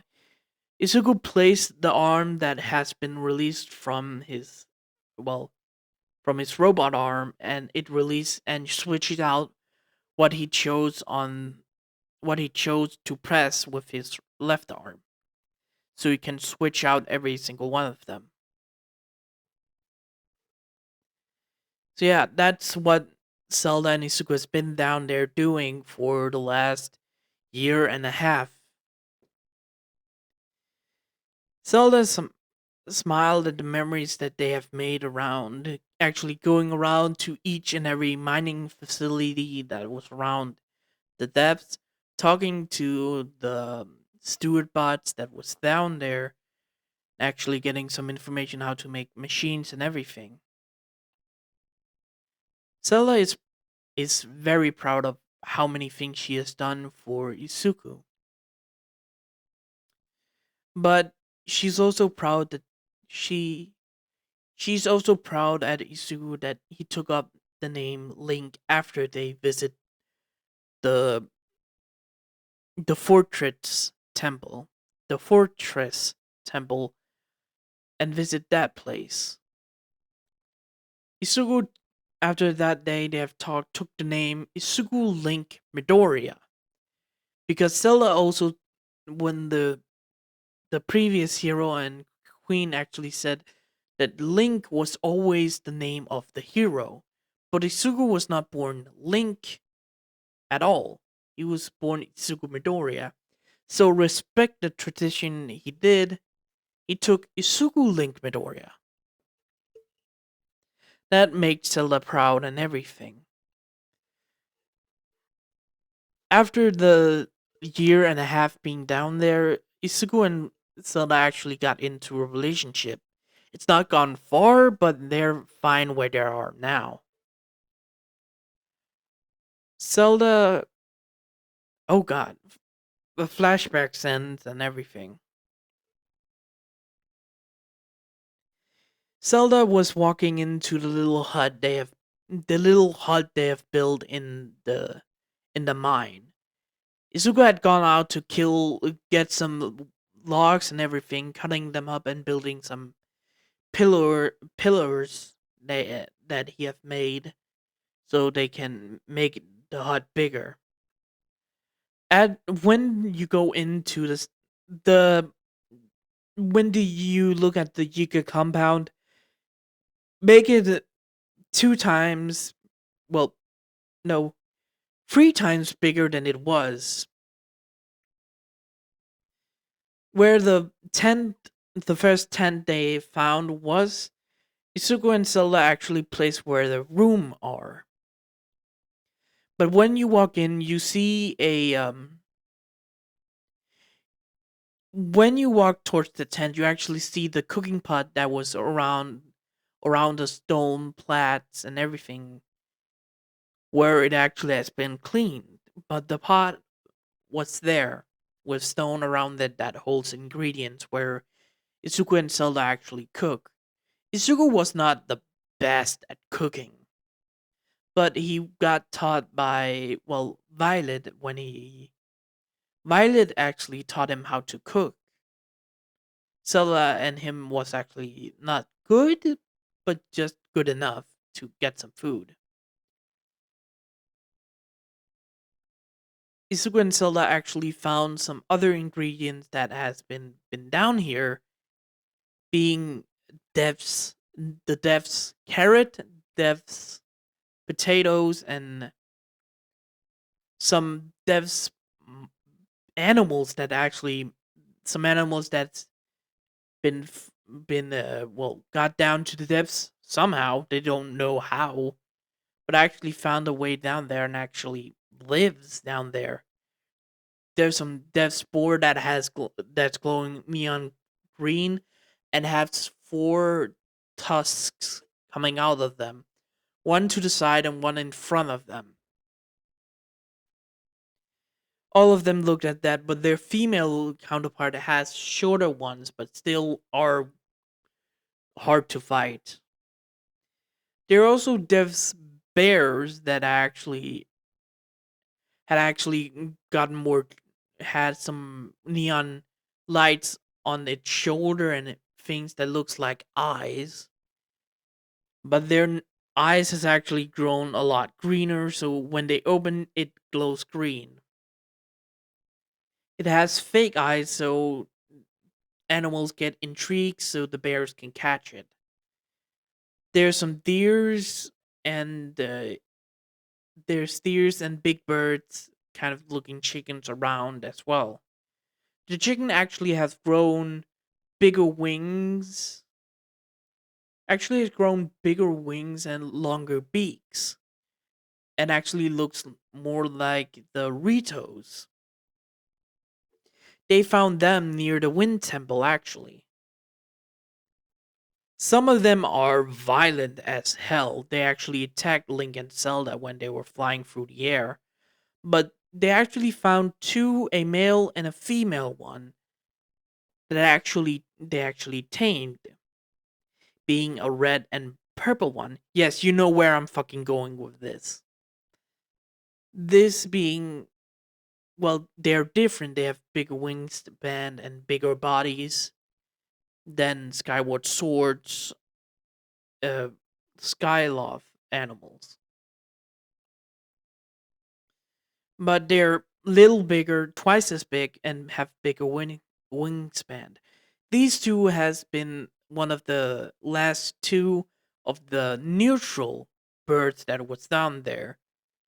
They have found and actually taking back, actually becoming, well, master and owner of them.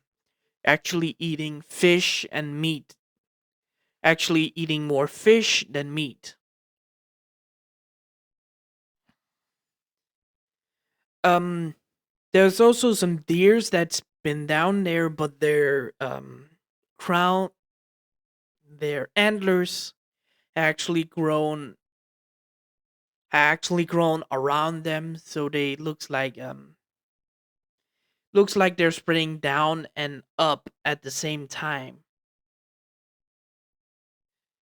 And they actually have stronger legs to climb mountains. Isugu and Zelda actually have thought of taking their what they called them, well, Zelda actually saw them and just watched them for a minute and actually just said Wing. Izuku actually didn't know why she said Wing, but they chose the name of, well, their riding companion, Wings. They actually thought of going to where they actually fell down and flying up, but the problem was they didn't have enough room to get the Wings, well, in the tunnel. Even though it's big for them, their wingspan when they trying to fly needs more room than there were, well, enough space for their wings, so they couldn't fly. So yeah, they couldn't take their loft wings into the tunnel and out of the depths. If they did, and the loft wing will hit their wings and fall down back into the depths. So yeah, Isuku actually got a hit. Sorry, it's been a day. Isuku has named his loft wing that was red, well, emerald, and Zelda named her purple loft wing amethyst.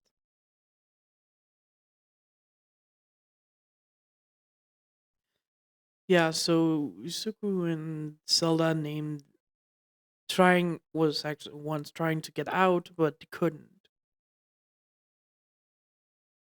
So, all right. So I'm sorry about that. I just had to pause because I blanked for a minute. Um, Zelda and Isuku has been down in the depths for 6 months now, and I have talked about how the animals has mutated and everything else. Yada yada yada yada. Wow, it's been a little 5 hours video. It's gonna be shoot. Maybe I need to split this up in 4 parts. Nah, maybe 6 hours will be fine. It's gonna be a long video, but yeah, I think you guys deserve it. Anyways, Isuku, after Isella made him the robot arm, Isuku went back towards the tent with Zelda behind him. After the whole, after the arm was made and everything else, Isuku went to Isuku went into their tent. Did I actually describe it? No, I didn't. Well, sorry. I have forgotten a lot of things. Um I think I never described their tent, but if I did, I'm sorry. Zelda and Isuku's tents are, well, 3 times as big as the normal Yiga clan hideout. But they had put some curtains around where they have put the bed. The bed was in a room with a little table on the wall side of it. They had a chest they have found where they put their clothes and items in on the l- left side when you walk into the tent. The right side has the table near the corner wall, and the bed is near the opening of the door. Because they only had one bed, they had to sleep next to each other. They haven't done. They're still children, for God's sake.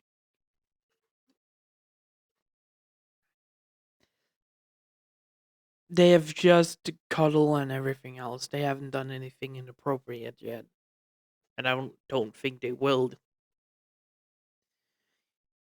Isuku had his chest painted with a L on it, so he knows that is for his for him, and a C for Zelda. He puts his clothes in and actually take out a night clothes Zelda had made for him, so he can sleep warmly in the bed at night. Isuku, when you walk out of the room where they sleep in, you walk in and actually see the long table. You see the long sofa sitting at the wall on the other side of a second Yiga tent, if you can imagine that, sitting there and having the little table in front of that. But there's also a chair there that Zelda has actually taken and started to. No, no, not there.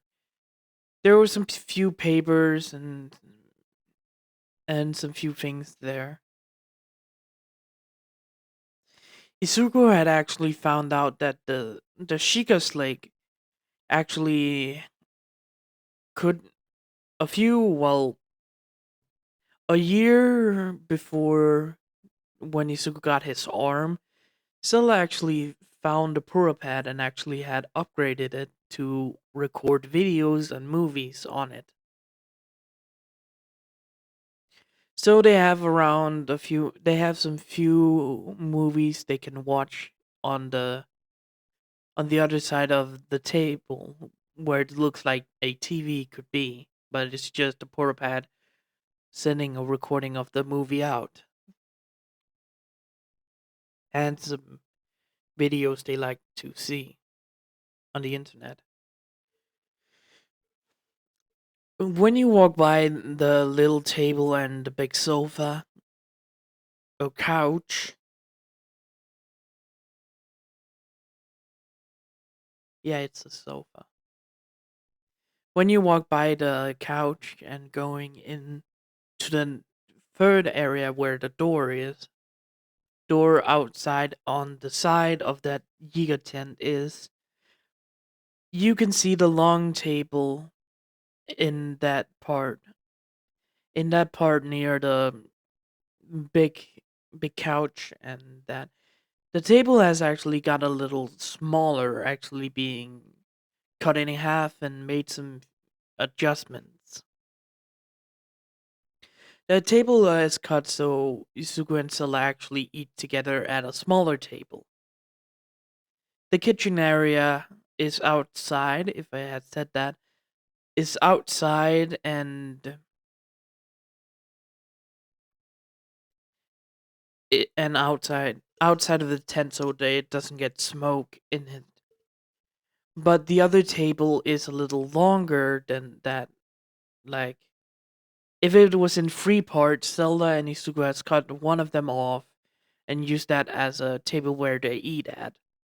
The other table has a lot of research paper on it, where Zelda actually documented how the information of the deaths of the previous hero and queen, the previous king and queen that died down here has recorded.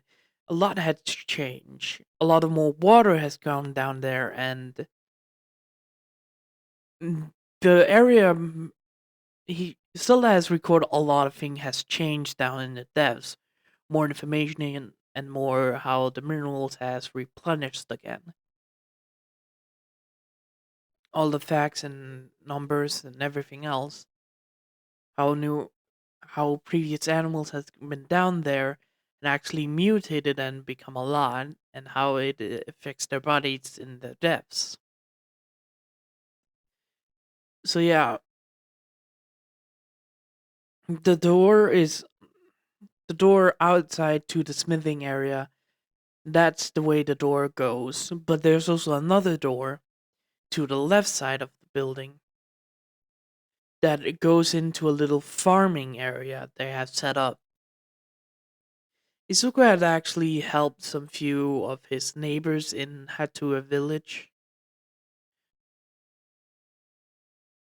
Hatua town, that actually is doing farming stuff.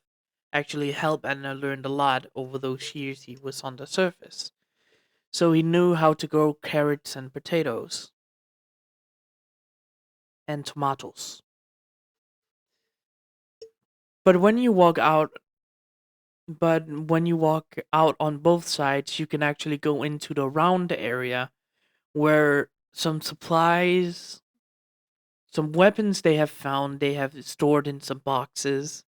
Some supplies like a make shift cooler has been made where they have actually found some ice, actually used some ice fruit and put some ice into a metal chest, cleaned it thoroughly and put some fish in that so it could hold a bunch of them. But most importantly, their love wings are actually in this area in a sort of tent sort of area as well. They have built a nest actually in this, but haven't given birth to any chicks or chickens yet, or love wing children yet. So yeah, that's why. But they still have their nest in there. Isugu, so that is how it looks and everything else. Some supplies in the circle thing, some metal containers in the circle thing. That's actually near each other so they can keep cool. Or no, actually, the metal containers actually has been locked tightly and actually been thrown into the water that's pretty a lot of cold and actually been down in the water staying cold. No water has leaked into none of the chests. They have tested it. Their loft wings has taken over and have their own place where they can go around and just fly a little around the little dome they're in. Anyways, Izuku walks into the tent, Sullen behind him, and walked over to the research table, asking if Zelda has research, well, more, or what new stuff she has found out. Not a lot, as may say. There are some few areas we can't actually explore because of, well, that part of the depths is locked off, so I don't know what's down there. Understandable. And we also got. I also found also found in the deeper parts of deeper parts where the mountain actually are. There are goats, sort of animals there, but their horns are more spiky and they but they don't have a lot of climbing abilities.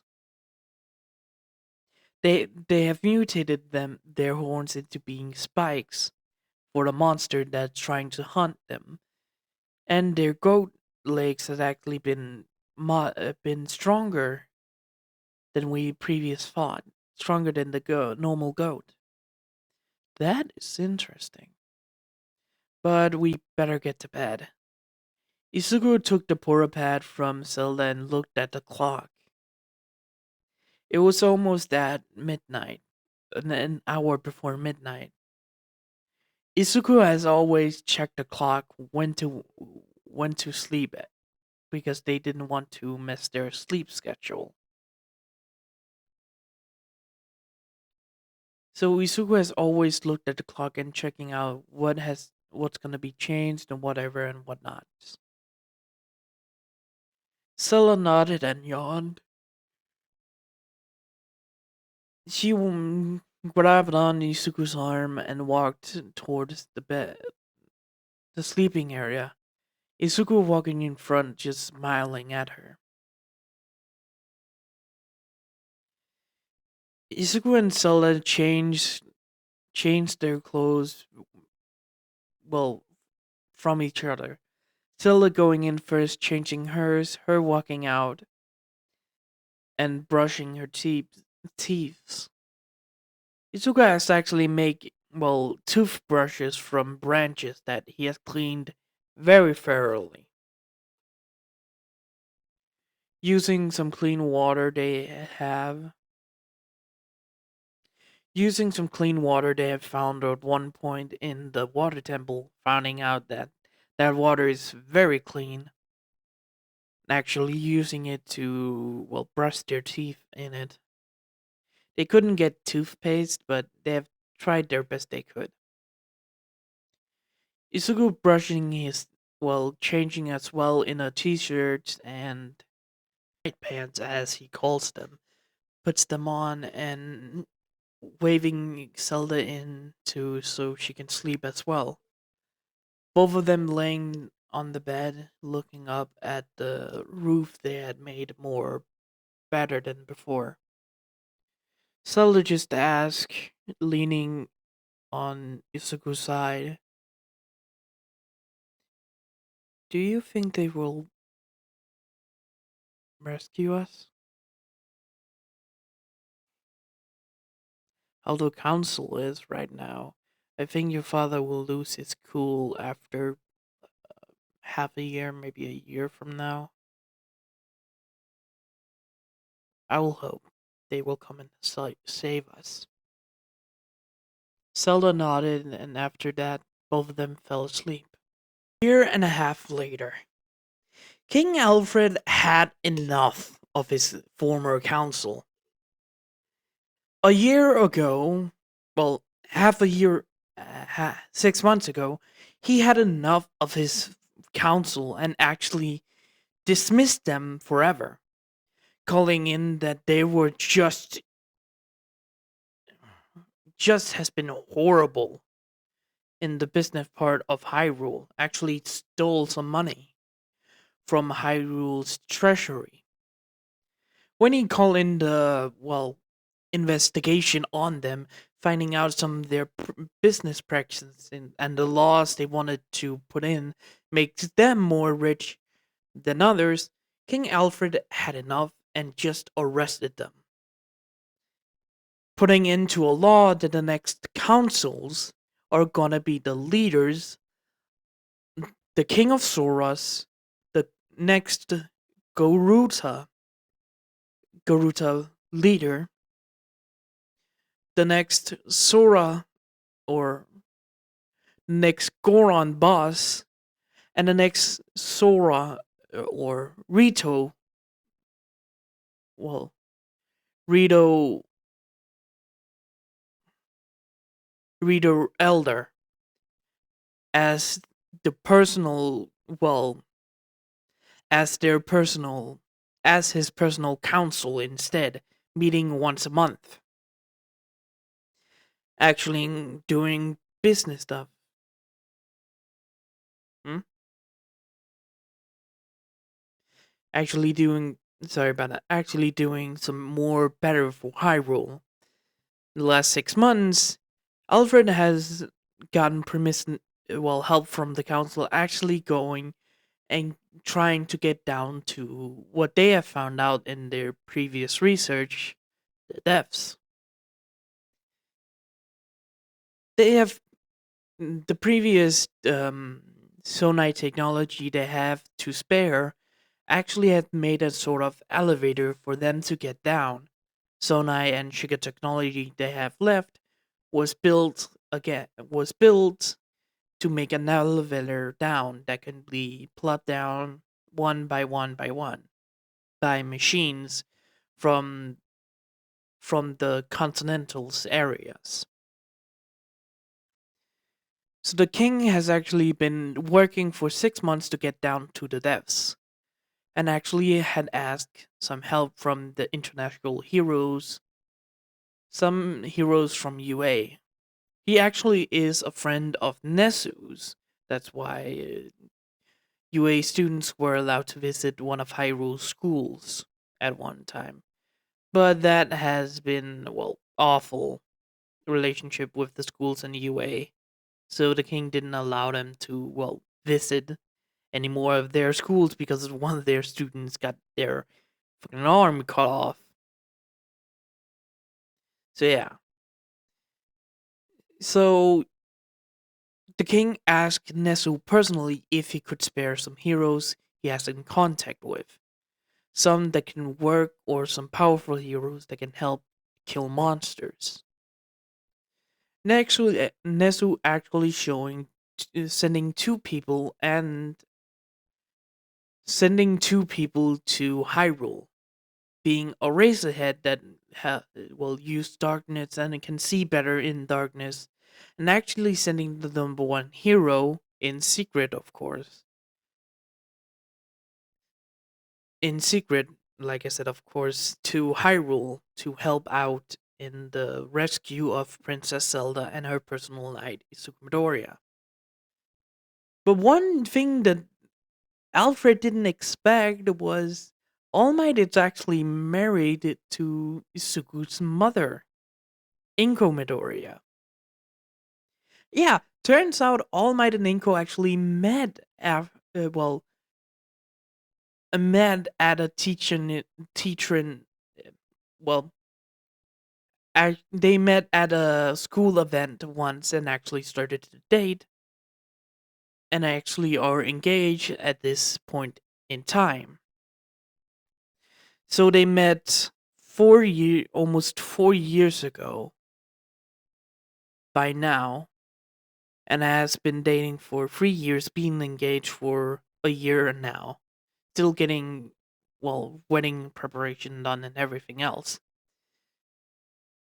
Alfred, when he heard that Inko Midoriya and Izumi Midoriya will be traveling to Hyrule as well with All Might, because it's Inko's son and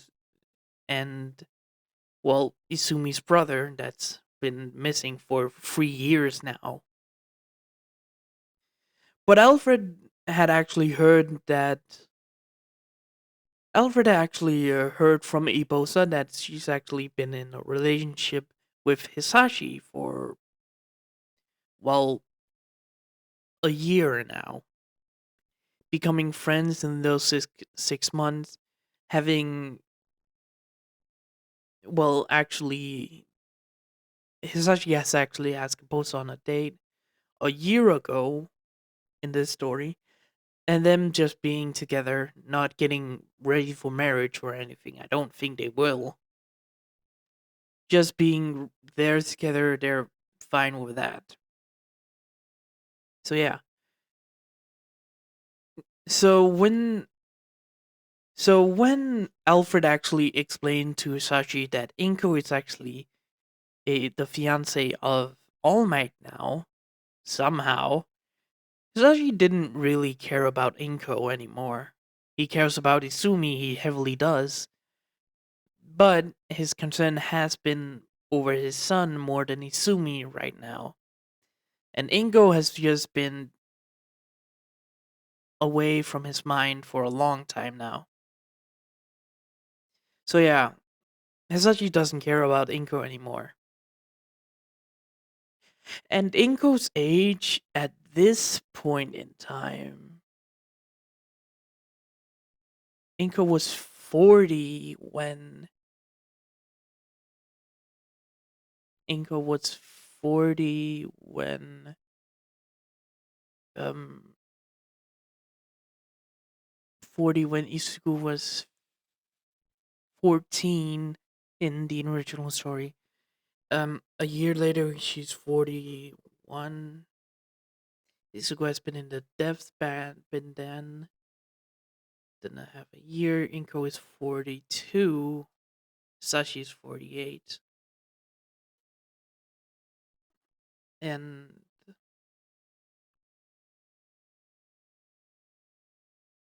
All Might and Inko has been dating since 13. So yeah, sorry about that. I just had to. Inko's age right now after 3 years is 43 years old. Hisashi being 50. No, Inko is 14, 41, 40 in the first story.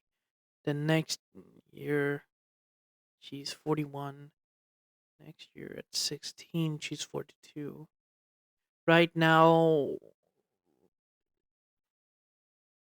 yeah, she's 43, so Hisashi is actually 49 at this point. And for fun's sakes, let's say that All Might is also 43 years old.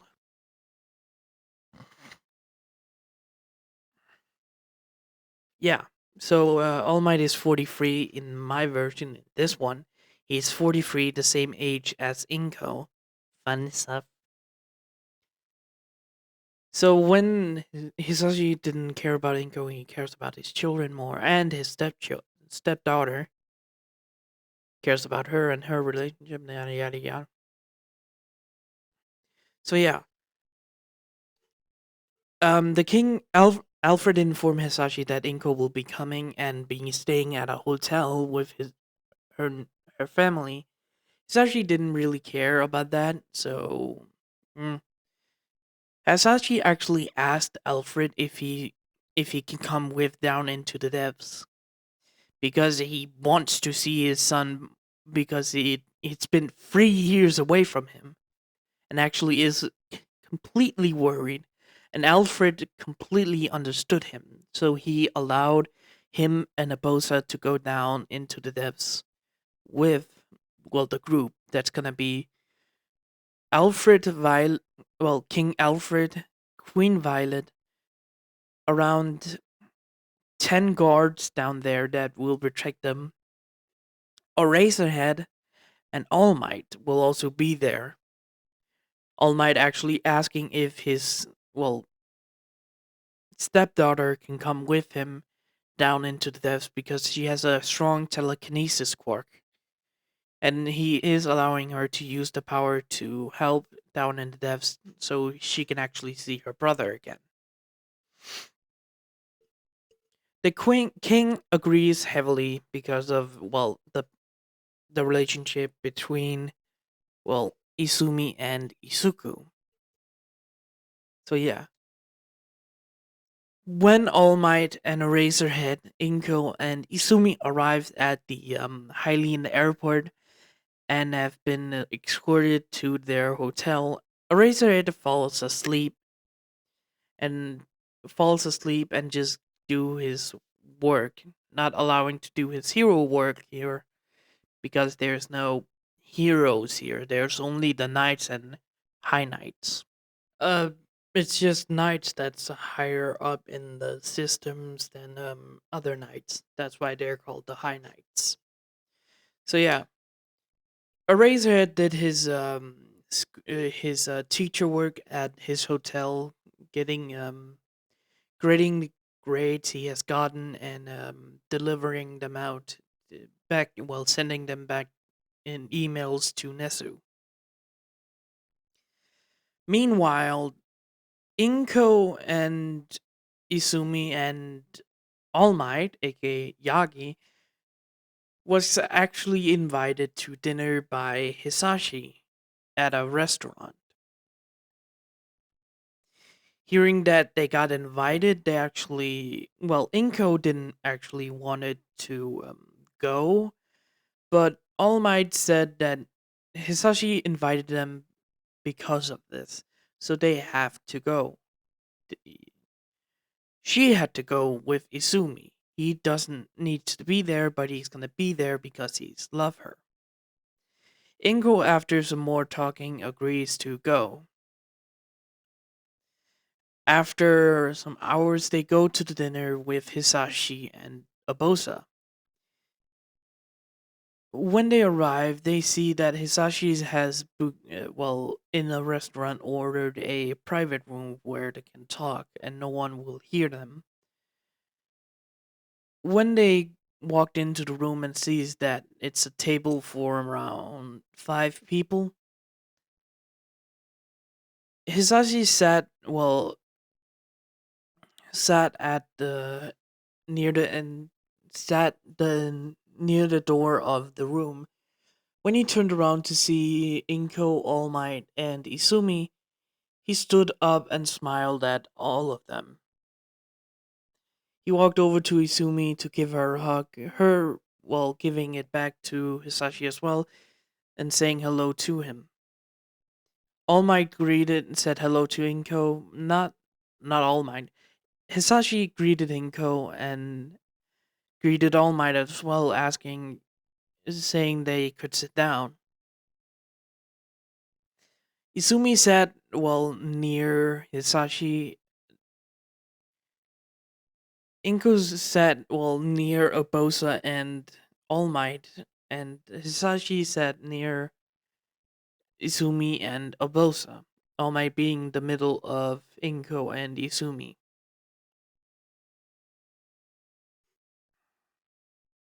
Give me a moment. Hisashi explained that he wanted just to see Izumi and meet the new person that Ingo is gonna marry. Not saying that he was jealous or anything, just saying that he wanted to meet how the man is near his daughter to be, well, secure. Ingo got mad at this, but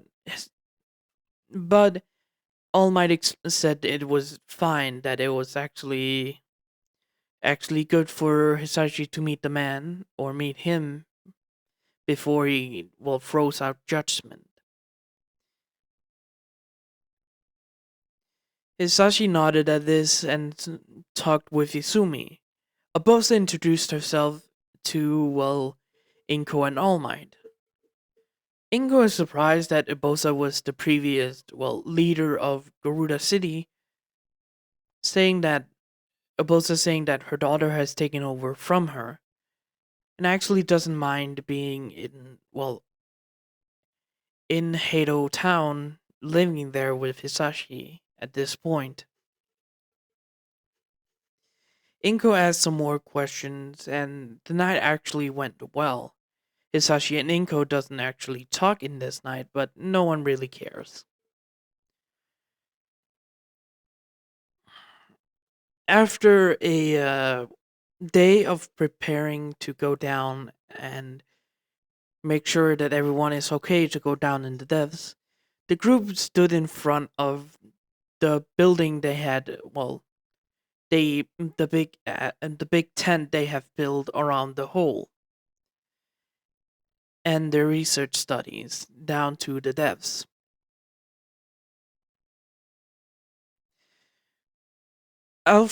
King Alfred looks behind him to see the people that's going down with him.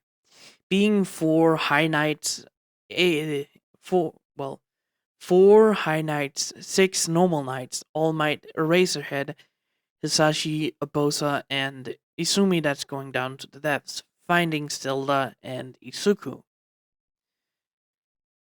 Violet was right beside him and he started to speak.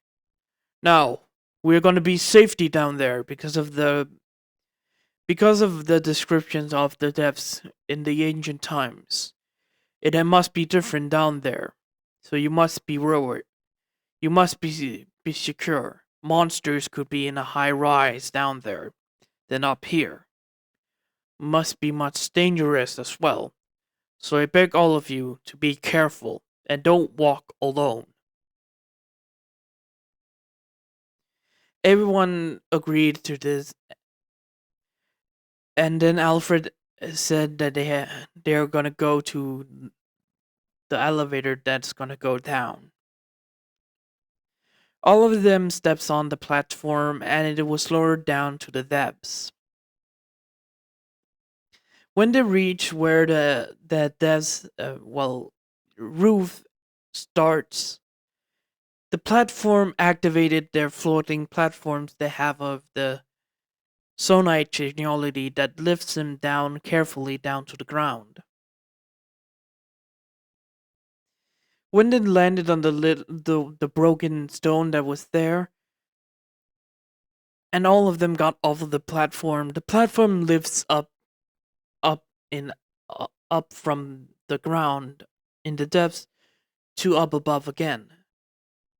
Everyone searched around for any thing that clued them in what happened to Zelda and Isuku.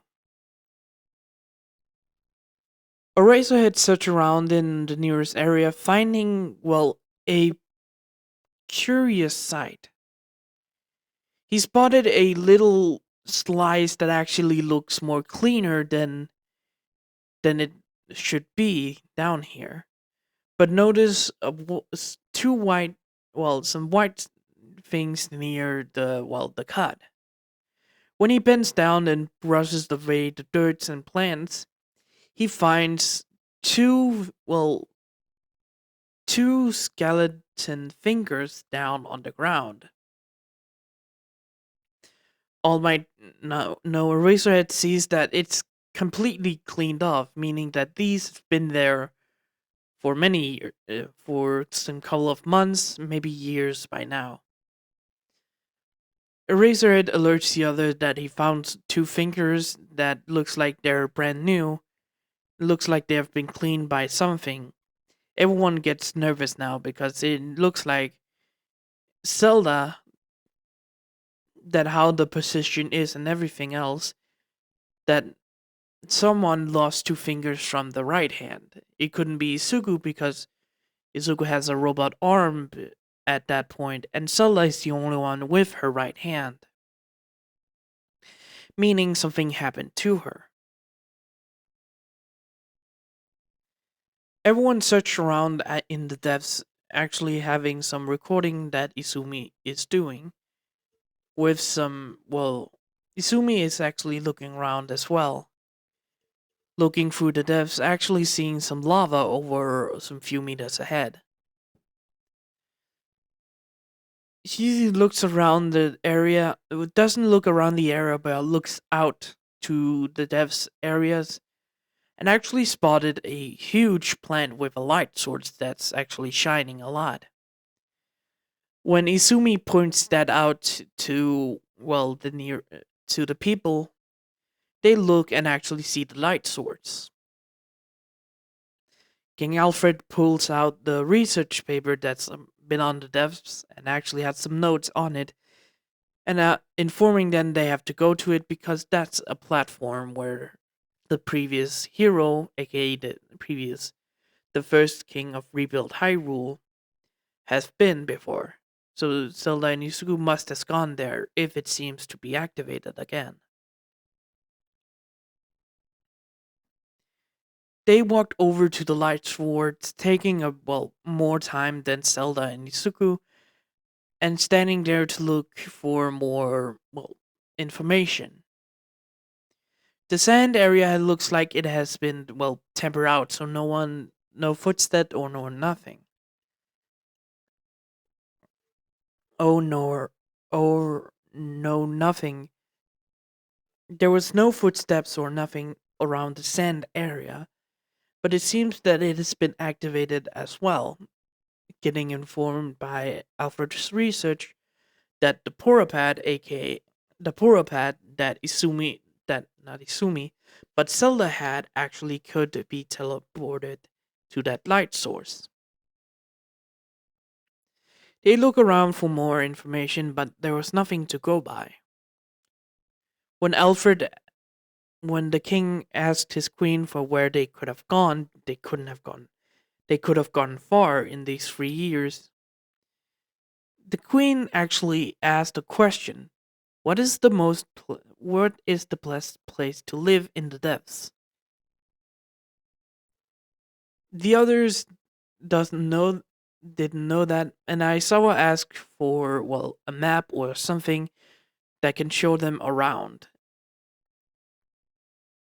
The queen handed over a paper that Aisawa went on under the light and looked at, looking at the areas around where they are supposed to be, near Korak Forest at the Death's Hole. He searched around and actually found a suitable place where Zelda and Isuku could actually have gone to, walking back towards the group and actually pointed it out. We don't know a lot about the new depths down here, but it seems that they must have gone towards Sora's domain. That area is a good place to hide away. It seems like an old sonite mine, as you called it, has been there. Has been there, so it must be a good place to live, if they even are alive. Both of them nodded and said they're going towards the Sora's domain area. All of them were walking through the area of the depths, walking as quickly and but protectively as possible. Actually running into a few monsters that was down there, being goblins and lanky goblins that was there. All Might actually trying to not kill them at first. Actually regretted that when he got hit by a stick after he took down a goblin.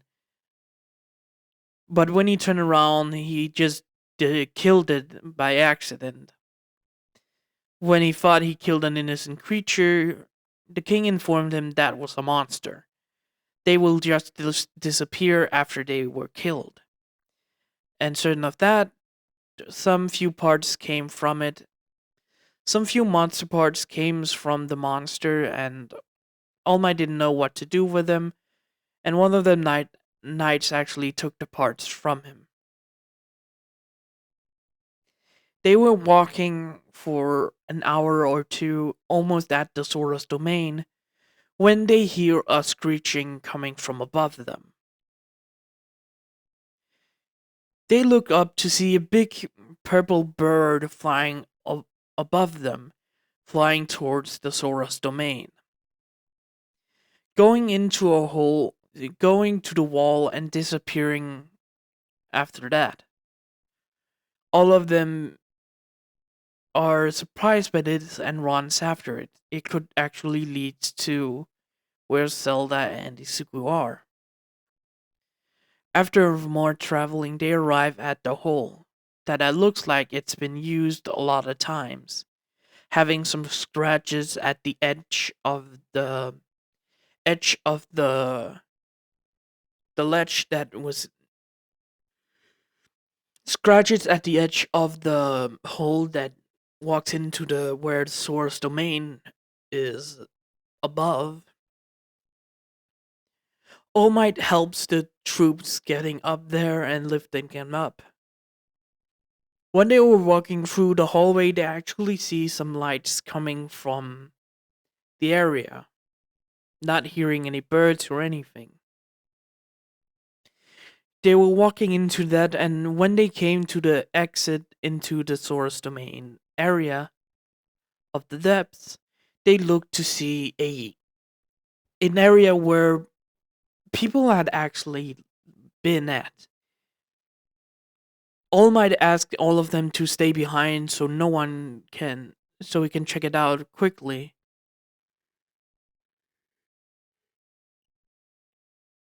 So All Might can check it out alone for safety's sake if monsters actually live there and being more intelligent.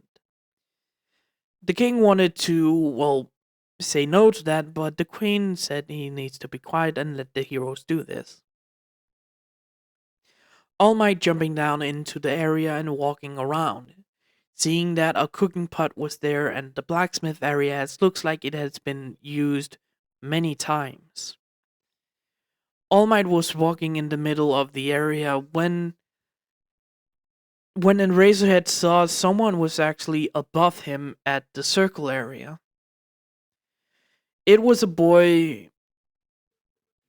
It was looks like a 17 to 16 or year old boy standing above him with a weapon in his hands. By the way, Aisawa has never met Isugu, so he doesn't know who it is. The boy was wearing blue glowing clothes with glowing eyes as well. The man holding a shield and what he can see, a shield and a sword, jumping down towards All Might. A Razorhead called him out to dodge, and he did.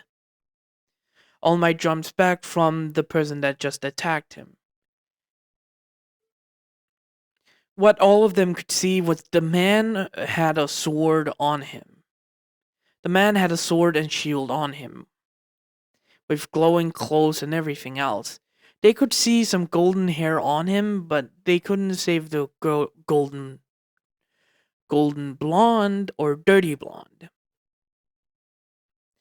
All Might was about to speak when the boy attacks him again. All Might trying to grab the sword, but the boy made a feint with it. The boy came over and All Might was about to grab the sword with his hand, but the boy took the sword away from All Might and slammed the shield into All Might's guts, hurting him. When the boy, retreated from it, it seems that the boy gave the sword to his other hand, and his right hand came up to All Might's face and punched him back a little, surprising everyone. All Might immediately stood up and went towards the boy, actually punching him. But the shield blocked the attack, sending the boy back near the water area. The boy grabbed the ground instead and actually sheathed his sword. All Might could hear he was muttering something, but he couldn't hear what. But before All Might could react, the boy sheathed his sword on his back and actually punched something on his side. All Might could see it was a Zornite Shiga technology thing, and the boy actually made his right forearm and hand latch onto an arm thing and actually being cut off or pulled off from the rest of the arm.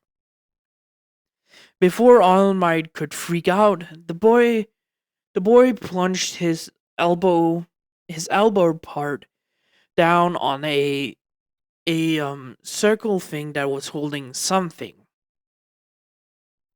The boy pulled out what it was, being a forearm with a ball on it instead of a hand.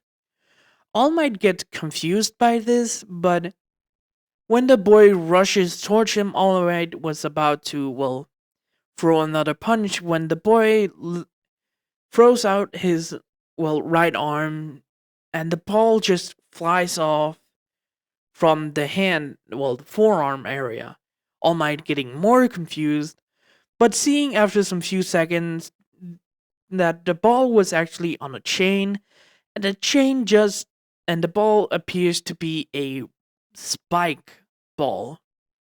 All Might was confused before the boy sends the spike ball into All Might, actually throwing him back into the tunnel, actually landing far away from the others. Izumi immediately rushing over to check on All Might when Eraserhead jumping down, activating his quirk and actually throwing his scarf on the chain so the boy can't use whatever he just did. But when the ability of the weapon didn't deactivate, Eraserhead knew that this one was no quirk. Eraserhead Eraserhead had to let go of the chain with his scarf when the boy was pulling the chain towards him. When the ball got reattached to the boy's arm, the boy press something on his right side with his left arm, popping the same thing up again and removing that hand. Removing the forearm and hand from well the thing removing the forearm and hand again, but the boy plops it into another cylinder. Being a round thing without any hands on it, when the boy, rustles in a bag that was on his, middle left part of his, body area. Yeah, I know what you're thinking and you know who it is. He moved it. The boy grabbing a red crystal sort of thing and put it into the cylinder. When the cylinder glows red and actually shown that a little more of the man's appearance, being the man had glowing eyes because of the eyes were green and had more color in the eyes part. The boy pointed the thing at Aisawa that didn't know what it was. But when the boy actually shot fire out of the thing, Aisawa immediately dodged it and throw his weapon at the cylinder thing, so making sure the boy can't fire anything. The scarf actually was melting on the machine. The boy fired two more shots to get Eraserhead off of him. The boy shot two more fireball, getting Eraserhead away from him. But when Eraserhead wasn't looking, the boy actually fired a third shot behind one of the other fireballs. When Eraserhead dodged that one, he actually got hit by fire, throwing back to the entrance, not in the hole, but at the entrance wall, hitting it and actually feeling wood under him. When he looks, it's kind of like wood on the ground that can be folded up to something he didn't know. When Alfred saw the two hero was easily beaten by this boy that had technology on his right arm, and the boy, for what he could see from the glow of his cannon arm thing that was glowing red, he could actually see greenish eyes. The king finally put the pieces together who it is and immediately jumps down to the ground. Eraserhead said that the king should go back, but the king said he knows who it is. The king walked forwards towards the boy that had, well, replaced his, well, robot cannon arm with the arm beforehand, and took the swords from his bag, pointing in at the sword at the king, and the king actually recognized the blade as the master sword, and saw the shield was actually the Hylian shield. The king spoke. Young man, may I ask a question? The boy looked at him, and the eyes shows that he kind of recognized the voice. Alfred walked a little closer and said, Are are you Izuku?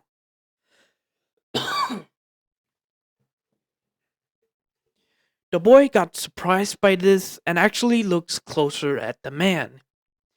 The boy actually looked surprised and stood up, actually putting the shield and sword away. Spoke finally, and Alfred could actually hear the words that came out of the boy was familiar, but it was more deeper in the voice. Sir, is Sir Alfred? Great. You are Risuku, right? Yeah, it's me. Of course. Right, there's not a lot of light right now. The boy, well, put his hands into the bag and actually froze something on the ground, lighting the place up a little more, actually showing the group that the group was Isuku but 3 years older, having grown his hair out with a longer ponytail on his back, and his hair cut.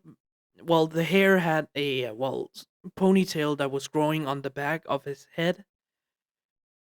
What Alfred could see that was growing on the back of his head, and his hair was actually a little longer, but it doesn't grow as long as it can.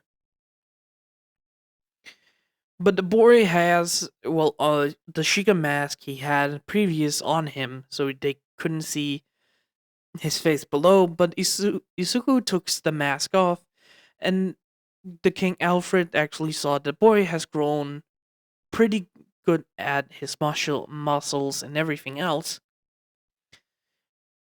He looks actually quite handsome, even though he's not into it. He can say that Isuku has grown up very well, very, very well. The boy walked over to King Alfred to check up if it was really him. And when Alfred saw that he actually looks the same but a little different, more tired, the boy actually hugged Alfred, shocking everyone. But he said that they finally came for them. Alfred says that it was all right, that he's sorry it took so long, but the former council was a pain to deal with.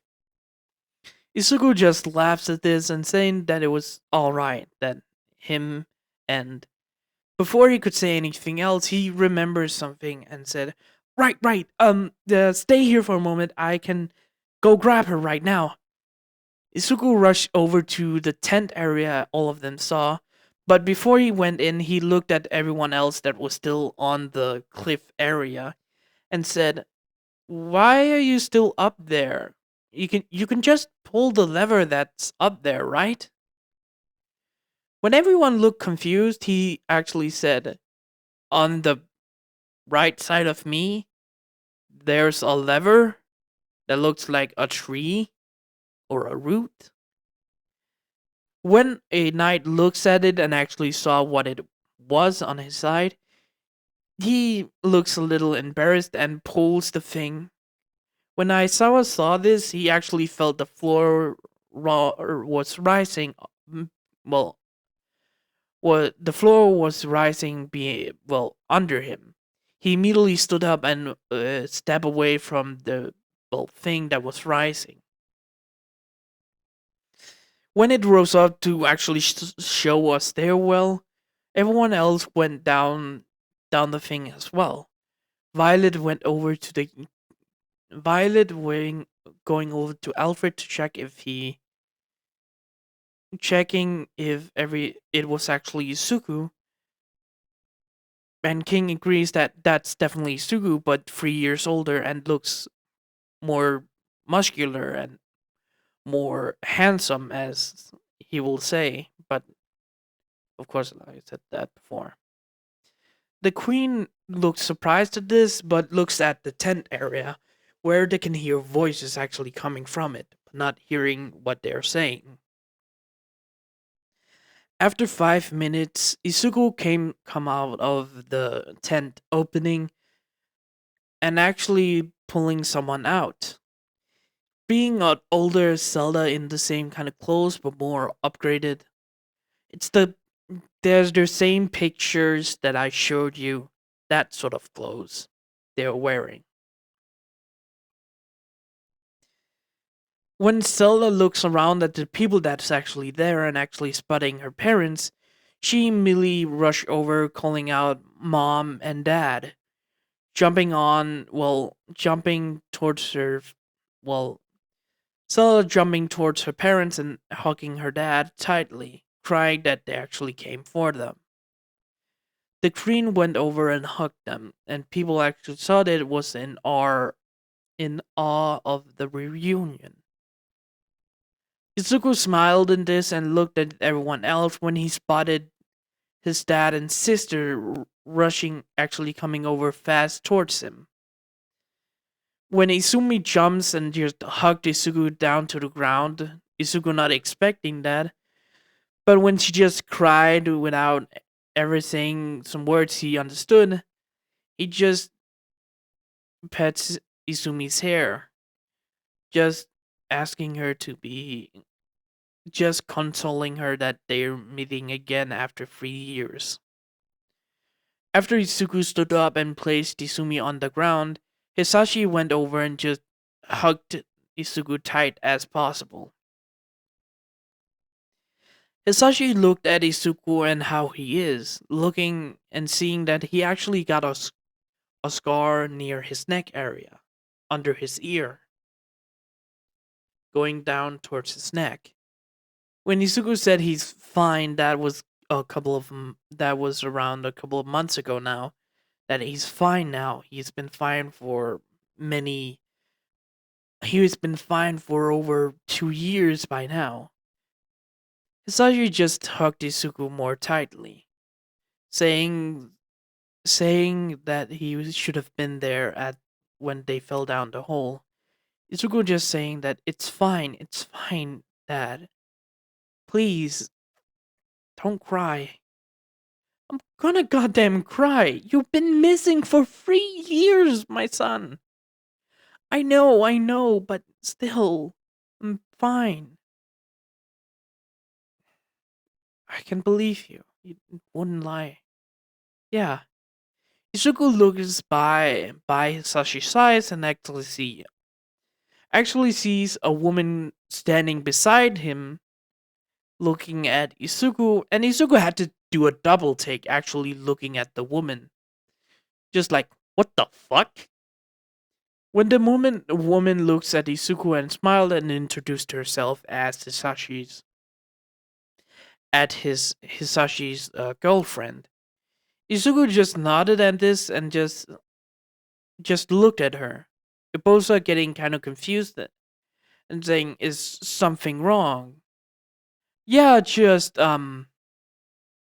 Give me a moment, I just need something from Zelda. He walks over to Zelda asking for the Pura pad. Her getting confused and looking over where Izuku came from, actually seeing Abusa and getting confused as well and saying that it was alright for him to take the Pura pad. Izuku walking back and, well, doing something on the Pura pad and just taking the Pura pad and just looking down, up, down, up, down, up, down, up, and just saying, okay, this is confusing and freaky. Hisashi looks confused and walking to see what Izuku was looking at, seeing a picture on a wall in a looking castle looking area where a bosa was on near a, well, near a mechanical camel. He looks confused when Izuku said, May I ask, are you a descendant of Abosa, the champion of the Garutas?" Abosa looks confused and said that she's a very distant ancestor. It's been many moons since her family line has come up in question, but yes, she was the previous Garuta leader, but lent it off to her daughter. When Ichigo just turned the Purapad around and said, well, I could guess because of that picture. Izumi get confused as well, walking over to Abosa and looks at the picture. All Might actually walking over as well to see what Izuku was showing Abosa and Izumi, looking at the picture and seeing the same thing, looking at Abosa, and just back and forward back. Abosa just laughs heartily and said, well, it looks like I may be the reincarnation then. Well, it's a funny thing. Izuku nods in this and just looks and sees All Might. Izuku just looks at All Might and just said, okay, is it just me or there is an inflated All Might with a really weird face standing behind you? Izumi looked and seeing her, well, stepdad just laughing out loud at that description of All Might. All Might just deflated a little at that. When Hisashi actually said that that person is All Might, Izuku looks confused at this and looks back at All Might. Wow, you have changed a lot since I last saw a video of you. Ah, yes, that must be it. I am All Might, your, I am your mother's, fiance. Oh, so my mom is marrying again? Yes. Well, okay, it's her life, so I don't really care. So I got two moms and two dads now. So I got a mom and a stepmom, a dad and a stepdad.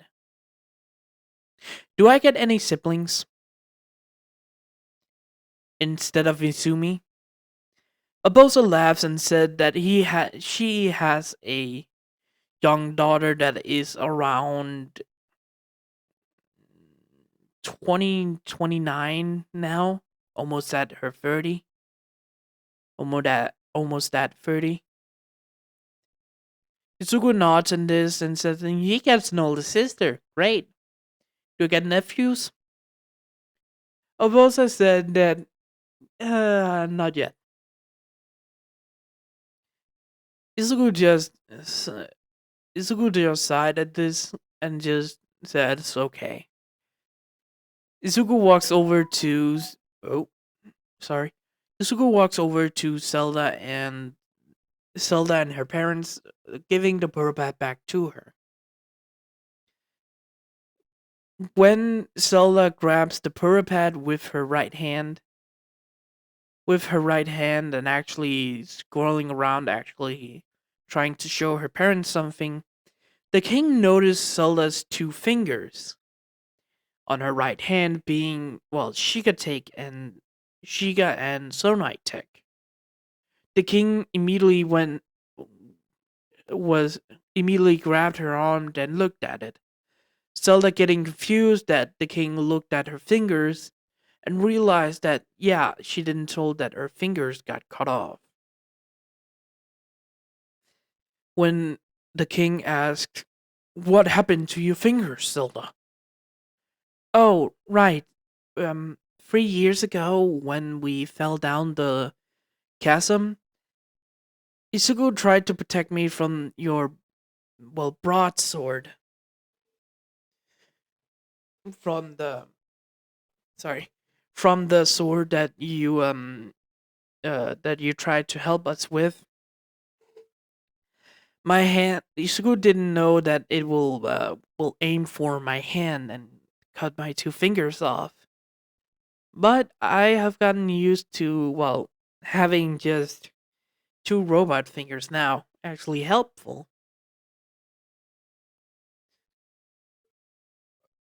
"Is it?" "No, it's not affected." Isuku immediately cleaned the wound and used the medical spray on it. He couldn't put the fingers on me again.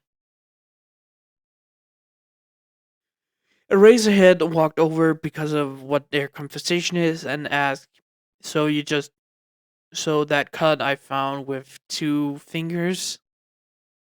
"Ah, yes, sir, that is my fingers.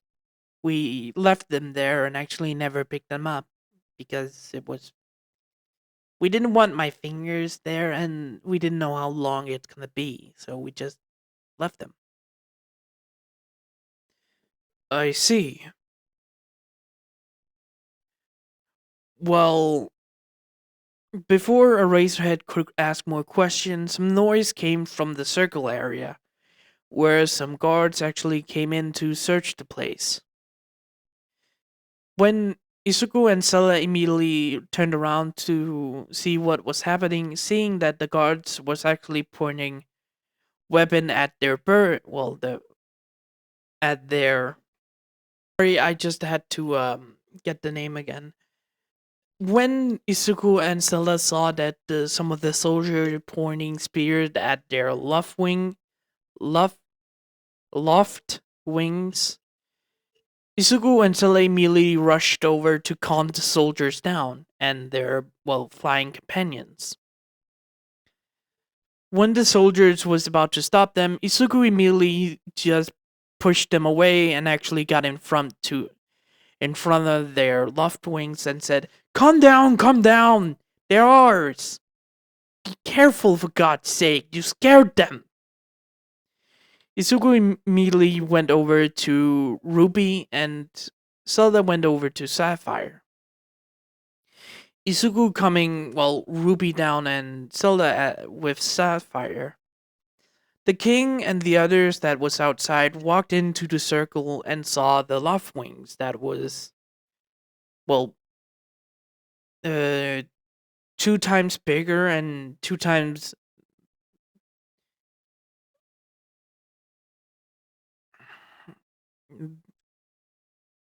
well, seeing the giant birds that were there just having being, well, calmed down by Zelda and Isuku,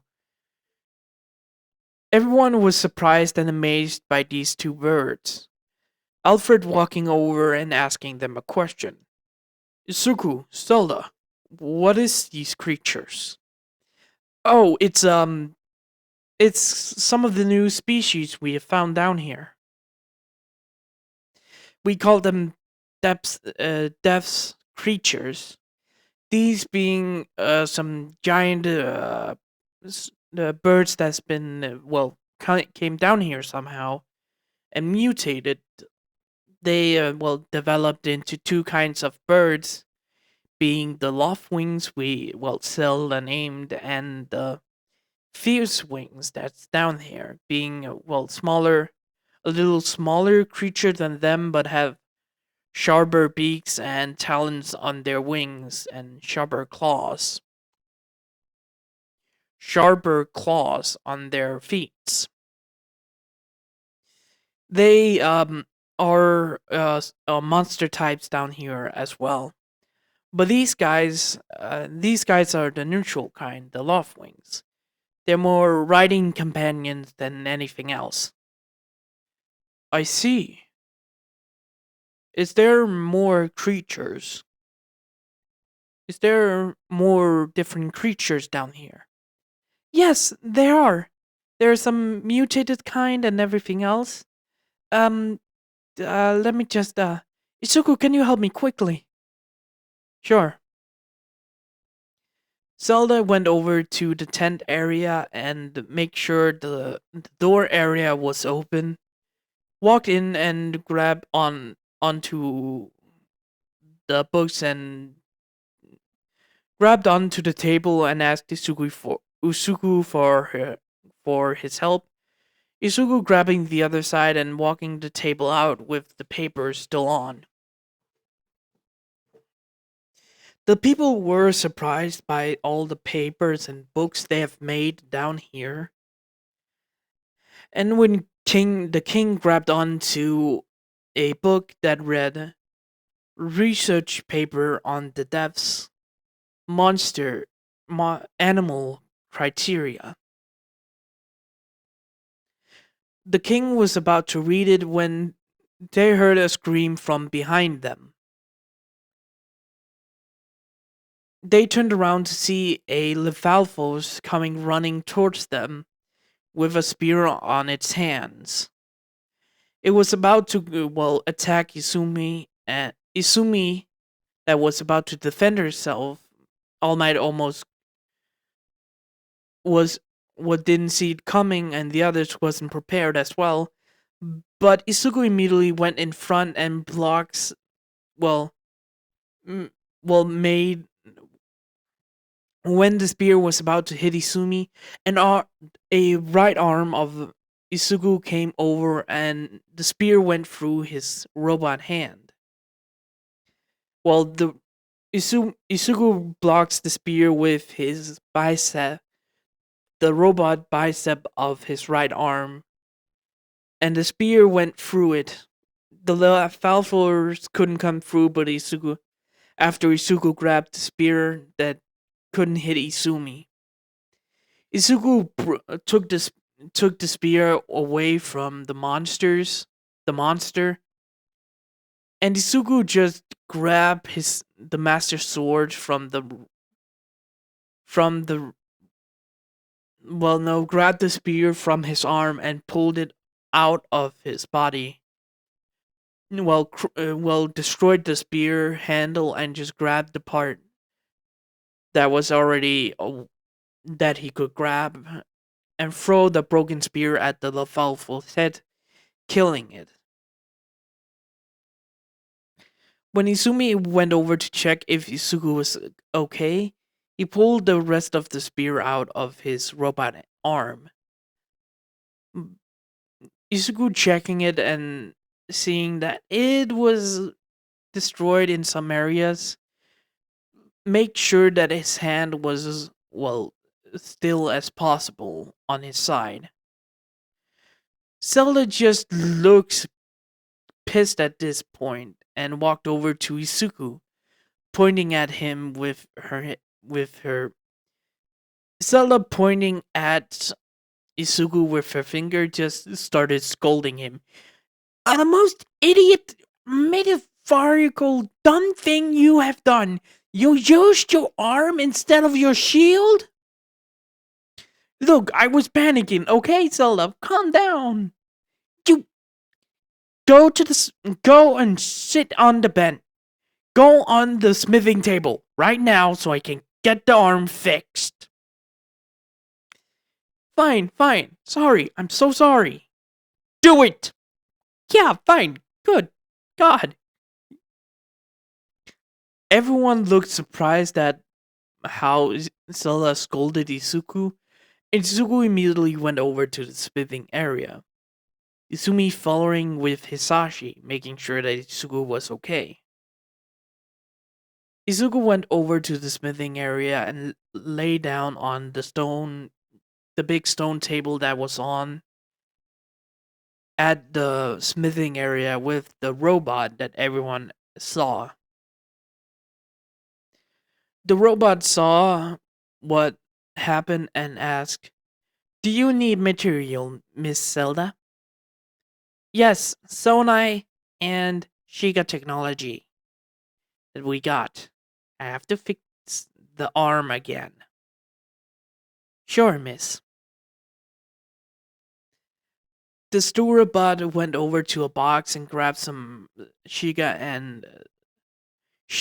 and Sonai parts, putting them in front of, well, beside Zelda. Thank you. Thank you, S. No problem. The store bot went back to what it did beforehand. All right, Isuku. Get ready. I have to remove the arm from the shoulder part. You ready? Yeah, I'm ready. Zelda took a, well, pulled the sleeve away from the shoulder area of Isuku's robot arm and pressed, well, started to, unlatch it. After 5 minutes of doing this, she asked a question. "Can you move your hand?" Isuku tried to move his hand, but couldn't. "No." "Move your forearm and elbow?" "No." "Bicep? Shoulder?" "No." "Alright. Signals are out. Are you ready?" "Yes." Zelda pulls out the arm from Isuku's shoulder. Isuku could feel that he lost the connection to his arm and saw that Zelda showed the arm to Isuku, making sure that he sees it. Isuku sat up and looks at the other that was looking at them, shocked. Sorry about that." "Zelda gets angry when I destroy the arm. She can fix it very well." "I can see that." Yeah, some of you can go watch and some stuff. I think some of um what do you want to know about the papers? Well, I want to know a lot of stuff about the devs that changed over these 1,500 years. Yeah, sure. Izuku explained all the differences in the depths. Like the under depth mountains, there is a bigger lava pool, but around the middle of the volcano is a new temple that has been, well, there, and the old, spirit fire temple that was down there, and the new divine fire temple was also down there. He told of the four divine temples that is, well, the remainders of the four divine beasts from a long ago, and how the first king and queen that rebuilt Hyrule made these temples for makes the temples for the previous champion and well, the previous champion and sages that was around. Izuku also explained that a lot of animals has been down here and some new type of monsters has appeared. After Izuku got explained of what has been different down here, the king nodded at this. "Very fine of you. The research teams that will come down here and research it will be mighty fine with all the research you have done." "Of course, sir. We are very glad of this." At this point, Izumi went out of the tent that she had walked in and looking around. "Wow, your tent is kind of amazing in there." Yes. You didn't go into the sleeping area?" of the tent? Yeah. By the way, why is there only one bed? Um, Matter of fact, why is there a bed and some tables? Oh, well, that's actually because of the the fortress temple that's actually near Hyrule Castle and Castle Town. Isugu explained of the tribute that's actually the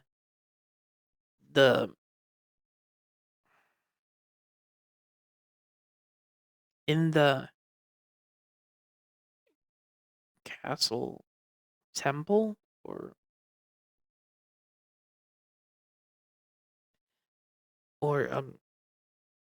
God, I've forgotten the name. Castle temple, easier one. Izuku explained of the castle temple, how it's like the divine temples, but is more easier and how to get in.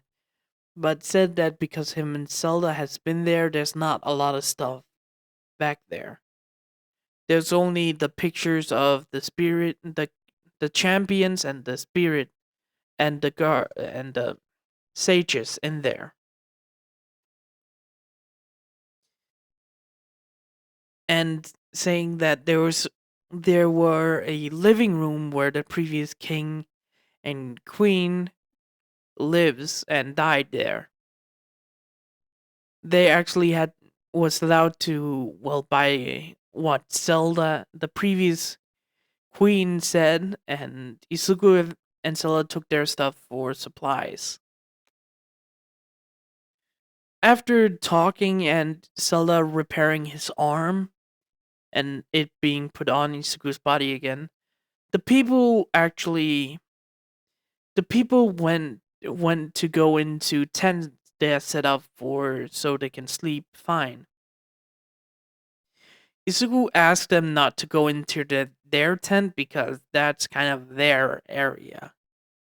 Him and Zelda. No one else can go in there when they sleep. The king wanted to refuse, but the queen said they've been down here for 3 years alone together. They deserve this. It must been a lot of stuff for seeing us. The king nodded and all of them went to their own tent. Zelda and Isugu went to their bed and lie there happy. Zelda cuddling up to Isugu and just hugging him, saying, "They came. They finally came. Told you." Yeah, I know. After that, both of them fell asleep. Ladies and gentlemen, it is finally over. This huge episode or huge movie episode I have released, and you don't have to watch it, by the way. You don't have to watch this 6 hours, maybe 7 hour movie episode, but I really enjoy if you watch it. So, yeah. Hope you guys enjoyed this video. Good morning, goodbye, farewell, see you later. I hope you had a wonderful Christmas. I hope you have a wonderful New Year's Eve and New Day in the next year in 2025. I won't be uploading any episode after this, so see you next year, my little friends, and have a happy next year.